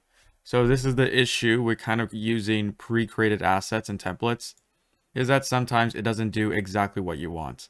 Now I'm going to hold down Control and I'm going to grab the top, so the top wires up here, and I'll just delete these. That's how I know which wires actually work, and delete these reroute nodes right here, just like that. So let us hold down Control and I'm going to drag this into albedo, drag my specular into specular, drag my roughness into roughness, and then let's go down here and let's drag my normal from this line right here all the way up here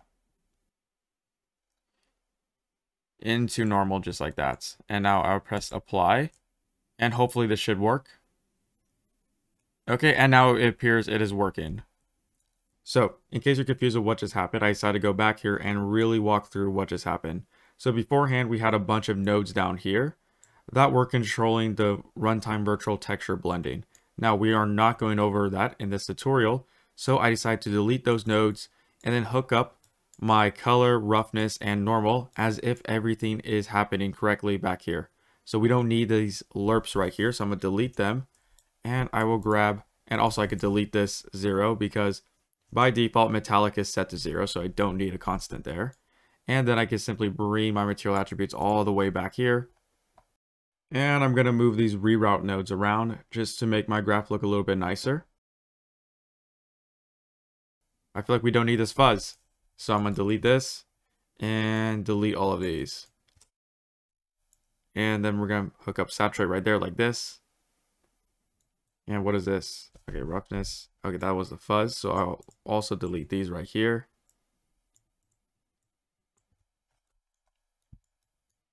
And here you go. If you want to take a look and copy this material verbatim, go ahead. Essentially what we just did was that I went through and I made this material a lot more simple than it was previously.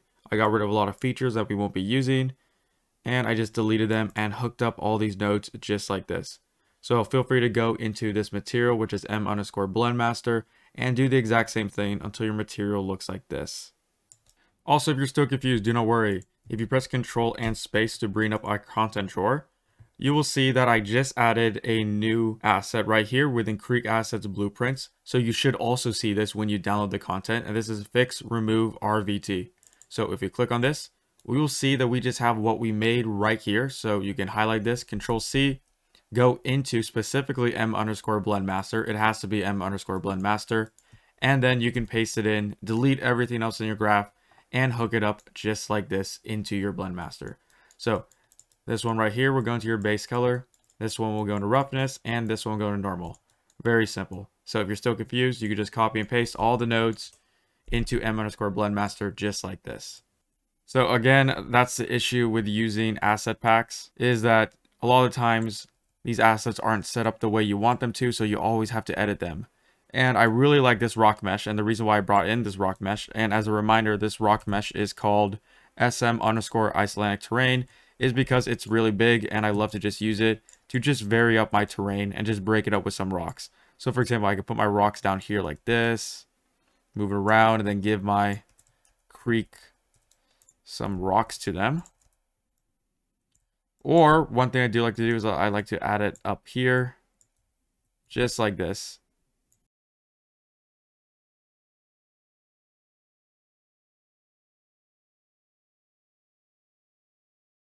So essentially what I'm doing with these rocks is that I'm making it look like these are some geometric cliffs.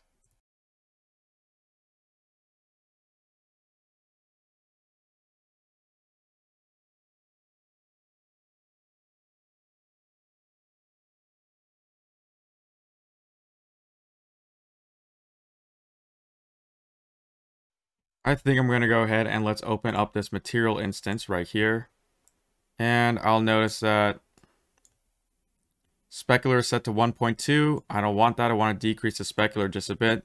So I'll bring this to 0.5. Actually, let's go 0.2. Just like that, because I noticed my rock was a little bit too shiny. And I don't want that. So now we're going to bring it back down. And I'm going to place this rock like it's a rock formation right here.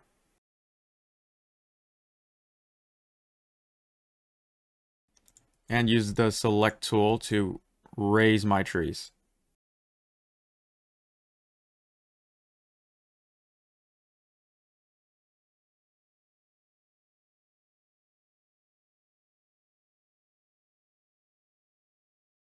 Okay, so this has been a while, but I believe we are finally done with the large details. We have a nice block out of our location. We have a little road. It is leading from a forest, and it's going to slowly come out. And then it's going to show a little homestead with a house right there and a little house up here at the top of that hill. So this is going to be pretty fun. And now it's time to actually build our house. And we're going to build our house using modular design. So what is modular design? If I press Control and space, and this is one of the reasons why I decided to go through and use this specific asset pack, is because Quixel, Epic Games, they've already set up a nice modular pack for us to use. So if I go to meshes and come all the way to houses, we see that we have modular_assets. And then if I click on static mesh, we can see that we have a bunch of different modular parts that we can put together on our house. And if I go to Megascans and then type in modular, we can see that we also have right here a bunch of different modular assets that we're going to use to create a medieval house. So I'm just going to drag all of our little pieces out here. That's so we can all see them. And I think I'm going to dock and layout for now.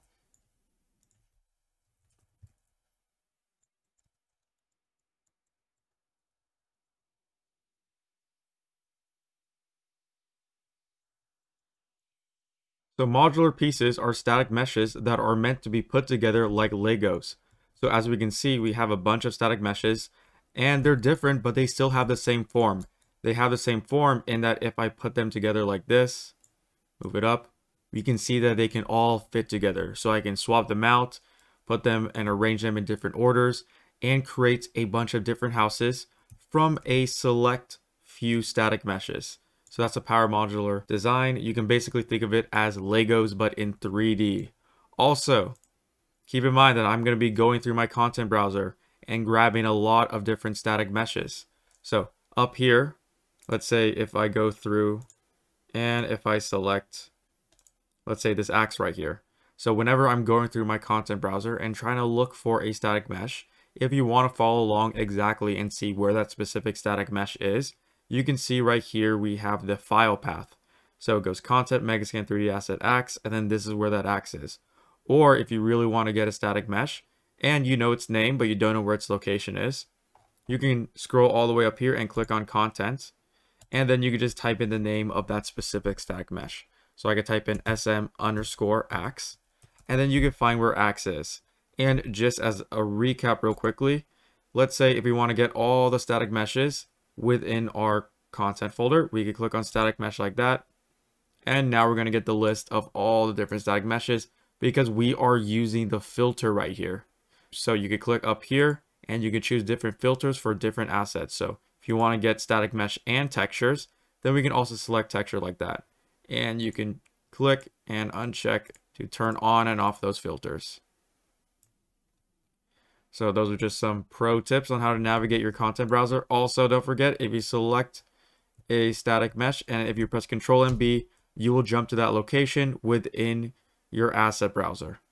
So let's build our first house using module design, using all these pieces we have out here. And just as a reminder, we have some more pieces, specifically some wood pieces. If we come up into meshes, and I'm going to uncheck static mesh real quickly because I want to go into houses. And within houses, we have roofs. And then if I check static mesh, we can see all the different roof types.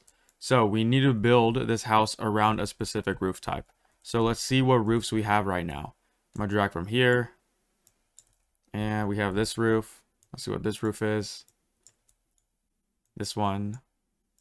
Okay, I like this one. It's not as crazy as these two. So this roof is an option.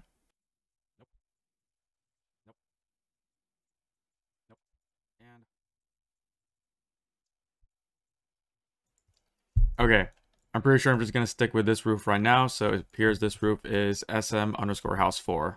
So I like the way this roof is structured. So let's build the house right here. And I think just for now, I'm going to go into create and I'm going to drag out a cube. That's how we have a flat plane to build the house on. And I do not like the color of this cube. So let's come up to Creek Assets. And within material folder, I'm just going to right click. Let's create a new material. I'm just going to call this gray. And within gray, of course, I'm going to hold down 3, left click. And let's make a gray texture. Let's go 0.45. Put that into base color. And then within roughness, I'm going to hold down 1. And make this completely rough, just like this. And press apply. And save. So I'm just going to drag gray onto it like that.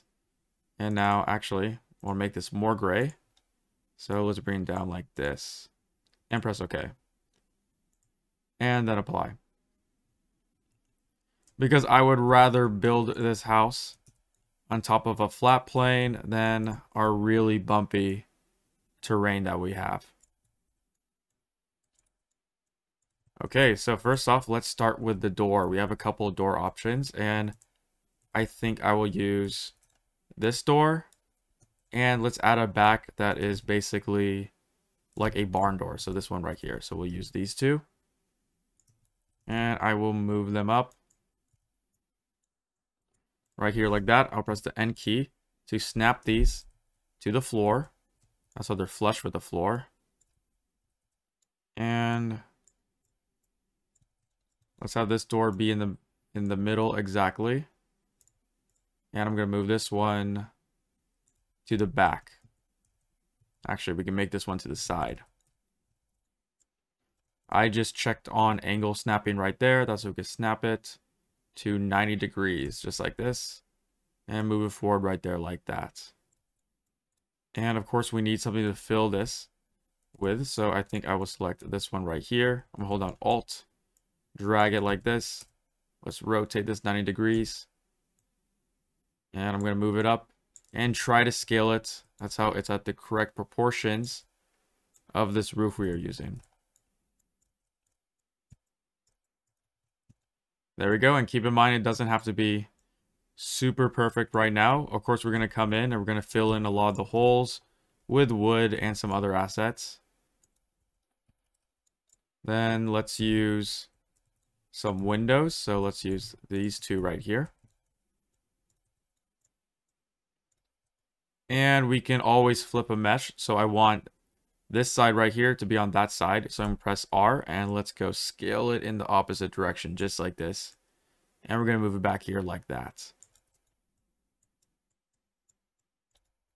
Now I'm going to grab this And we're going to move it right here like this. And put it just there. And keep in mind, I'm being very rough.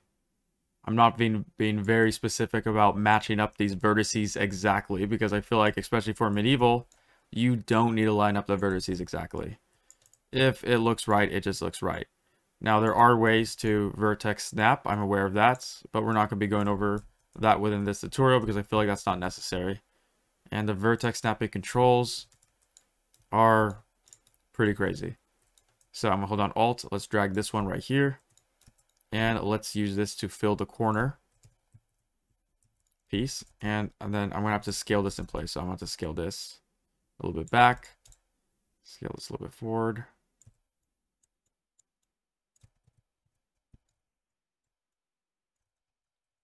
There we go.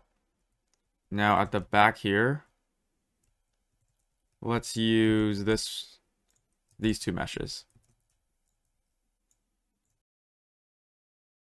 So I sped up the rest of the process here because what I'm doing is that I'm literally just moving meshes around. I'm moving, rotating, and scaling them around. And you'll notice that for pretty much the rest of this tutorial now, that will be the majority of this course. Is that we're just placing objects and removing objects. Because we've already gone through the really hard, heavy lifting, the technical stuff of this environment. Now you can pretty much sit back, play some music, and just enjoy building your environment. So I highly encourage you to not follow me verbatim for the rest of this course and to stray off a bit, to create your own house, to use your own designs and play with the modular features. And if you don't like something, then you can always just go back and delete it.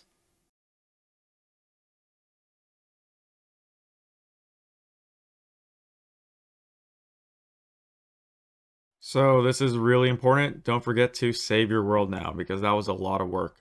So here, you know, this house it's okay, but it's looking kind of boring. So we could come into, don't forget we have even more modular designs that we can play with. If we go into, scroll below Megascans into meshes and then houses. If I click on static mesh, we can see all these other modular designs. So for example, we get SM_bordered windows. That, fun fact, we already used right here to make this bridge, but that was just temporary. So I'm going to go stick it right here, just like this. And then you're able to move it out like that. So we could go through and we could even, we could even bring this out. And you can maybe kind of like overlay it onto the roof like that. So that's pretty much what I'm going to be doing right now. I'm just going to go through and add some wood, vary everything up, hide some of that nasty holes within my house, and definitely add some wood frames right here to cover up these seams.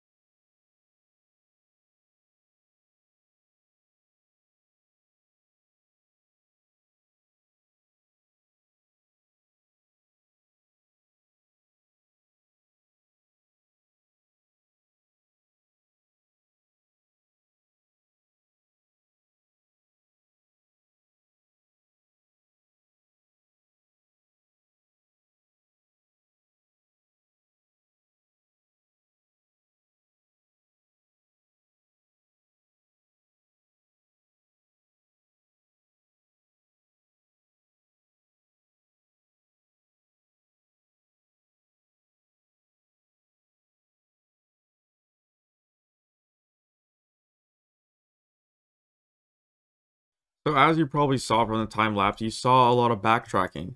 You saw me take a lot of meshes and basically just move them around and see which location looked best for them. So that's part of the fun, is just you want to experiment, see what you can do, see what you can come up with. And now I think that our house is pretty much done for now. Of course, we can always go back and change things, but let's take our house and let's move it right here. So I'm going to go through and I'm going to delete all of our meshes right here. And now I'm going to grab my house and I'm specifically going to move it. If I press 1, we can snap back here. I'm going to move it right here. So that's how it's facing that direction. Also, you can always press Ctrl and L to play with the lights. I could go through and hold down Shift and select everything. And once I select everything, I can bring it back here and then deselect. But then there's just one issue is that what if I want to move this house again? Then I'm going to have to select all the meshes all over again. So that's where groups come in. So first we have to select all the meshes I want to group together. Now I could come through and select everything individually holding down Shift, but that's just a hassle. Or I could come up to perspective. Let's go to top. And now I could go highlight all my meshes right here, just like this. And I want to hold down Control, and I want to make sure I deselect my landscape, this plane, and this reflection capture right here. So hold down Control. Let's make sure we deselect everything. That's how now if I go back into perspective, we can see that if I click on global, because beforehand it's going on this axis, I want it to go on the global axis. We have everything selected, which is nice. So now I'm going to right click, go down here, press on groups, or I can press Control and G. And now if I deselect, and let me delete this box. So now I can move my entire house around, no problem, as if it is one static mesh. So I'm going to go rotate this like this. And I think I'm going to place my house right here. Just like that. And let's see what it looks like from the main camera view.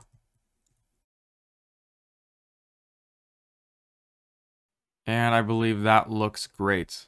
So once we're finally done with our group, all you have to do is right click, go down to groups, and finally ungroup. So now we can once again individually select individual meshes. So that is absolutely great. So one thing we need to do real quickly is that we need to go into landscape mode, and within sculpt, I want the flatten brush with tool strength of 0.5. And sometimes you're just gonna have to come through and kind of flatten the area around your house, just like this. And then I'm gonna go Shift 3, and I want another house specifically right here. So I'm gonna use the select tool and select this tree right here. And I'm gonna move some trees around just to make some room for a second house. And before we add a second house, I think I'm gonna add in some foliage just to get a better sense of our world. So to do so, let's press Control and space. And we already have a bunch of foliage within Megascans under 3D_plant right here. If I click on static mesh, we can see some foliage. So I'm going to go into my foliage editor, and within my content drawer, I'm just going to dock it in my layout for now. That's so I can easily drag in my foliage right here. I'm going to select all my trees and unselect them. That's how we're no longer painting in trees. And then we're going to drag in some foliage. So I like all these ferns. I'm going to drag them in just like this. And then I also like these dead grasses. The grass is right here. Basically, you can just pick and choose what you like. All of this foliage is selected like this. And make sure they are checked. That's how we can start to paint. Now I'm going to exit out the content browser. And if I paint down right now, I feel like it's going to be way too dense. And yes, that was way too dense. So I'm going to have to go through here and we're going to have to edit each of these, which is unfortunate. But what you could do, and I'm not going to do that, but what you could do is that you could go through each of these. And within density, you could decrease the density to, let's say, 10. And then within uniform scale, I would normally scale this from something like 0.8 to 1.5. And now if we're just going to be looking at this, and keep in mind I can press Control and A to select everything, and then I can deactivate everything by just clicking like that. So Control and A will select all your foliage, and let's just select this foliage right here as an example. So what I would normally do is that I would go through and then I would refine the paint tool. So I would give this a random scale by scaling right here from 0.8 to 1.5. So that'll just vary our ferns just a little bit. And then I would decrease it from a coarse 100 to something more reasonable like 10. So that's generally what I would do. But for the purposes of this tutorial, I'll just keep everything as is for now. So I'll select all of them and let's activate them just like this. And now I'm going to go through the sides and just paint it right here like this. And let's also paint it right there, right here. And I do not want this over the path. So I'm going to hold down Shift and delete those like that, just like this. And then I'm going to deselect the ferns right here. So I'm going to select this one, hold on Shift, select that one, deselect it right there, and keep all my other little grass things also selected. And just go through and let's paint in some grass right here.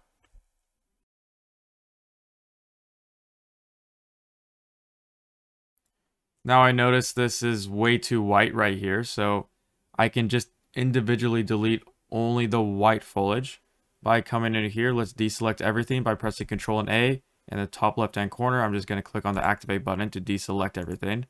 And then I'm only going to select the white flower ones. So this one, this one, this one, leave these two and these two. Have them be selected. And now I'm going to hold down Shift. And that should just start deleting some of them. So just a little bit of them should be deleted. Also, I think I'm going to paint in some ferns on this side also. Just like this. And we are forgetting something, and that is the small trees. So let's go down all the way to here. And let's go into PN_interactive spruce forest. Meshes, small, and these trees right here. So once again, I'm going to dock this in my layout. That's how it's easier for me to drag this into my foliage tool. And we're going to select our foliage assets, so the green ones, and drag it in just like this. So now that we have these available, let me go check all these. Actually, let's Control A and let's deselect everything. And then I'll hold down Shift and select these and place them here, just like a little bit too much right there. And keep in mind, this entire time I've had my paint density to 0.2. Obviously, if you had your paint density all the way up to 1, that would be a lot of foliage you're trying to handle. And also, foliage is pretty expensive. So if your computer can't handle it, I would limit the amount of foliage that you're going to be doing right now.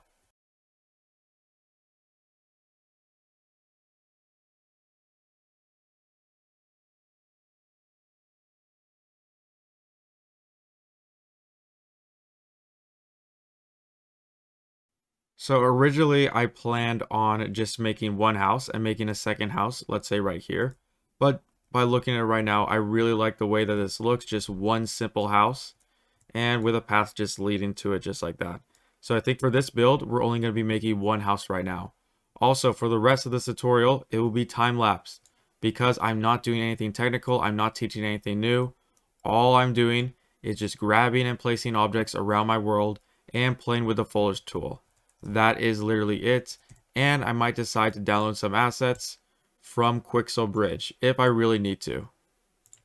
But right now, I feel like this is good. So I'm going to go skip ahead and we will time lapse through this entire thing. And this is literally just the refinement stage. So I'll be, let's say, adding in some more meshes right here. I'll be moving the trees around and adding foliage, more rocks, maybe some pebbles along this creek right here, and some stabilization for my bridge, because right now my bridge is just floating. So that's pretty much it. And this mannequin is very menacingly just standing there. That's pretty scary. So I'll move my mannequin right here just as a human reference for us. So without further ado, let's begin. So before we move on to the time lapse, let's go over some quick optimization features. And if you notice, I press Control, Shift, and H at the same time. And doing that will just give us this FPS counter, which will give a good indicator of our current performance. So first off, I set my scene to scalability of high right now. If you remember, if we come into settings, all the way down to engine scalability settings, you can choose one. So by default, it's on Epic. And I just decided to move it back to high because I was recording using OBS and OBS started to lag. I noticed it was lagging with the videos. So I decreased that quality right there.